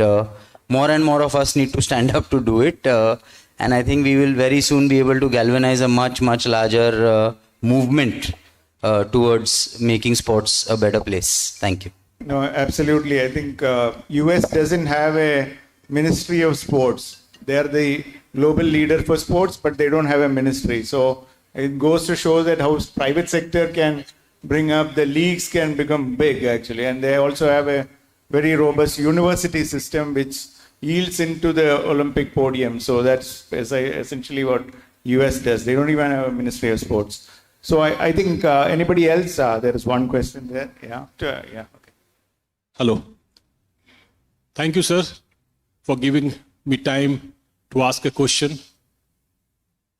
मेरा एक ही प्रश्न है सर, कि जब हम टैलेंट स्काउटिंग की बात करते हैं ग्रास रूट लेवल पे, तो पहले भी बहुत से स्कीम हुआ करते थे. एक यहाँ पे स्पोर्ट्स स्टार के लोग हैं, उन्होंने देखा होगा, स्पेशल एरिया गेम्स का एक स्कीम था स्पोर्ट्स अथॉरिटी ऑफ इंडिया का, जो रिमोट इलाके में, जैसे एक पर्टिकुलर सिद्धीज के बीच में या फिर एक उनका स्कीम था बनारस टू गाजीपुर टू बनारस, इस तरह का था गंगा के बेल्ट में।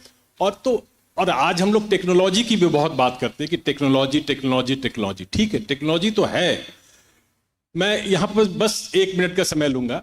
आज बिहार में लैंड सर्वे का काम चल रहा है। एक लैंड सर्वे 2003 में हुआ था, कैडेस्ट्रल सर्वे हम जिसको कहते हैं।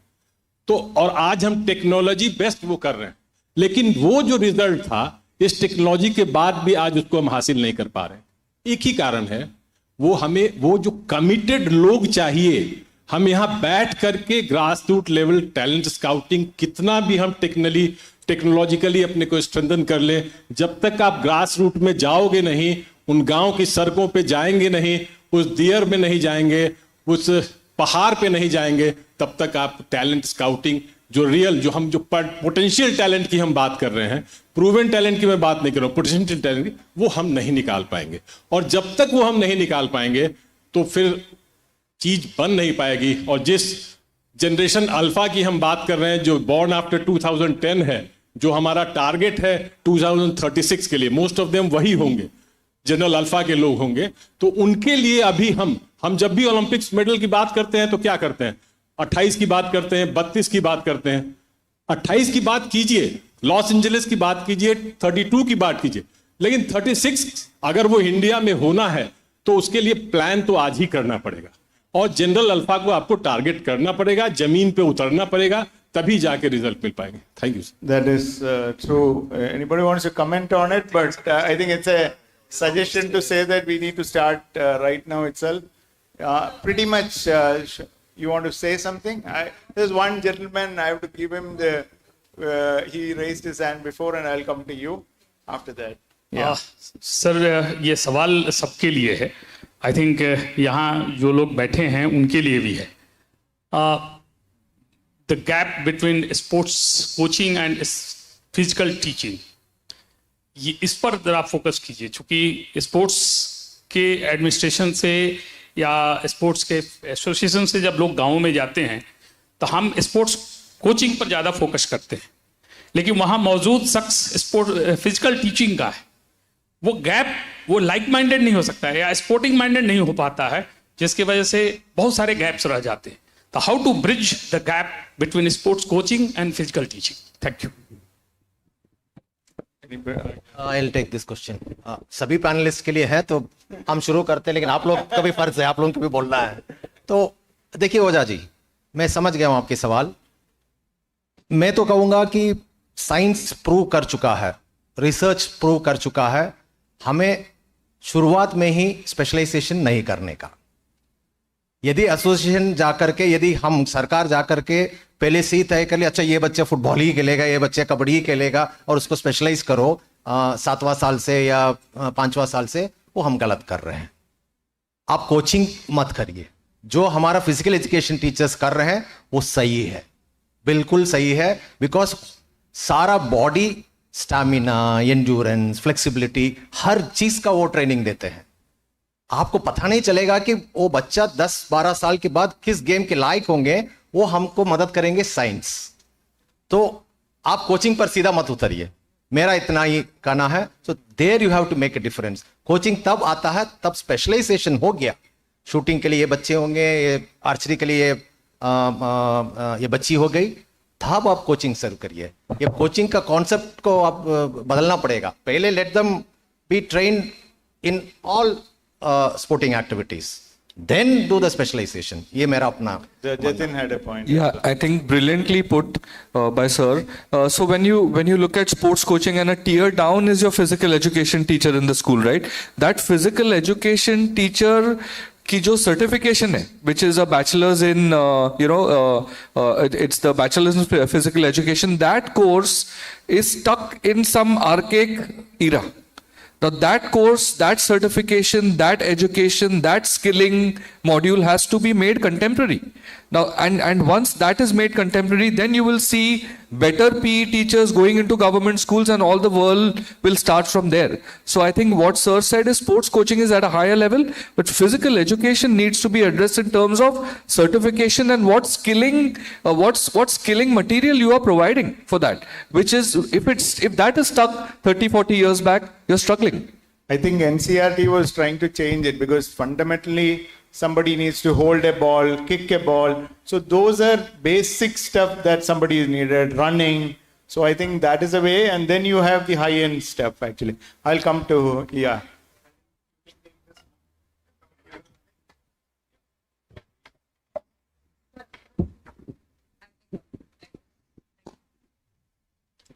Thank you, sir, for this opportunity. And my question will go to Jatin and Rishikesh.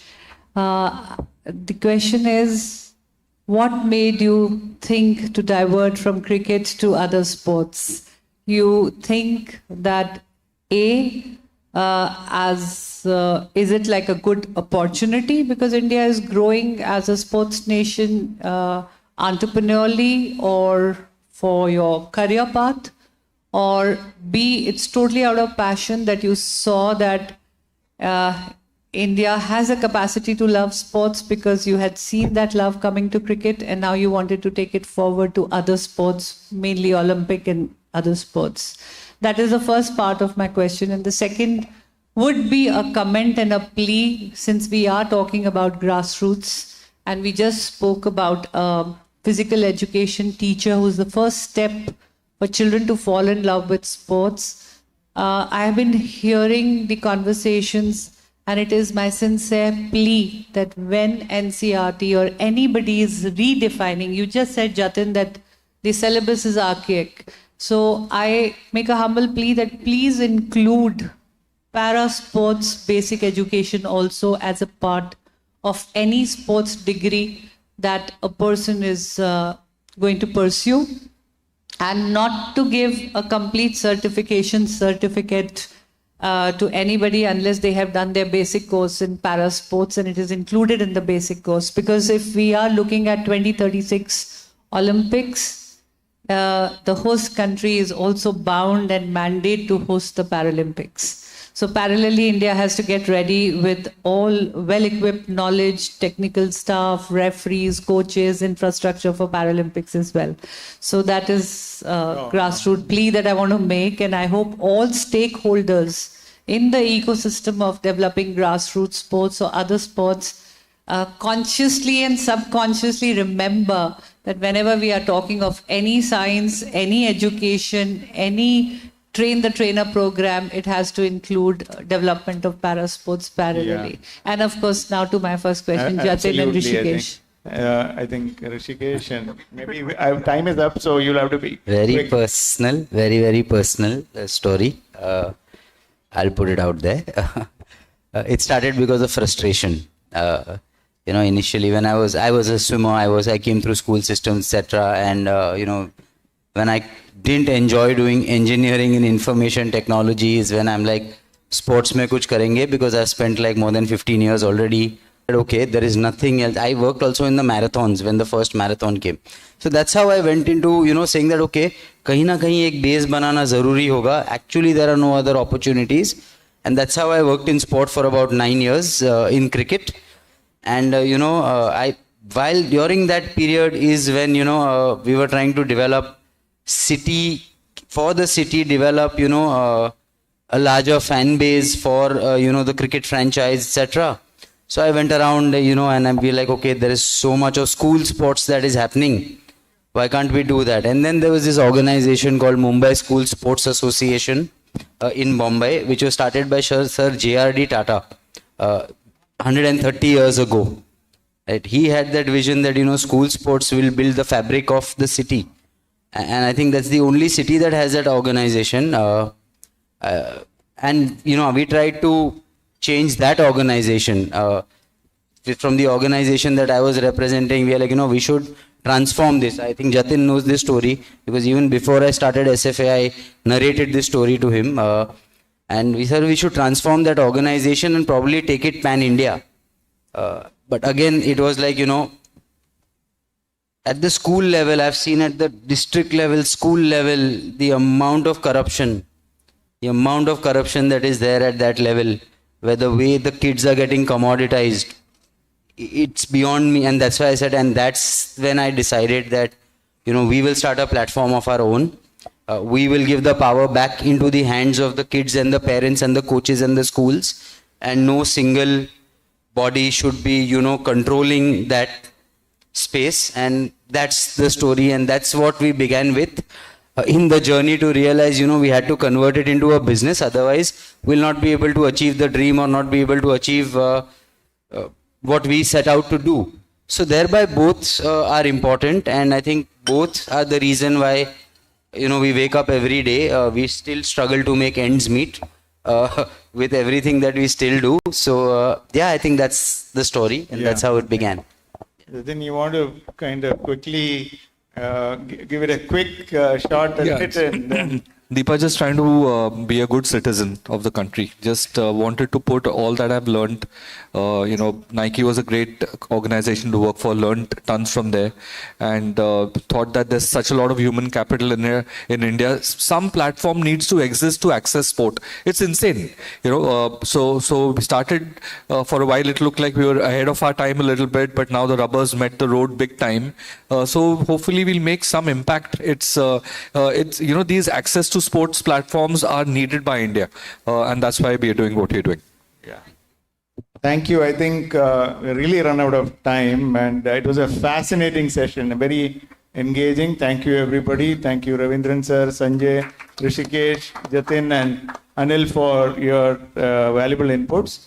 I think grassroots is very important. I still go to the data that Indians don't engage so much in sports and fitness. It is only very 5%, and women must be even lesser. We didn't even touch that topic, and we can really bring that number across state, and sports is a state subject. Thank you, everybody. Give them a big hand, actually. Thank you.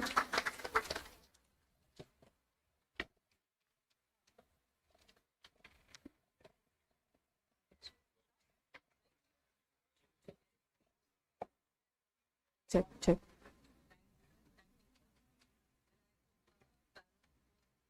That was a fascinating session. We thank the panelists and request Mr. Kaustav Chatterjee, General Manager, AdSales East, the Hindu Group, to felicitate our speakers with a token of our appreciation.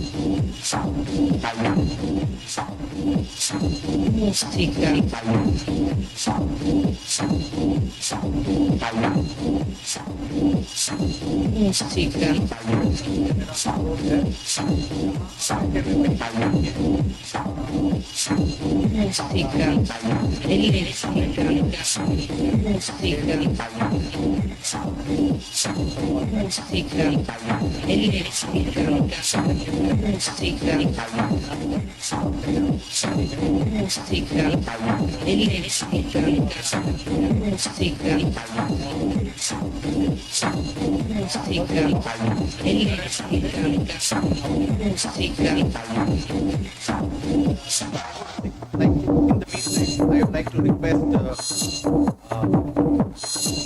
simply foundation, simply smile to come over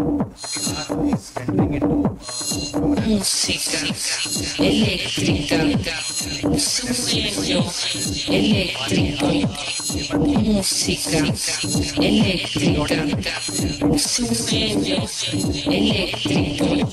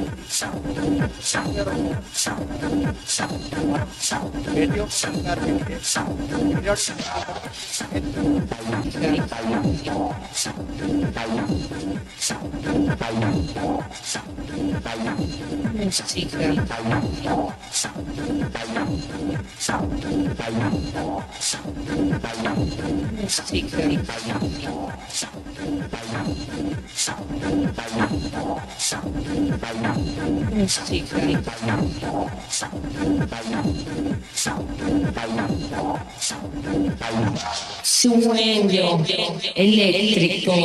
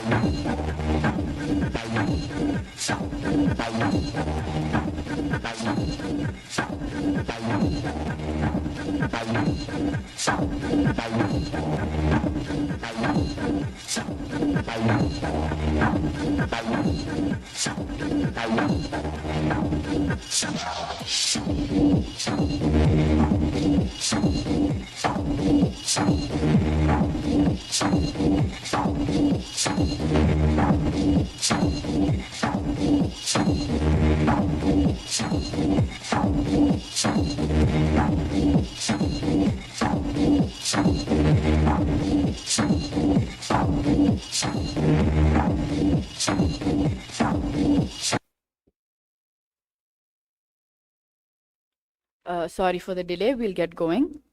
Our next panel brings together three incredible women from across the country who have all blazed a path in their respective fields. From grassroots levels to top-tier international competition, what lessons do the women in sport have for Bihar. To lead this next panel, Empowering the Game, Unleashing Women's Potential in Sports, I invite Ms. Lavanya L., Principal Correspondent, Sportstar.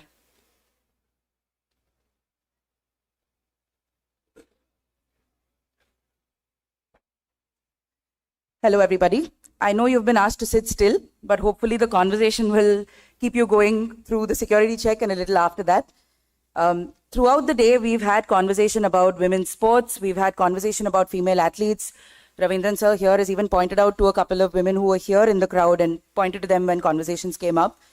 This panel is a little bit of an extension of that. And to speak with me about just the challenges facing women in sports and how that can relate to Bihar, I have three very special panelists who I want to call on stage. I'll start with Deepa Malik, ma'am. Can we please have you on stage, ma'am? She is the first Indian woman to win a Paralympic medal. She served as the Paralympic president Paralympic athlete for India. We're very happy to have you. Next up, I'd like to invite Aditi Mutatkar. Please join us on stage. You just saw her 5 minutes ago inking what was a fairly interesting deal with the Bihar government, which we'll talk a little bit about in this panel as well. She represents the Simply Sports Foundation and was a badminton player herself. And finally, I'd like to call Mihira Khopkar, sports nutritionist from the Reliance Foundation. Please do join us on stage.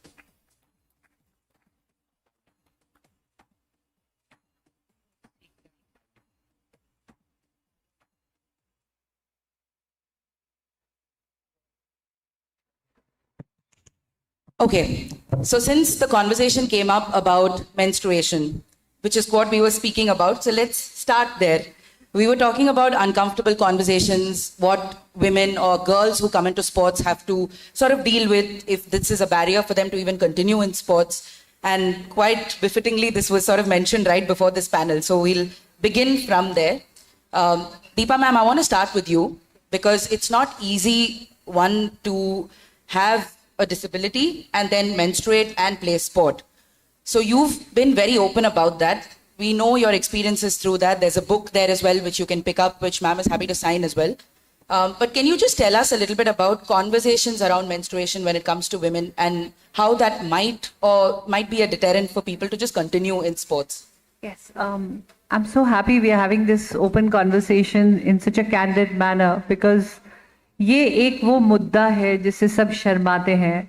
पहले तो महिलाएं कम हैं, there are less women in the ecosystem and even lesser in the coaching fraternity. So obviously, if at all a girl or a woman athlete is training, they're definitely training with male counterparts.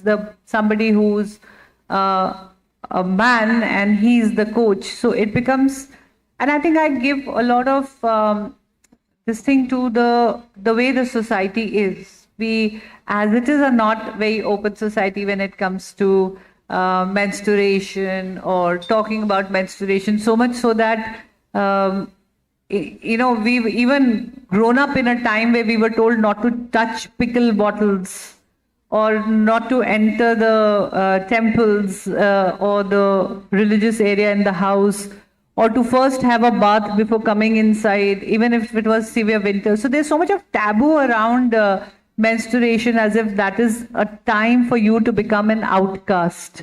So organically, when girls 80% grow up, they grow up with a shyness of talking about something like this. And this is such an integral part of a woman in sport.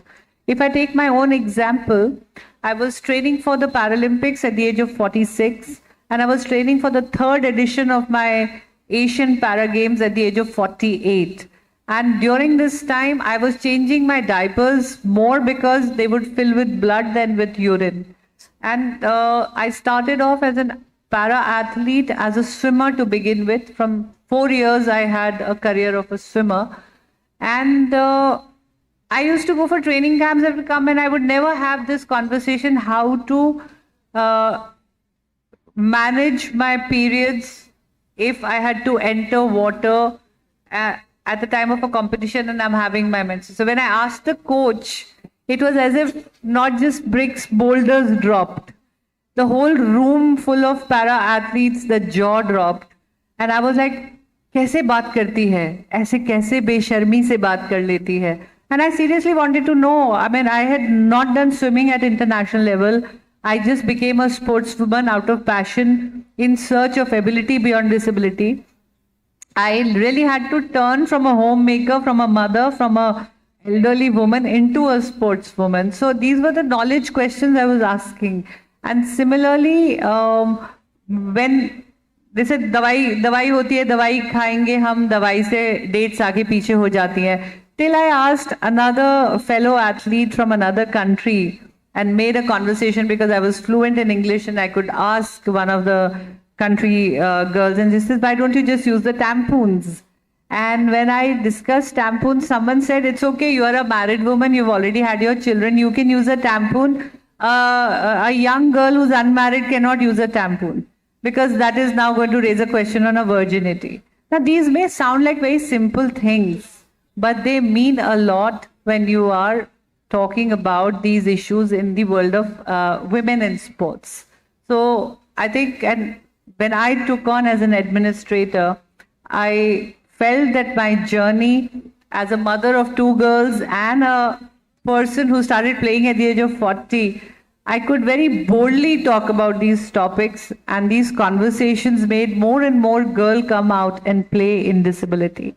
Right. Thank you, ma'am. That was a great place to start, because when we discuss using these conversations in a grassroots level, Adille, we know a lot of work that you guys have put out on just how you've conducted camps in several places. You've dealt with a lot of girls who come through the system as well. What are some of your biggest challenges? I'm sure talking about your bodily processes is definitely one of them.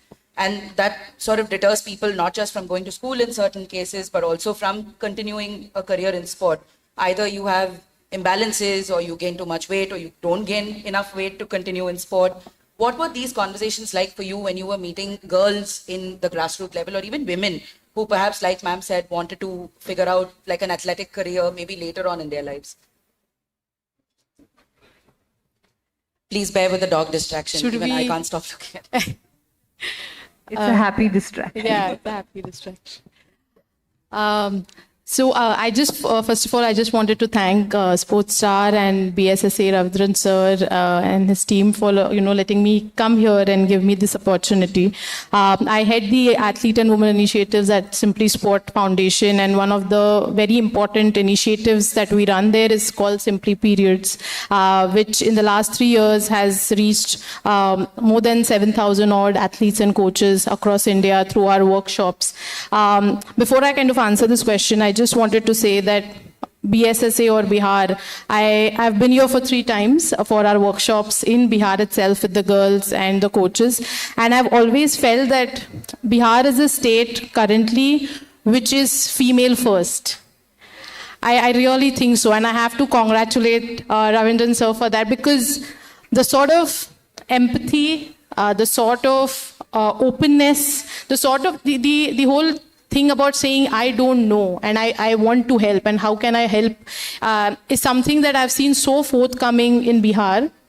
And it is really a female first state. Like all there, when I remember when the Asian Cup, came into Bihar, I told sir that thank you so much for choosing Women Asian Cup to sort of come into Bihar, right? It could have been men. So I really feel that, BSSA is female first. And so I really want to thank Ravindran sir for sort of, making sure of that.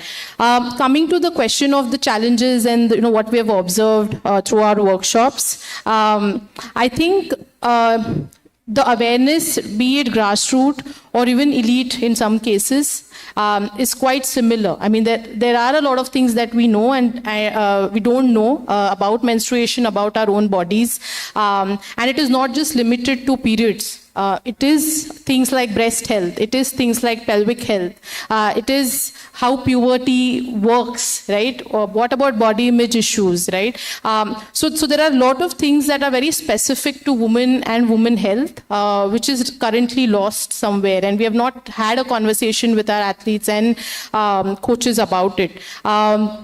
Some of the things that we've realized is that nutrition, and I'm sure Mihira will add to that. So for example, a lot of our athletes suffer from really very, very low hemoglobin levels. And you sort of mix that up with heavy bleeding, for example, and that is going to be catastrophic, right? Because you're going to have higher level of fatigues and you're going to not be able to, kind of perform at your best level. So that is one. In terms of, just the nutrition levels of our athletes is a big problem. The second piece that we have seen is products, like ma'am was saying. Today, there are various options available for athletes, even period underwear, for example, right? I mean, and especially grassroots athletes are not aware about these options that they might have. There are a lot of misconceptions around contraception. How do you use it? Why do you use it? Jaise ma'am ne kaha ki can I use a tablet to, postpone my period, prepone my period? What are the side effects of all of that? So there are a lot of misconceptions around all of these things as well, and that comes through our workshop. The other thing is that the athletes themselves, because they know not as much about their own body and about the process, they're not able to have a confident conversation with their coaches about it anyway. And they don't know that period is something that is going to affect their performance. It's like ma'am said, that it is extremely like everything else in our body and every other nuance in our body. Our physiology matters, and it has an impact on our performance. And that's why the onus is also on the athlete to be able to, talk about it openly. In terms of the coaches, what we have seen is, luckily, coaches don't lack empathy. They don't. I mean, when we started off, I really felt that, they were the sort of their male coaches and they are the villains and, they're not empathetic towards us. But what we have to understand is that our coaches are also coming from the same culture, from the same places that we come from as girls, right? And these are not coffee table conversations. So, but once you have these conversations with them and tell them how things impact sport, they all are more than happy to sort of help, right? So I think the conversation is extremely important, and of having our, even for example, technology that comes in, right? Do we have female parameters specific to female in our, all our sort of athlete development technology, for example, right? So I think we need to sort of have this very specific female body, mind lens on sport, which I think is currently sort of missing. And he will agree. Absolutely. You spoke about parameters and how that comes into play when you look at athletes, right?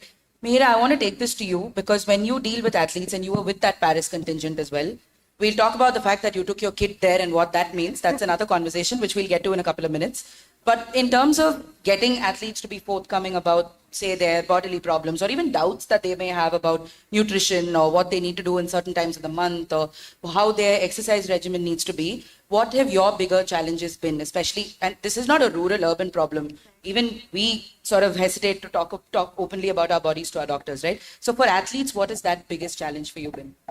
I think I'll touch upon 2-3 pointers basis what they've all spoken previously. I think the first one, like we discussed, is communication. And some of the work that we and Adille have done in the past, we realized that out of the 500 athletes that we surveyed, 70% of them openly said that they find themselves in a very uncomfortable spot to speak about menstruation related stuff to their male coaches. And without having these conversations, there is no pathway, there's no way ahead. And I feel like it's the onus on all the coaches to make the female athletes more comfortable for them to come up and speak about these things, for which I think the coaches, parents, the support system needs to be empowered and educated for them to have the comfort to talk about it and then transfer that knowledge to the athletes. So communication has been and continues to be a very, very huge barrier. And I'll share a couple of case studies basically with a few female athletes that we at Reliance Foundation sponsor. And we have a holistic sports science and medicine system that takes care of these young girl athletes. And these are examples of these badminton players who train somewhere else. We are not a residential program, but they train somewhere else. And this young girl kept having repeated stress fractures. And then when we investigated further is when we realized that there was this pressure to be light on weight, to be light on body fat, to be able to be agile and light on the court, have a great reaction time and stuff like that. And this constant messaging going around everywhere that kitna weight hai, kab kam hoga, what is your test saying and stuff like that. And that made her get into a routine of not following the best dietary practices. The training load continued to be very high. So the amount of expenditure in calories that she had through training didn't match what she was fueling in. And that repeated low energy availability for her to train led her to have irregular periods, which further led to, for example, a drop in estrogen as a hormone in women, which is one of the most profound hormones that influences many things, including bone health. And that estrogen, because it was so low, started having issues with her bone health. Bones became more porous. They were not strong enough, and which is why she was getting these stress fractures repeatedly. So it all boiled down into having the best nutrition practices, and then that being communicated with the coach and the load being monitored accordingly. So most of these things usually get solved if you just communicate and talk as a part of an entire holistic sports science and medicine system. Right. Deepa ma'am, I want to come back to you because over the last, specifically over the last two Paralympic campaigns that India has had, I know there are several instances where you have personally sort of helped out a lot of athletes figure out those personal barriers and really make little things comfortable for them that made a difference finally in them winning medals. I don't want to ask you specifics because of course it's their own stories to tell, but if you had to speak about when we say challenges or when we talk about unleashing women and their potential in sports, in the para sports category, how much of it are we actually taking for granted? Because we already see these are conversations which probably 4 women can have sitting on a stage where we discuss how much an athlete's bleeding, where they're going, who they're talking to, what they're eating and stuff like that. But there's a whole other conversation to be had even within this when you talk about para sports, right? What has that been like for you as an administrator? I think there has been a huge change and shift in the mindset. It took one medal at Rio Paralympics to kind of create that ripple effect, which suddenly gave belief. And I would really thank the government, and I will thank Honourable Prime Minister, because once we won that medal, once the woman, the first ever woman of India won that medal, there was a lot of respect given to her. There was a lot of awards bestowed upon her. There were a lot of cash awards given to her. And suddenly there was this persona who won a medal and who actually was a woman, suddenly became an aspirational figure for many other women. And I was so surprised, and my fellow para-athletes present here will agree that post that medal in Rio, we had not just parents, we even had husbands bringing their wives. We had children bringing their mothers to come out and play in disability. And I was so touched when one of the athletes came and said that, Madam, we were trying to convince my in-laws, the husband and the wife, we were trying to convince the in-laws that we want to go out and play. And they said, what play? Bahu khelegi? And they said, नहीं, वो खेल में बहुत कुछ मिलता है, नौकरी मिलती है, award मिलता है, सरकारी नौकरी लग जाएगी. And they said, कौन सा खेल है ये? उसने बोला जो दीपा मलिक खेलती है. ओ दीपा मलिक वाला खेल तो बड़ा सुथरा है, गणा मिला करे है. And then she came and she played and she also became a Paralympian. So what I'm trying to say here is that we need to create more role models, and that will encourage more and more women. And being in the administration, I felt that there was a lot of faith out there. When you have women in the ecosystem, parents of the girls, spouses of the girls, or the family of the girls, they feel safe. They feel a sense of security when they say women in the ecosystem. So it's very important to do that. And yes, it is challenging when the challenges that you talk about. In disability sports, I realized there was another thing that was happening with women. If you have to wheel yourself and you don't have an infrastructure which is wheelchair amicable or disabled friendly, or the distance from your training ground to the nearest accessible washroom for women to go and pass urine, or to have diaper stations, because even if you create a bathroom for me, I need to lie down to change a diaper. I suddenly realized that the women are not either having enough water, because walking to the washroom is becoming an issue, or even if they want to have that kind of water, They're avoiding because they have no knowledge of wearing diapers or urine bags. So that is also some stool management is also a challenging factor, and that is also something. And another thing which I was sharing with you, I won't name the athletes for privacy's sake, but a particular athlete would not reach the podium, and I would then analyze her pictures or her reel, and then I called her up. I said, when I remember my ugliest picture ever, you can Google it now, those who are holding a phone, is when I was throwing the final throw on which I won my medal. My whole face is squeezed, my eyes are turned. It is seriously the ugliest. People don't recognize me. Say, "Arey, aap wahi hain jiski wo photo hai." I said, where is the pressure? The pressure is not showing on your face. You are not giving your optimum performance. She very shyly looked down and said, "वो मेरा urine leak हो जाता है जब मैं जोड़ लगाती हूँ." And I said, "Why aren't you wearing a diaper? वो क्या होता है?" So at the moment, there was a medium to have that discussion and this conversations, and we as a federation, we really used that to create this kind of information, get people to talk about these topics in simple Hindi language, and were even able to show them the products without them actually sitting across you and feeling shy. They could shut down the camera and they could just learn everything. And if I may draw your attention to the statistics, 2016 had the first female medal, but with Tokyo and Paris, we have 14 more female Paralympic medals. That's a huge change that has happened. Absolutely. You spoke about these conversations not even being about sport, right? These are basic, everyday things, hygiene things, socioeconomic things.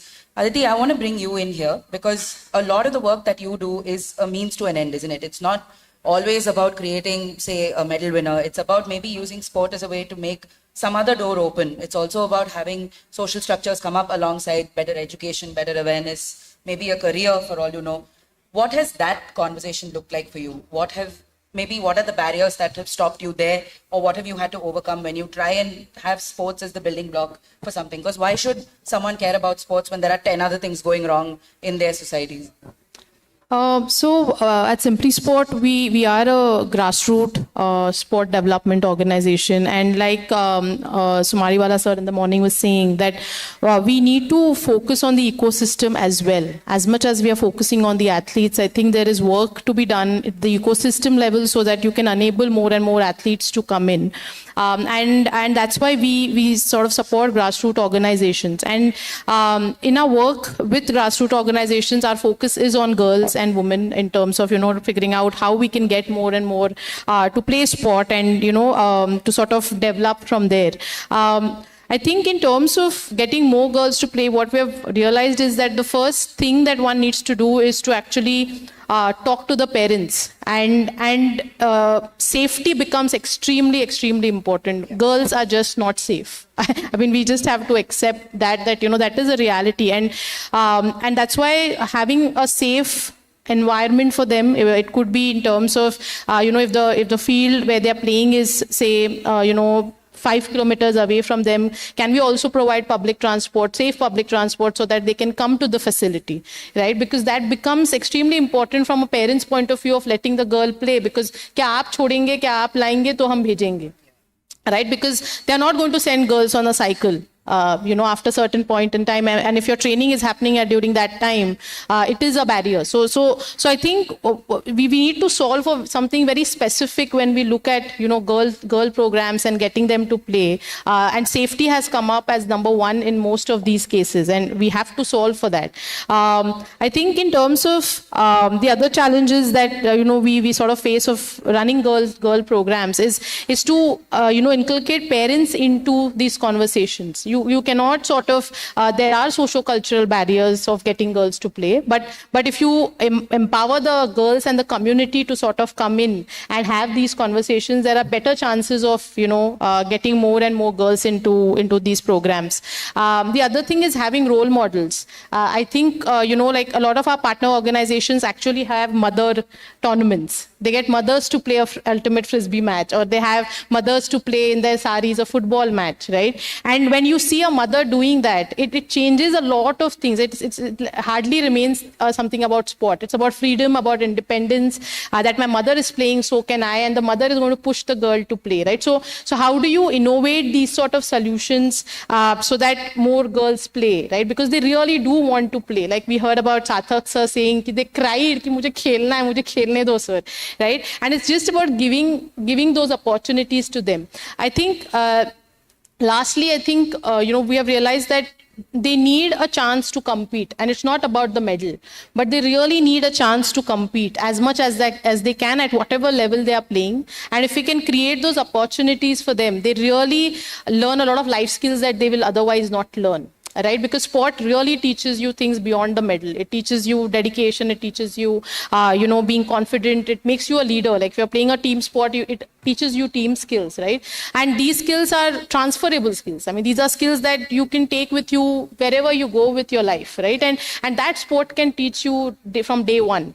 And for girls, it's extremely, extremely important, right? So I'll just end with one more thing that, when we spoke to some of the girls in Bihar and we asked them कि क्या फ़र्क लगता है एक athlete में और एक normal जो नहीं खेलती है लड़कियां, आपके गांव में वैसी भी लड़कियां होंगी, तो वो the athletes told us that two things. One is less hair, that we boycott kiya to you're an athlete, and the second thing that they told me was डरते नहीं हैं हम. As an athlete, I become independent and I'm not scared. I need to travel. So I need to find my way and not be afraid. But my girls who don't play are much more afraid. So I think sport is about medals, but from a female perspective, it's much, much beyond that. And we need to keep creating those spaces for them. Right. And usually when we have panels like this, panelists don't really make it about themselves. But in your case, you're a case in point. We were talking about all through the day, there were conversations about creating an ecosystem around sports, right? You need to have, whether they continue professionally or not, you bring them back and keep them in the system somehow. And you're an example of that. You took your kid all the way to Paris, and you spoke about maybe a couple of years back, if you had a nursing baby, maybe you wouldn't have been able to do that. Either your kid doesn't come or you don't go. So in that space, Mihira, have you ever had conversations with maybe other women like you who are in spaces like this, Aditi, Deepa ma'am included, several others in Reliance, across corporates? What are those challenges like perhaps to just keep you guys in the ecosystem? I think it takes a whole village to support a woman to excel and exceed, because I think as women we need some sort of push that comes in, because it's a culture that we push everyone else, but I think it takes a village to push us and keep us in the center stage as well. So basically I had a 3-month-old coming with me at the Paris Olympic Games, and I was exclusively breastfed 3-month-old, and I think it took the support of the organization that I work for and my entire family to support me and to help me do what I do at this level. And like you rightly said, I think communication still continues to be a big barrier, even in cities. And when we speak about the challenges that women face all across, especially athletes, women athletes who then eventually leave their sport or don't necessarily pursue it back again, because then ghar sambhalna hai, bachon ko sambhalna hai. But it takes a support system at home to really be there and push you and get you out there to be able to do what they do. And generally, I feel that most women who work, they have to either let their jobs go or take a break from their careers, take 2 years off before they can restart everything from scratch. So I think these are the main challenges that they face all across, where their life comes at pure full stop, and then they have to restart everything and restart, finding their, career path. They lose their individuality in the process because they were somebody else. Now they are just a mother, So I think it takes an entire village to help women do what they are meant to do. And it's the support system of the family and the organization that you work with that plays a very, very crucial role.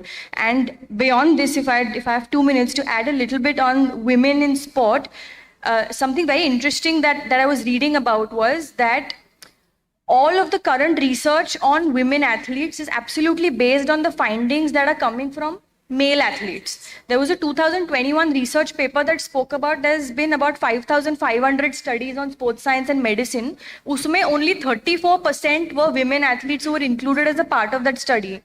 Usme se only 6% focused exclusively on women. So everything related to training, periodization, load management, nutrition, SNC is based on the data that's coming in from male athletes. So I think there's a dearth of knowledge in terms of what do female athletes need. Do they need anything differently at all? And if yes, what is it? And there's a huge lacuna in this area. And everything that the Bihar government is initiating to do, I think this is a great start and inception of something very big for women in Bihar. Right. I want to finish on one note because you mentioned this is a great stat, but there's another side of that conversation, right? When we talk about stats coming in primarily from men, that's one element of it. The other element is not all conversations about women's sports or women in any field are exclusively about women. There is the other 50% as well who sometimes feel like they're not part of the conversation, which is not true. Even when we started this, because it began on that menstruation note, there was chattering on one half of the hall because it got uncomfortable potentially. I don't know, maybe we'll go and find out after the session's over. But how do you involve men in a conversation, or how do you involve when it's sensitive stuff like this, or keeping male coaches in mind, or fathers or brothers, or a male guardian in mind, or even if you have teammates who are men who train with women, how does that sensitivity come into play as women professionals in each of your disciplines? Is that something that you've had to, consciously work on potentially? Yes, I think I remember my father giving me a golden mantra of life. He taught me that you have to merge to emerge. So you have to create that atmosphere of comfort around you. And I have realized over a period of time that people will look at you the way you look at yourself. If you come across as a confident person, easy to talk, not throwing tantrums, because in any case, when a man is pushing something, he is assertive. But when a woman is pushing something, it is having mood swings or PMS, or it is always credited to some hormonal change in her body.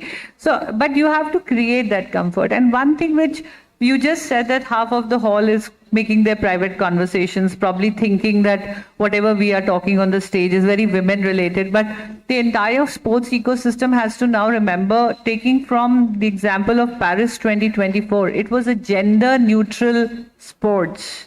They had equal amount of medals for women as they had for men.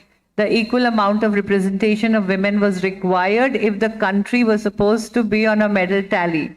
So you have to very consciously now create women in the pipeline in every field, whether it is science, sports, referee, training, technician, coaches, because today's world is, if you want to be a sporting nation with certain degree of performance, you can't leave the women behind. You have to have their medals also on the tally. So I think this is something which we consciously have to make a conversations around. And I'm really thankful to Department of Sports Bihar, and like we just jumped into the conversation straight away, and could not really get that chance of expressing the courtesy, because these are difficult topics, these are hard topics. Thank you, Sportstar, for making these conversations. Unless the administrators or the people who can make a difference talk about it, I'm really happy to have Sharad here from the Paralympics. All the senior athletes, Shiva, Rajender, they all are here. It's time for we athletes also to give back to the system. Because when already those who have played speak about something, the other young budding athletes connect to it in a more logical manner. Yeah. No, I have to say that, I'm sitting here representing Simply Sport, and the man who's behind it is a man. So when I joined Simply Sport, Ankit Nagori, our founder, he clearly told me that we want to do, something specific for women. And in terms of, talking about Ravindran sir here, he's a man. When I talk to most of my academies and organizations, I don't have to actually convince them. They're all men actually sitting in these positions, and they're already part of these conversations. They're saying yes for me to come in, right? So I really think that the men are already part of this. For us, from our experience, right, they are enablers. They are enabling us to do this. Otherwise, I don't think I would have been here talking about periods or running an initiative like this, right?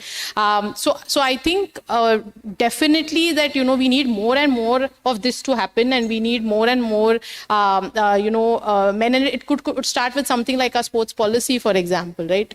Should we have a more gendered lens in our policy in terms of what are we, saying, and what are we going to do for women, even better, through our policy. And it's okay to have a gender neutral policy, but the equity question comes in here as well, because, equity is a problem in India, right? We don't have the similar starting points. And so maybe, something at the policy level, if that says that, making these workshops or making these sort of conversations, or having, more sort of things done on research, for example, like Mihira said, that we should have certain percentage of research papers on women, for women. All of these things will, of course, help more. But I really think that, men are already, like, for example, she spoke about having a village. So, even I am a mother to a 5-year-old, and I'm sitting here only because of Chinmay, because he said, I'll look after you, go, right? So I think they're already there. It's already changed, and men are, more than sort of supportive of what we want to do. But it's also about us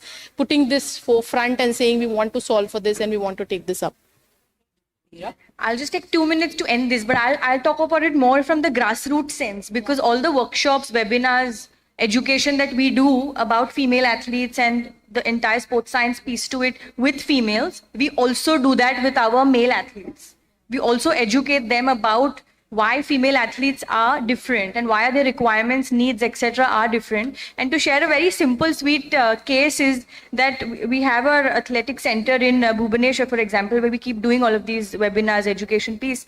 And we've empowered all of our male athletes back then, and they also know what a female athlete kit could look like. So if their peers, their friends, if they are suffering from something, if they need a sanitary pad, they keep it, they have it.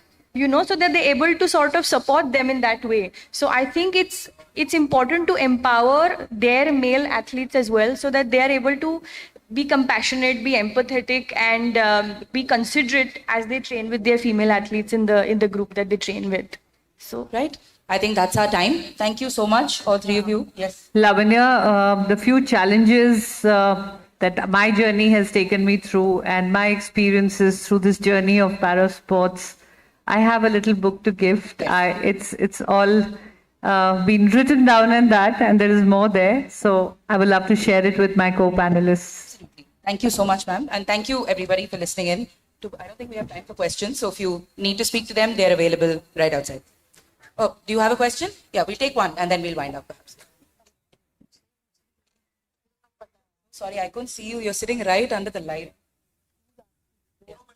No more questions? Got it. Okay. Thank you. So, you can pass it on. Thank you. Thank you. Yes, thank you. Yeah. We'll anyway have to felicitate. That's for her too. Yeah. Oh, yeah. Come.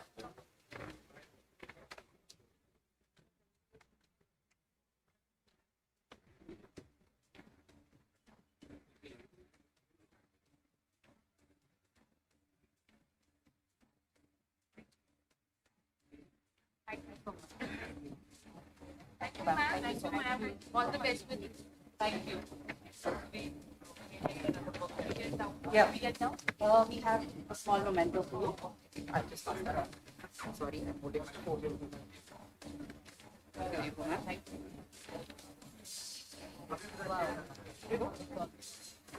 Thank you so much. A book.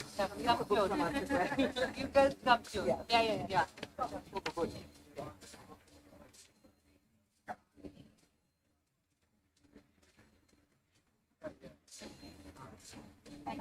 Thank you so much.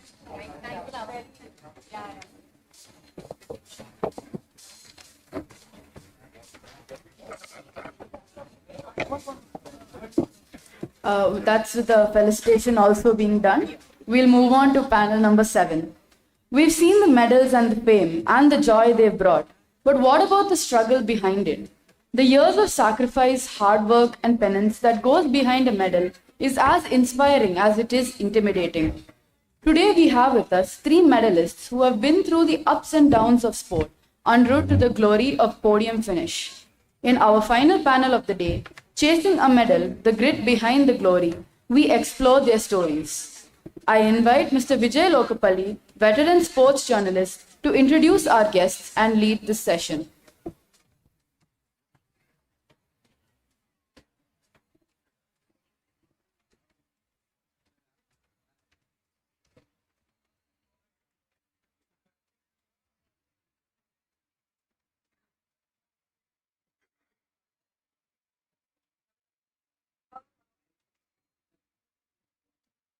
I'd like to invite Mr. Vijay Lokapalli, veteran sports journalist, to introduce our guests and lead this session.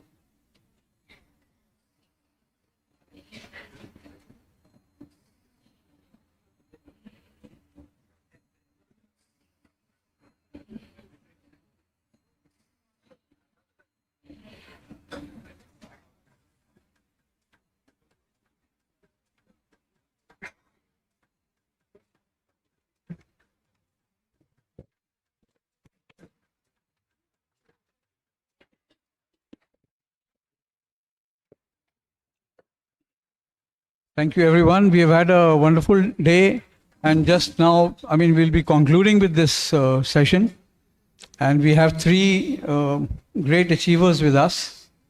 To begin with, may I invite Rajender. He is a dear friend, and thank you. Rajender was the first boxer to win an Olympic medal, and then he turned pro. And he's been the what should I say, the motivational figure for the young boxers of today. Please, Vijay, thank you. Sir. Thank you. Next we have Sharad, 2-time Olympic medalist. Thank you for your inspiring deeds. And finally, Srijesh, who has revived hockey in India.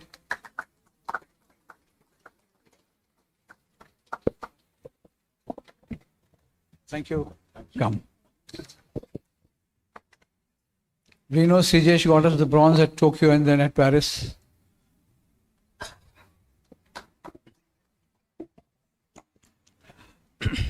So our theme is grit.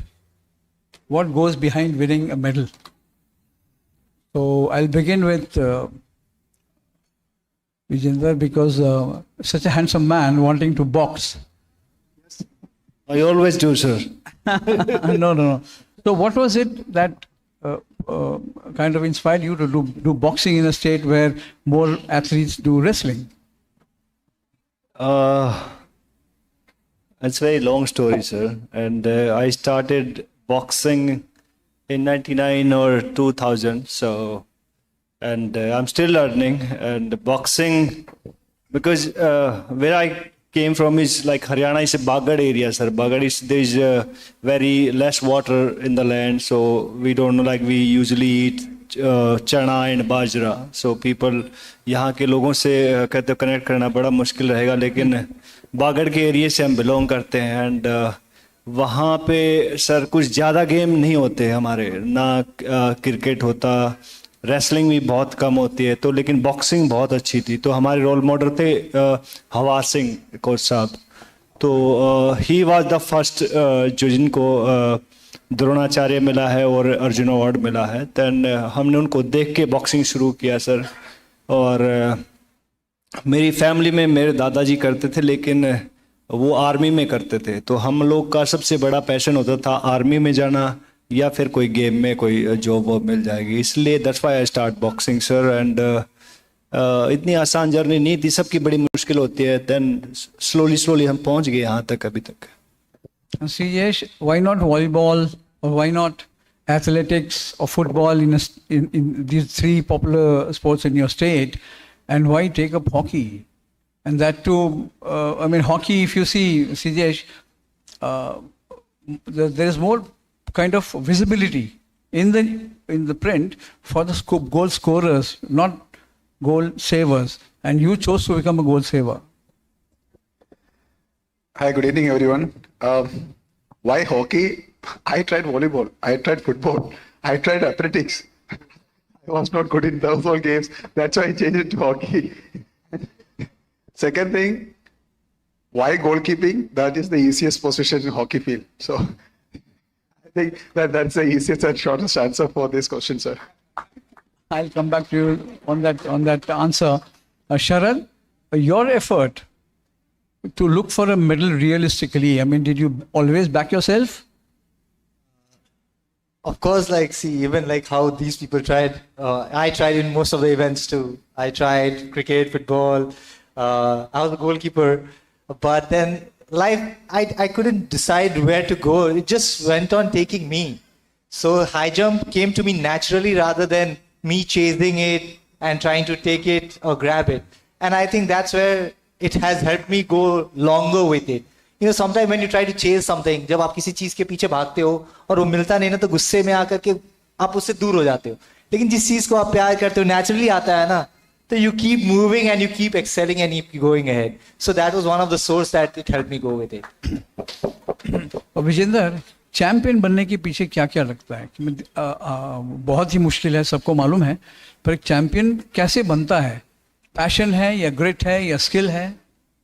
Sir सब चीज़ें इसमें लगेंगी. इसमें sir आपका मेहनत भी है, luck भी है और सब चीज़ें इन्वॉल्व है sir. It's not like that आपके जो कर्मा है वो भी इसमें इंक्लूड होते हैं. बिकॉज अब मैं अपनी बात करूं तो जब बॉक्सिंग में बहुत सारे लड़के और भी हमारे साथ 50 या 60 जो बॉक्सर थे सब लोग मेहनत करते, लेकिन सिर्फ 4 का क्वालिफाई होता है ओलंपिक्स में और उसमें से 1 मेडल लेके आता है. तो मैं कोई एक्स्ट्रा ऑर्डिनरी नहीं था sir.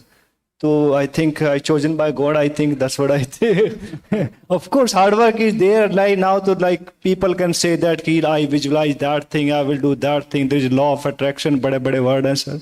But I think you are chosen by God, I think. That's why. Because you are lucky. Just, okay, you got the medal. That's it. You just do your karma, do your hard work. That's it. Rest, leave it on God or whatever you believe. Just do that thing. Yeah.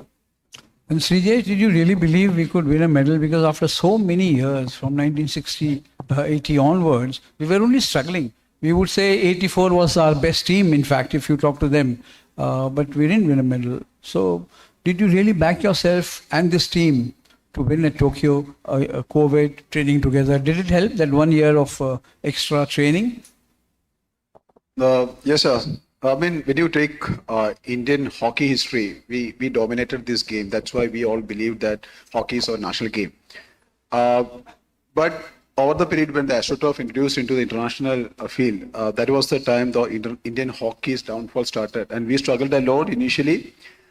But somewhere we lost the game because Indian hockey used to be like more individual, artistic, skillful, attractive hockey. But when the AstroTurf comes, it's become more physicality, you need strength, technical things. So that's where we lagged it. But after that, after 80s, I think we struggled a lot to get into that strong level and getting back into the, getting more foreign exposure, foreign coaches. Even Rajender sir is sitting here, who is one of the, Dronacharya in India. So these people introduced us into the latest hockey. That was the main reason why we are staying in the top right now.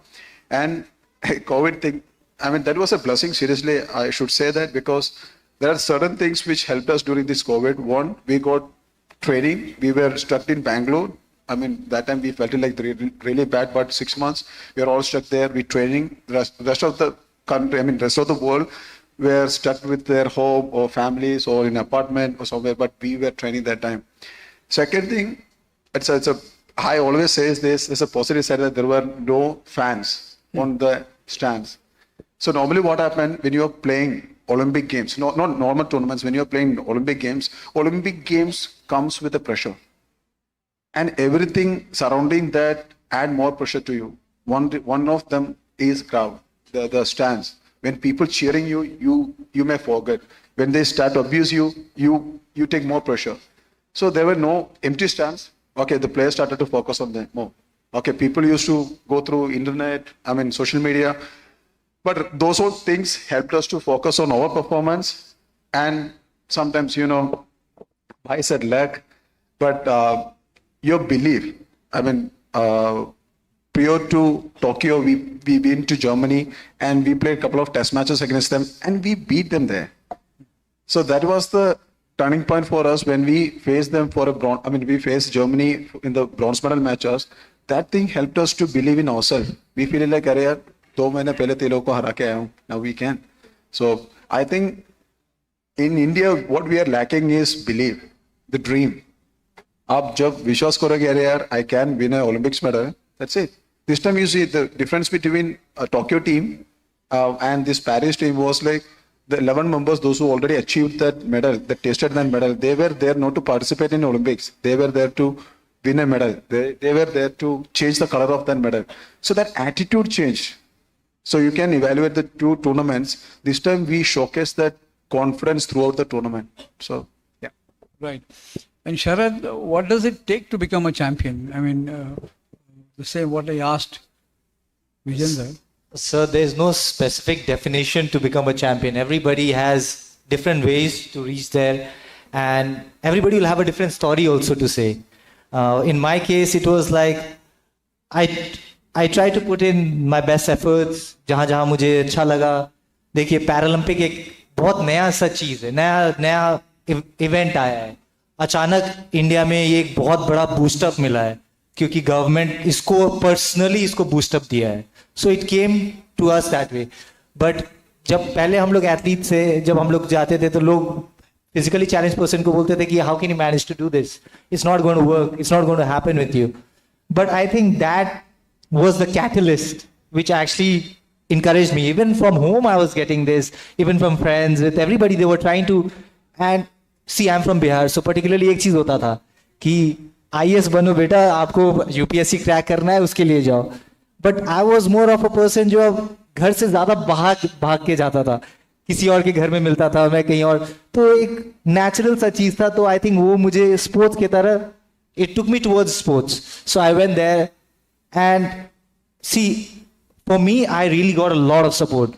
I trained for 2 years in USA at IMG Academy, which is tremendously expensive. The government directly funded that. I was in Ukraine for 5 years.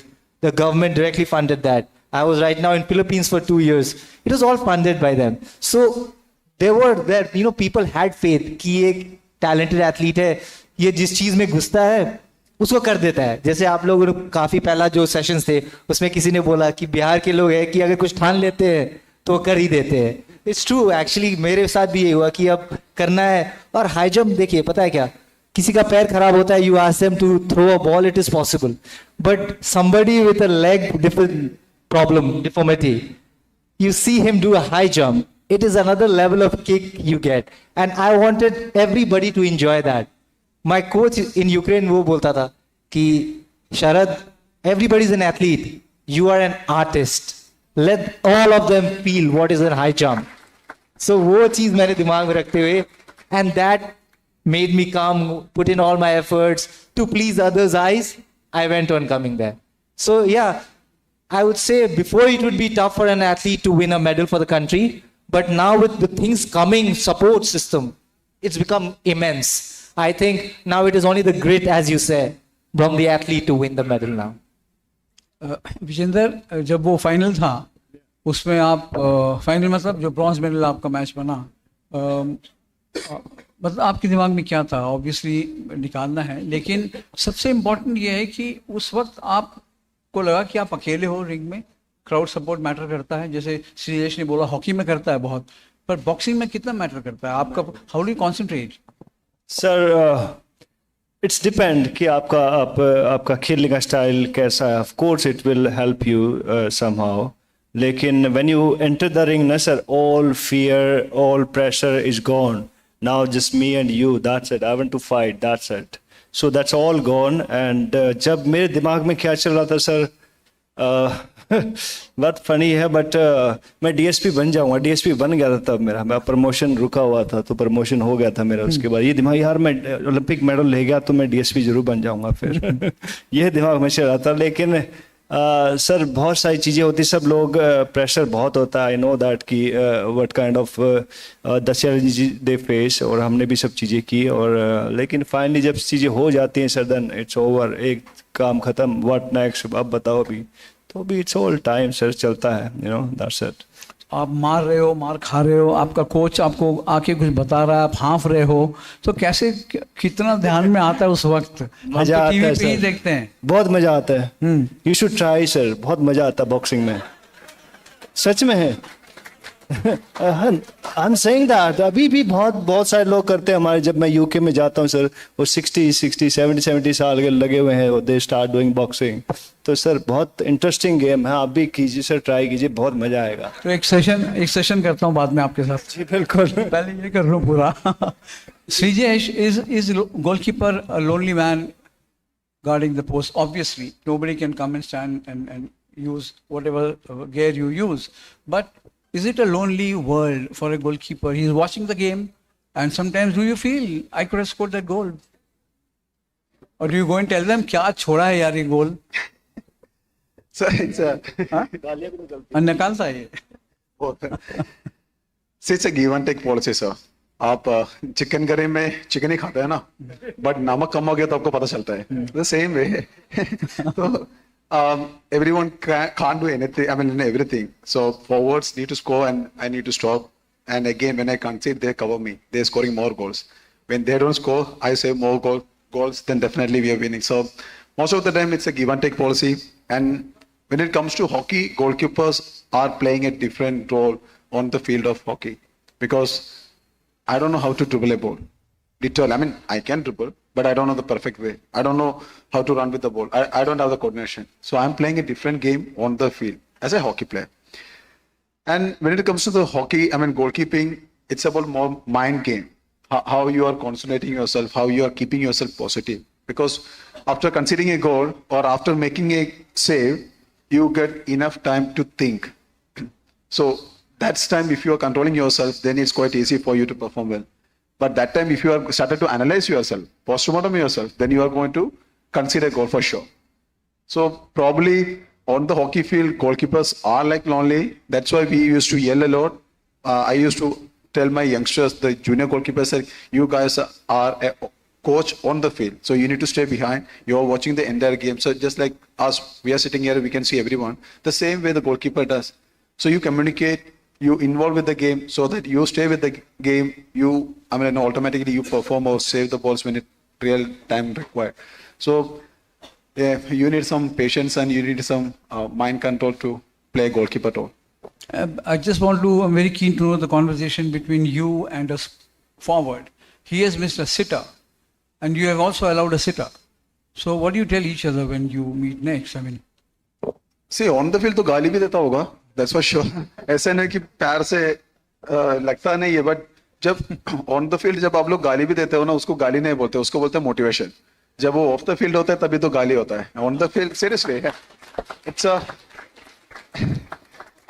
way of pushing each other. Or even when I play with my team members, मेरा आवाज से पता चलता है कि मैं गुस्सा में हूँ या मैं मोटिवेट कर रहा हूँ. अभी बोलेगा मनदीप पहले अच्छा खेलो, मतलब तो उसको पता है कि हाँ यार कुछ चल रहा है. अबे मनदीप, उसको पता चलेगा. फिर MCBCB आके मनदीप, तब उसको पता चल गया हाँ यार मैंने बहुत बड़ा चीज कर दिया. तो it's a really important day. But off the field, when we done with the match, we come back with the coaches, we analyze the match, then there we talk, okay, in this situation you could have done like this. Or when we with the defenders, we always says that, okay, Macha, when I cover the first angle, you need to come and cover the second angle. So this is a work. That's what I said. It's a give and take policy in hockey. You set a target. You have to scale this height, and so where does the motivation come from? Is there anyone around you, or you have a process where you talk to yourself and try and do your best? So the beautiful thing about high jump is the bar is your judge. You might do a long jump, you might do a running. You have a timer where you can see the time and somebody can manipulate the time, your distance, you cut. But high jump, you cross the bar, it stays, means you cross. And that part is the thing. The fight to that is that, there's nobody between me and the bar. I have to prove myself to the bar that I have crossed it. So that challenge it's a wonderful thing that I like to give to myself. तो वो challenge करने के लिए, और of course देखिए motivation हर जगह से मिल रहा है, हर चीजों में मैं, and particularly एक चीज होता है जो पढ़े लिखे पढ़ रहे, हर जगह इंडिया में हर फील्ड में आप देख रहे हो ना, इतने सारे चीजें डेवलप हो रहे कंट्री में कि हर चीज में अब डेवलप, अब रेस हो गया इस देश में कि कौन आगे जाएगा और कौन देश का नाम आगे करेगा. तो ये खुद बहुत बड़ा मोटिवेशन हो गया हम सब में. और ये सारे पैरा एथलीट्स में सबसे ज्यादा अब हो रहे हैं कि they all want to get recognition. People want to know कि हाँ कौन है ये, क्या कर रहा है ये, एंड कैन वी कंट्रीब्यूट. अब इतने सारे चीजों मिलने के बाद अब ये है कि इतना सीख लूं, मोटिवेट अपने आप को इतना कर लूं, इतना कि मैं बाद में जैसे श्रीजेश अब कोच है, अब ये that is what even I want to do. Like, when you've excelled, learned so much in your field, you want to pass it down to the other people. And that is one motivation. There's one poet I heard, he said, it is better he said somewhere that, he was not so good in studies. He said that it is better for him to be a poet rather than to be an engineer. Because there he could be deficit in some knowledge and he might not be able to do great invention. But what knowledge he has, he can pass it on thoroughly. And that's what the motivation now I've been driven by. Vijender, boxing आपके 2008 के बाद कितना बदल गया? Because बदला आप नहीं है, आपका एक छोटा सा ये था कि मैं डीएसपी बन जाऊं. आज क्या लोग उससे आगे चले गए हैं, यंग बॉक्सर्स? अभी उसके बाद सर हमारे पास मैरी कॉम का ब्रोंज मेडल आया है और लवलीना का ब्रोंज मेडल आया है. एक ब्रोंज मेडल, 3 लड़कियों का हमारे पास मेडल आए हैं सर ओलंपिक में, लेकिन लड़कों का अभी तक नहीं आ पाया है, लेकिन कोशिश जारी है. और मैं हमेशा एक बात कहता हूँ, मुझसे अच्छे बॉक्सर पहले भी थे, अब भी हैं और आगे भी रहेंगे. तो ये सिर्फ थोड़ा सा उस दिन आप अच्छा खेले तो हो जाती है सब चीज़ें.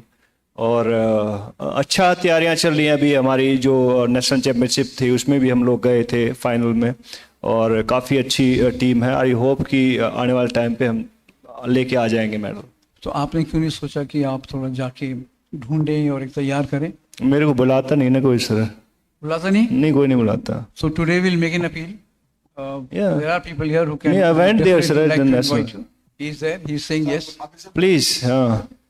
अभी लास्ट इवेंट मेरा कोई 4-5 साल पहले हुआ था पटना में, एक जिलेट का इवेंट था, उसमें आया था मैं. उसके बाद आज बुलाया आप लोग ने.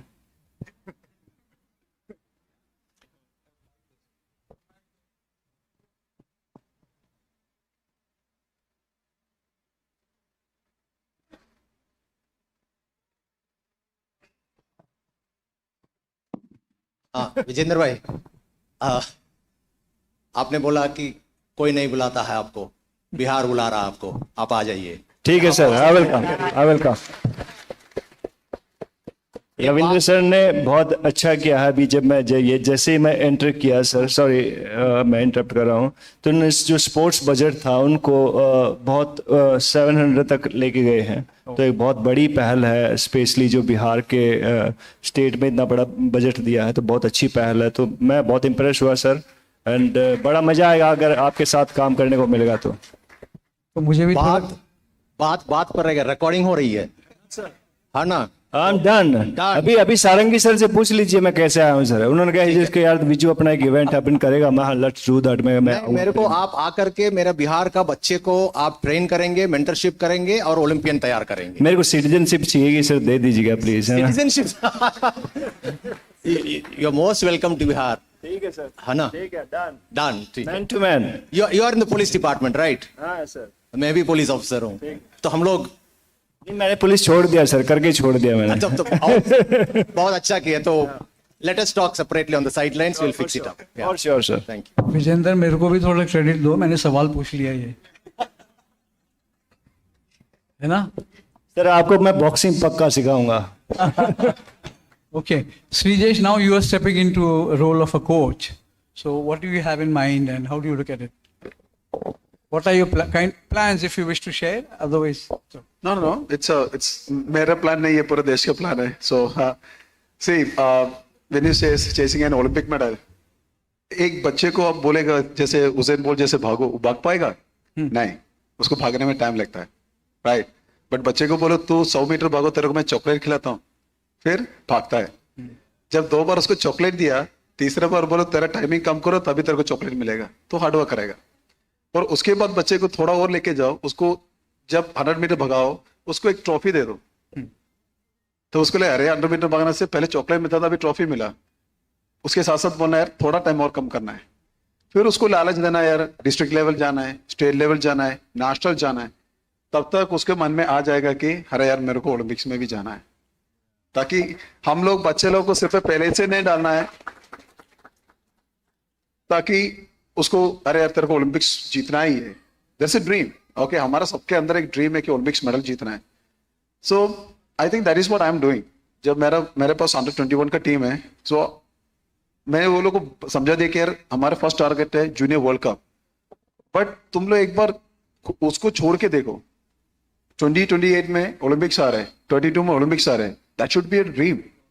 तो अभी से तुम लोगों को क्या सीखना है वो मैं सिखा रहा हूँ, बेबी स्टेप सिखा रहा हूँ, बेसिक सिखा रहा हूँ, ताकि तुम लोग को आगे जाके वो गेम को अच्छा खेल सकते हैं और परफॉर्मेंस अच्छा रहे, ताकि लंबा खेले लोग. तो ऑटोमेटिकली क्या होता है, आप बेस परफेक्ट रखते हो तो आप आगे जाके प्रेशर सिचुएशन में आप अच्छा खेल पाते हैं. तो that is what I am doing. Mentorship, जैसे भाई ने बताया, जितना एक्सपीरियंस है I am sharing the experience to them. ताकि कैन यू एक्सप्लेन मी एक ओलंपिक सेमीफाइनल्स में आप ग्राउंड में खड़े होने के टाइम आपका मन में क्या चलता होगा? कुछ नहीं. I'll be blank. I have to win the game for my country. And yours is very difficult. You are alone.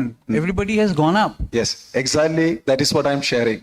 बेटे, जब ओलंपिक्स फील्ड में खड़े होने के टाइम कांपता होगा घुटना, प्यास लगता है, डर लगता है. हम लोग को इसके लिए प्रिपेयर होना है. सामने वाला बंदा 6 फुट का हो तो आपको उसको कैसे टैकल करना है, यही सिखाना है.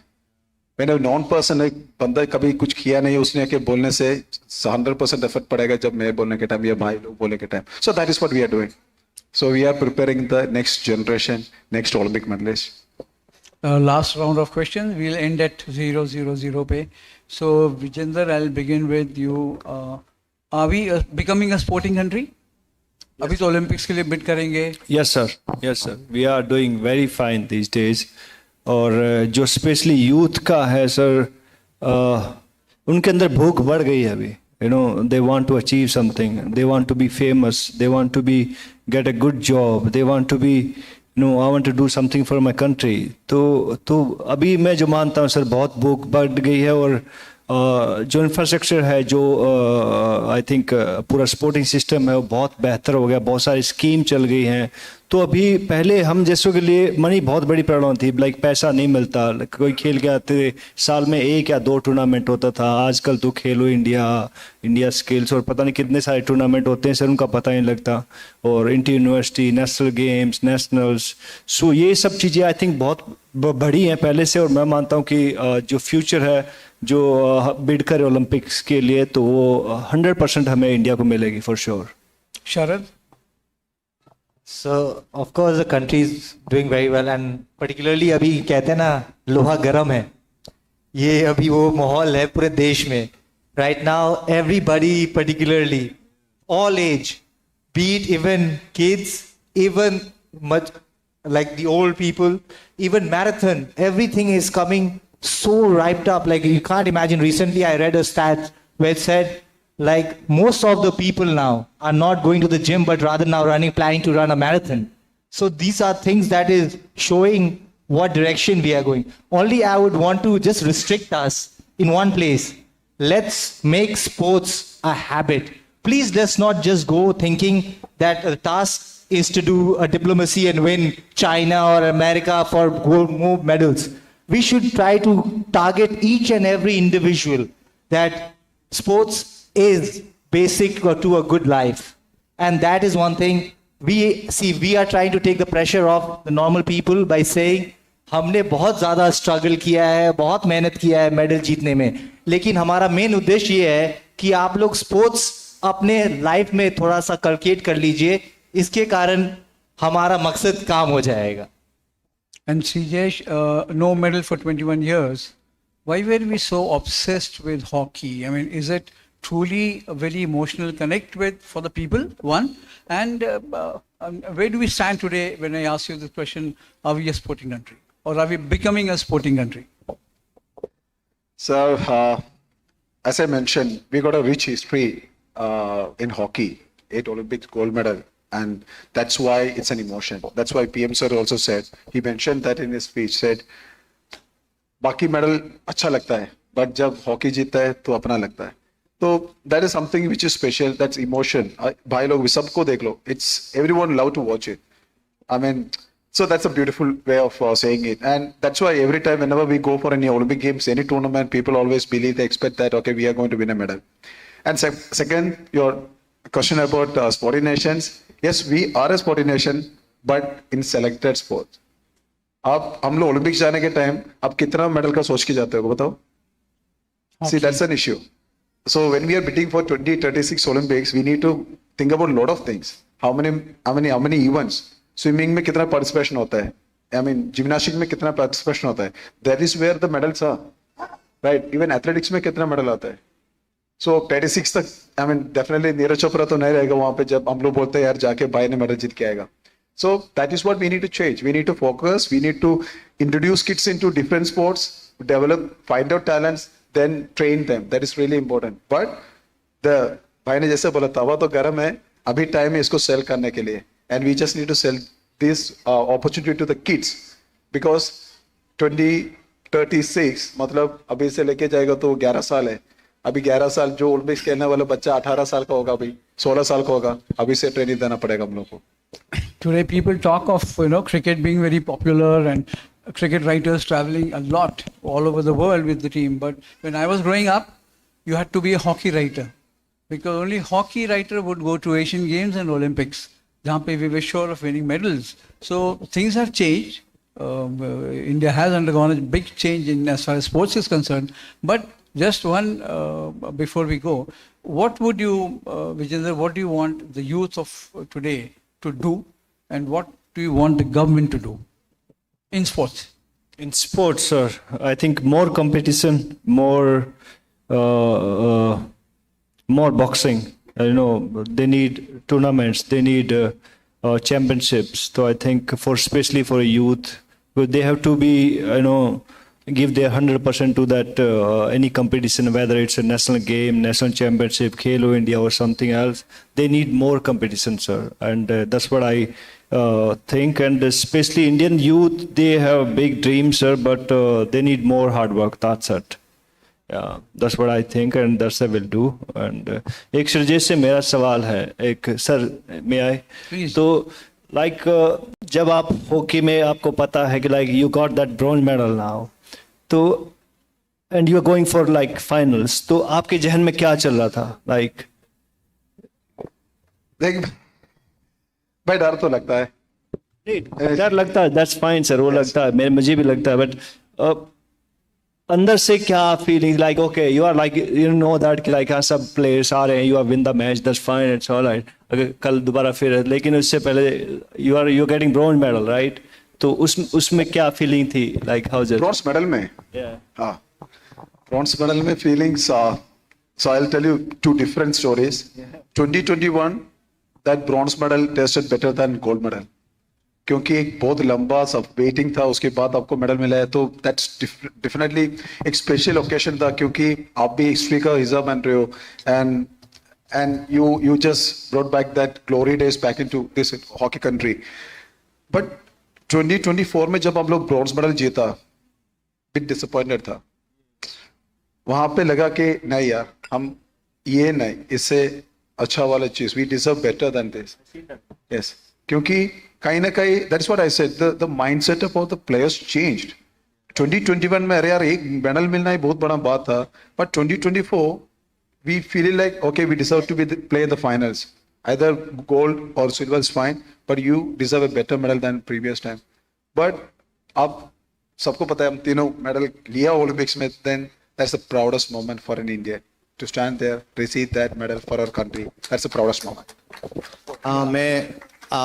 एक अनुरोध है, मैं इस मौका खोना नहीं चाहता हूं।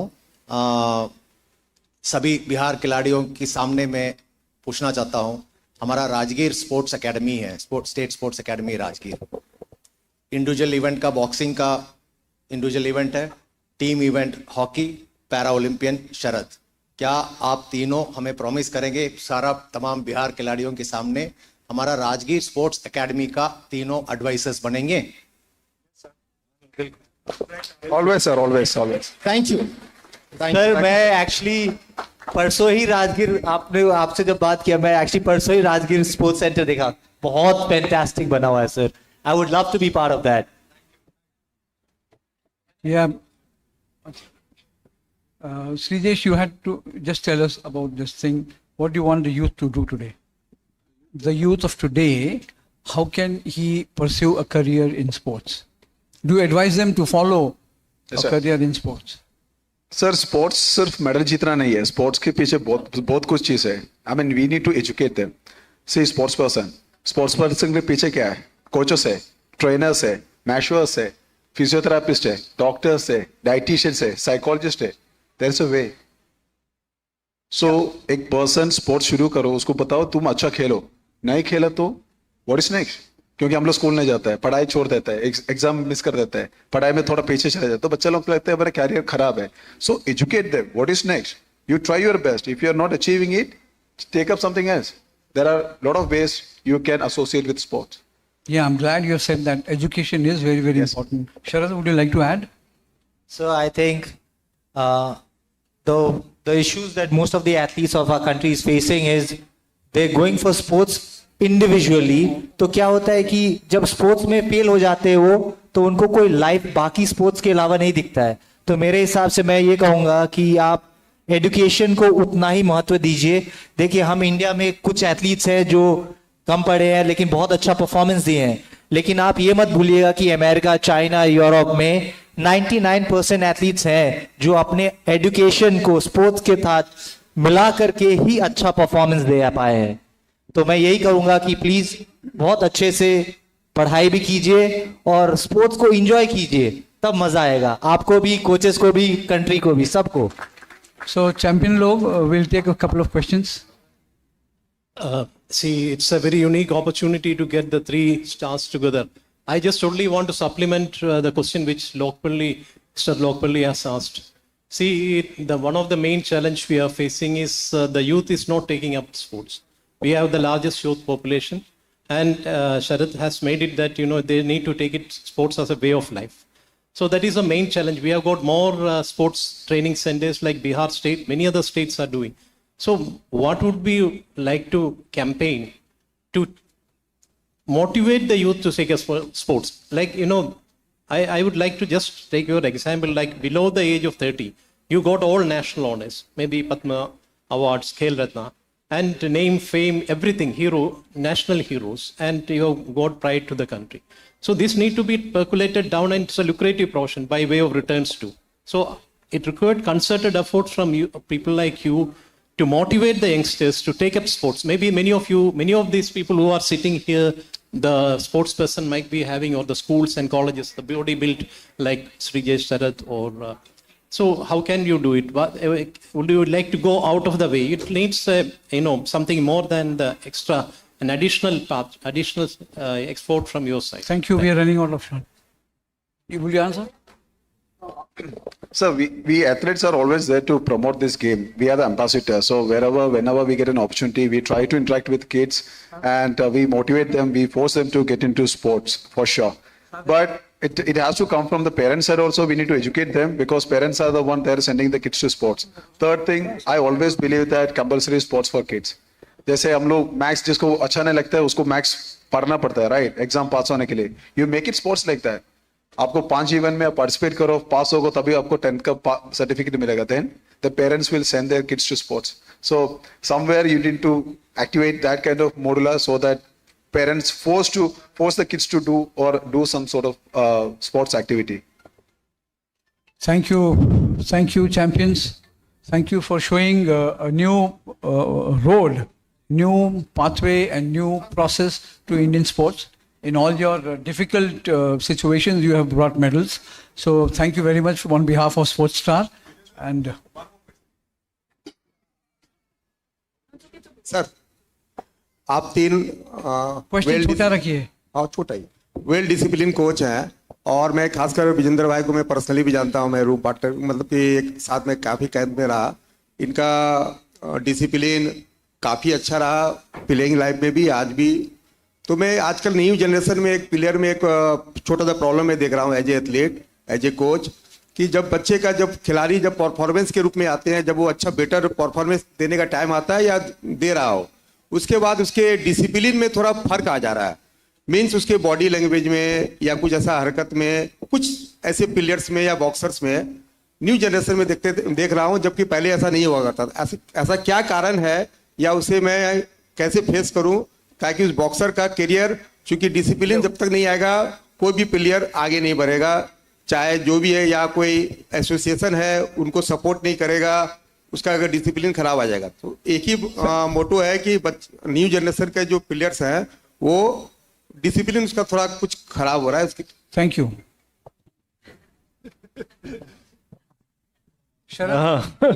मैं सोच रहा था, मैं ओल्ड स्कूल है सर, मैं तो हमें रोप से बहुत पिटाई मिलती थी, तो रोप लेके आइए और उसको लेके सुबह से लेके शाम तक शुरू कीजिए।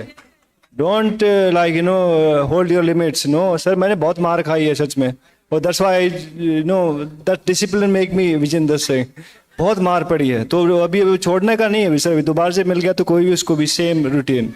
शरद, क्विक आंसर। देखिए, आप बहुत सारे एथलीट्स का एग्जाम्पल दे सकते हैं जो सर्टेन अचीवमेंट के बाद वो डिसिप्लिन चेंज हो जाता है। आप उनको बताना, कुछ कुछ ऐसे एथलीट्स हैं बड़े जो डिसिप्लिनरी के कारण उनका लाइफ बहुत शॉर्ट पीरियड रहता है। आपको लंबा जाना है, लंबा घोड़ा बनना है, तो please stick to your discipline and line. Thank you very much. आप कह पाओगे उन्हें।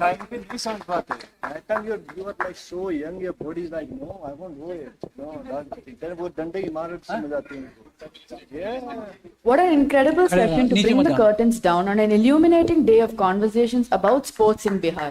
I request Mr. Vijay Lokapalli to honor our esteemed guests with a token of our appreciation.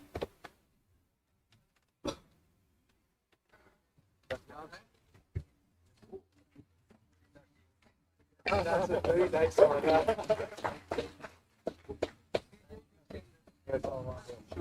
Yes, thank you.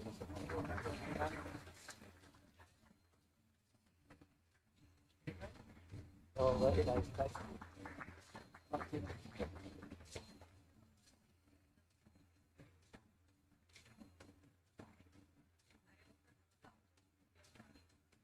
Thank you. Thank you very, very much. It's my privilege to be on the same stage with three part of boxing.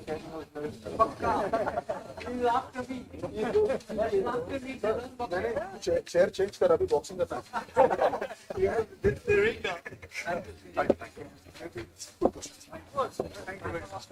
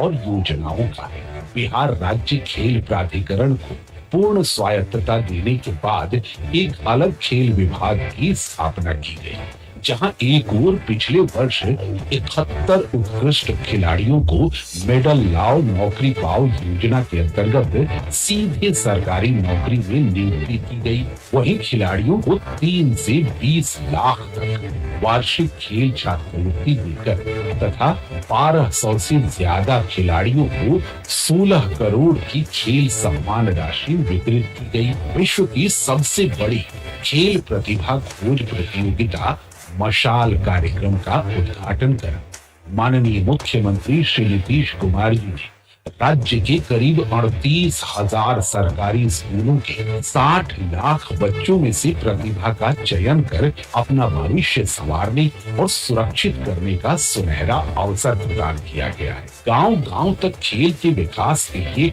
हर पंचायत में खेल club तैयार किया जा रहा है। राजगीर में अत्याधुनिक खेल अकादमी और अंतर्राष्ट्रीय खेल विश्वविद्यालय का निर्माण बिहार में खेल आंदोलन को नई ऊर्जा देने में कामयाब रहा है। लहरों को किनारों की दरकार कहाँ, बुलंद हौसलों के बीच कोई दीवार कहाँ। पिछले वर्ष अपने उत्कृष्ट प्रदर्शन से बिहार का नाम रोशन करने वाले खिलाड़ियों में रेयान मोहम्मद, खुशी कुमारी, माही श्वेतराज, देवराज, रोहित राज, दिव्यांश कुमार, इमरान आलम तथा राष्ट्रपति के हाथों प्रधानमंत्री बाल पुरस्कार से सम्मानित होने वाली बिहार की बेटी गोल्डी कुमारी आदि प्रमुख हैं। जहां 5 खिलाड़ी एशियन गेम्स के लिए चुने गए, वहीं 2 खिलाड़ी ओलंपिक तक पहुंच गए। राज्य के अंदर जहां एक और national school games, national school chess championship, Bihar महिला kabaddi league, Bihar volleyball league, football league, मल्ल युद्ध, Bihar open e sports championship आयोजित की गई। वहीं पिछले वर्ष अंतर्राष्ट्रीय स्तर की Bihar women's Asian champions trophy का राजगीर में सफल आयोजन कर विश्व पटल पर बिहार अपनी आयोजन क्षमता को साबित कर चुका है। इसका सकारात्मक परिणाम है कि 2025 में बिहार कई राष्ट्रीय और अंतर्राष्ट्रीय प्रतियोगिताओं की मेजबानी कर रहा है, जिनमें national school games road cycling, national school games तलवारबाजी, खेलो इंडिया यूथ गेम्स, महिला कबड्डी विश्व कप, सेपक टाकरा विश्व कप, अंडर 20 रग्बी सेवन्स एशियाई championship, Hero men's Asia cup hockey आदि प्रमुख है। हमारा लक्ष्य देश के लिए ओलंपिक पदक जीतने का है। हौसला, हुनर और जुनून से तय करते रहे मंजिल यूं ही साथ में, यकीनन ओलंपिक पदक भी चमकेगा एक दिन बिहार के हाथ में। जय हिंद, जय Bihar.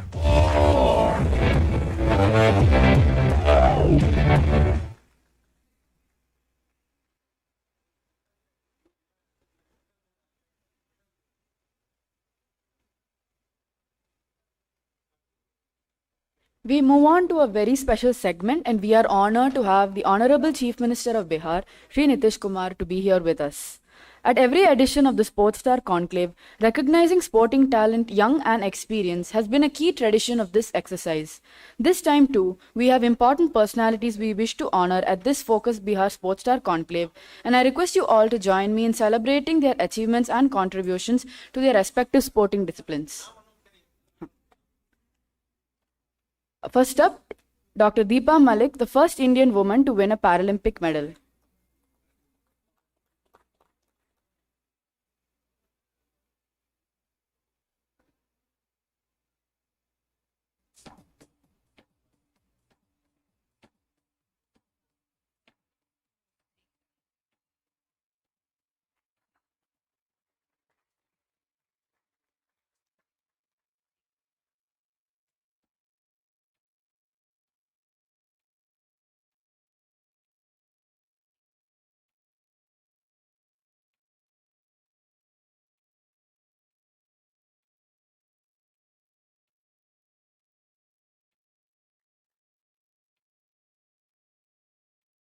Vijender Singh, the first Indian boxer to bring home an Olympic medal.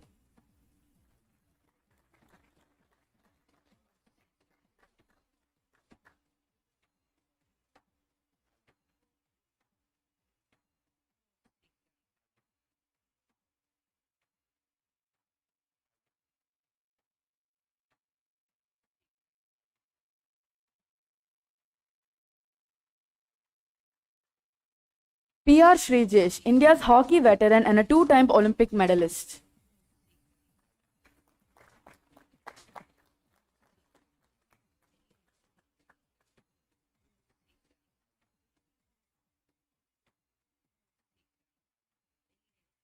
Harendra Singh, an Asian Games medalist in hockey and the head coach of India women's hockey team.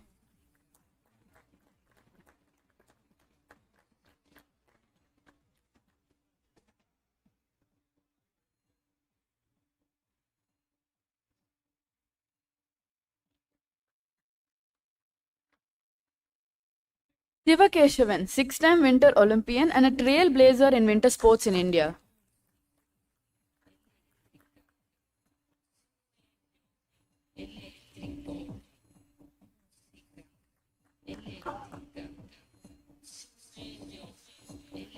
Last but not least, Bihar's very own Sharat Kumar, a two-time Paralympic medalist.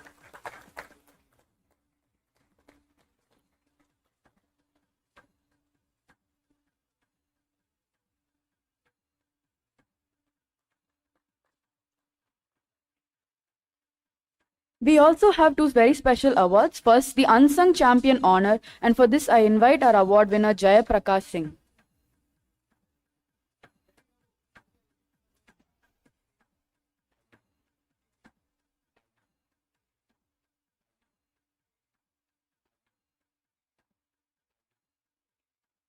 I'd also like our Young Achiever Honor winner, Mohammad Rayan, to come up to the stage.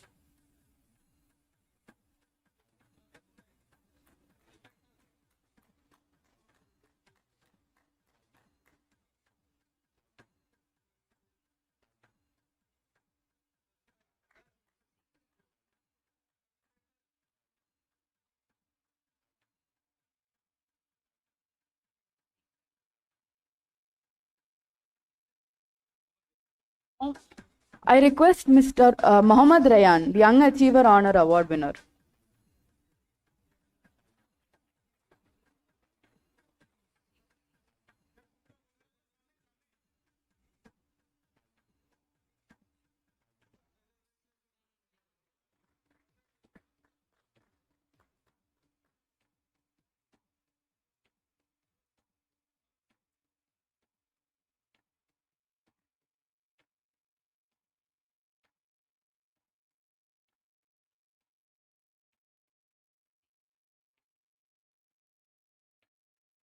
I now invite Mr. Vidhu Shankar, AVP Sales, Karnataka and East, the Hindu Group, to deliver the vote of thanks.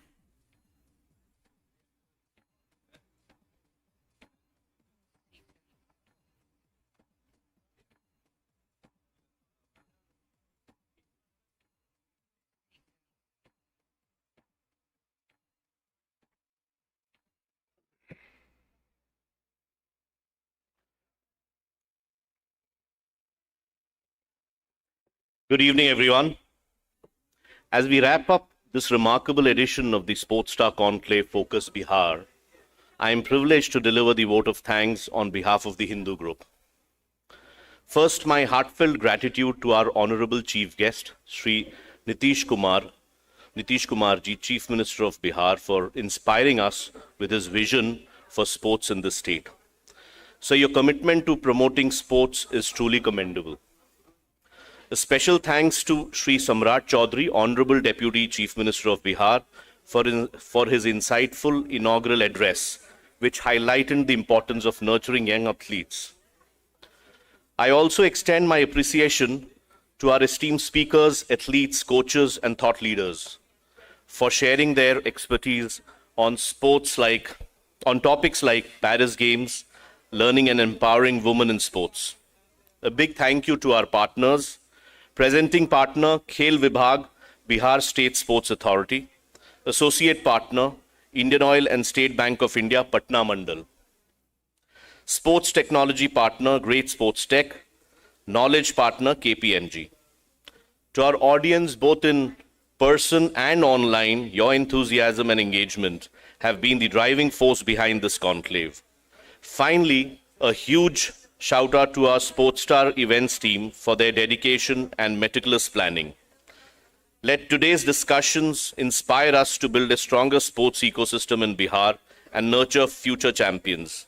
Thank you all and have a great evening.